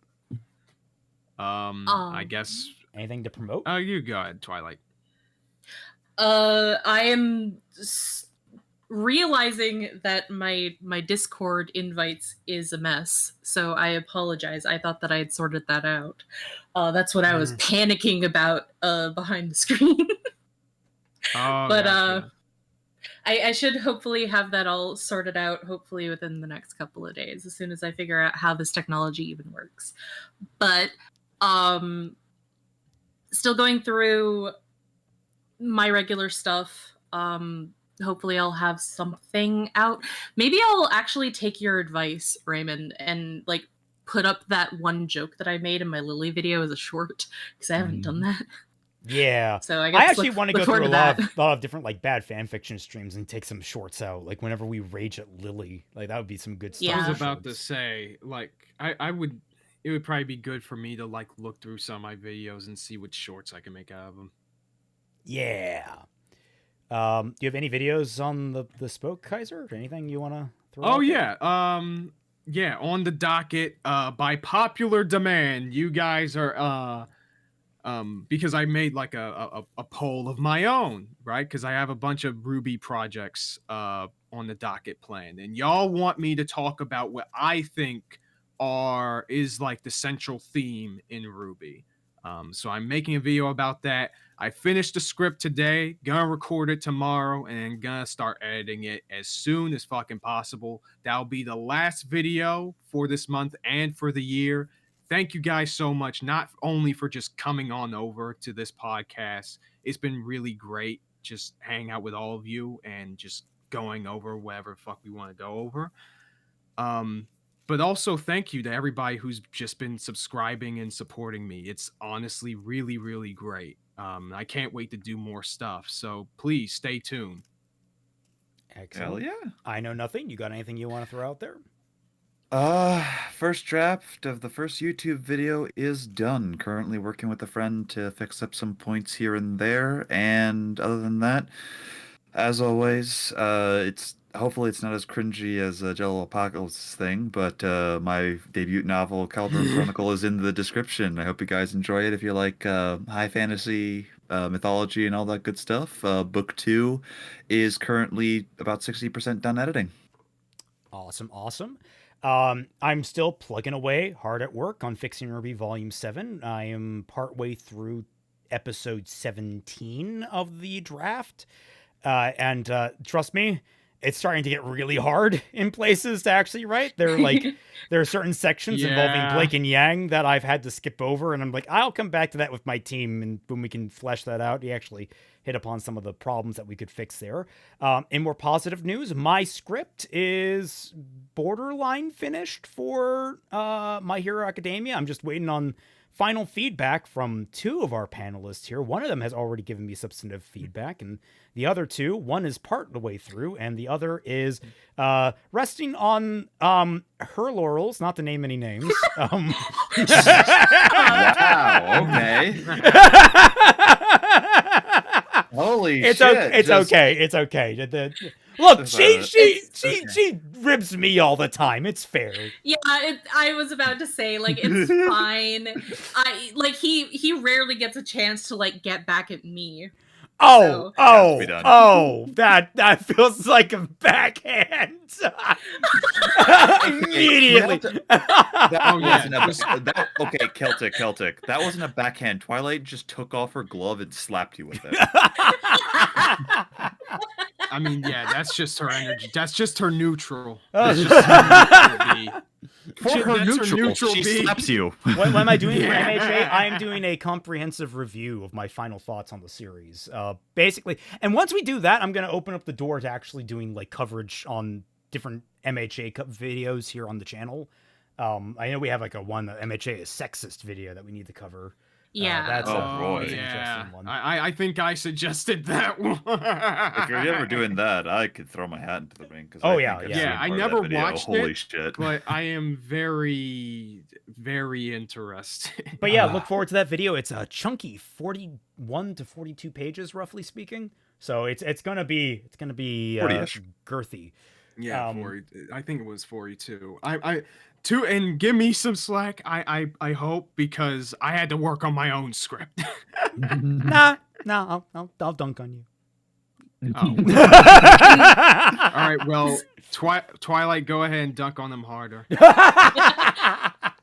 Well, he knows how long that it's taken me to record for some of these phone games that I have, because I've been wanting to record them for posterity, because some of these games just disappear.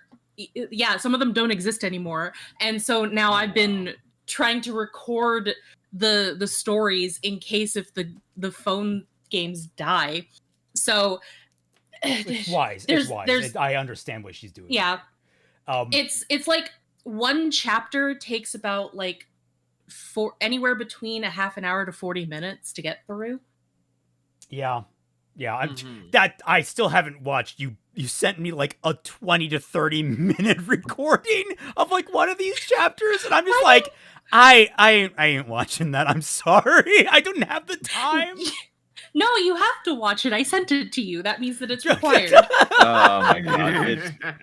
And then Yeah, finally, I sent you a friend request on Facebook. You have to reply. I sent you Uno. It's on your Xbox. But yes. Yeah, but I know that if you won't, and then I'm going to like make you regret it. If you don't. God. All right. I'll hope I don't die.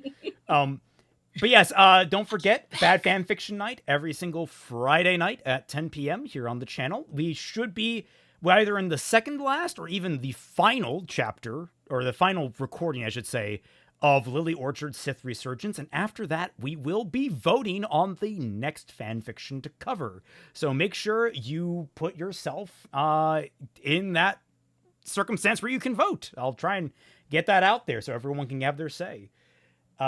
So other than that, I don't think I have anything else to add. Hope says water check. Water check? Yeah. I will Gotta drink my water. Drink some water. Lukewarm water, yes, delicious. The best. I say that like, oh no, my ice totally melted since the start of the stream. No, I haven't refilled it since yesterday. That's yesterday water. I'm bearing it. Yesterday water. But yeah, no, thank you all so much for watching. I think the only major announcement is we will not be streaming on Christmas. We might be streaming on New Year's. We'll see.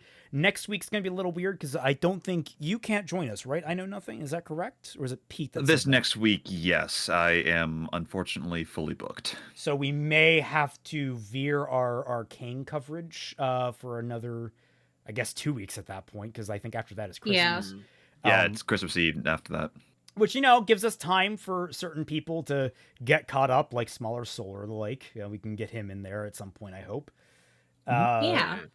But yes, I think that's about it. Thank you all so much for watching, and we'll catch you all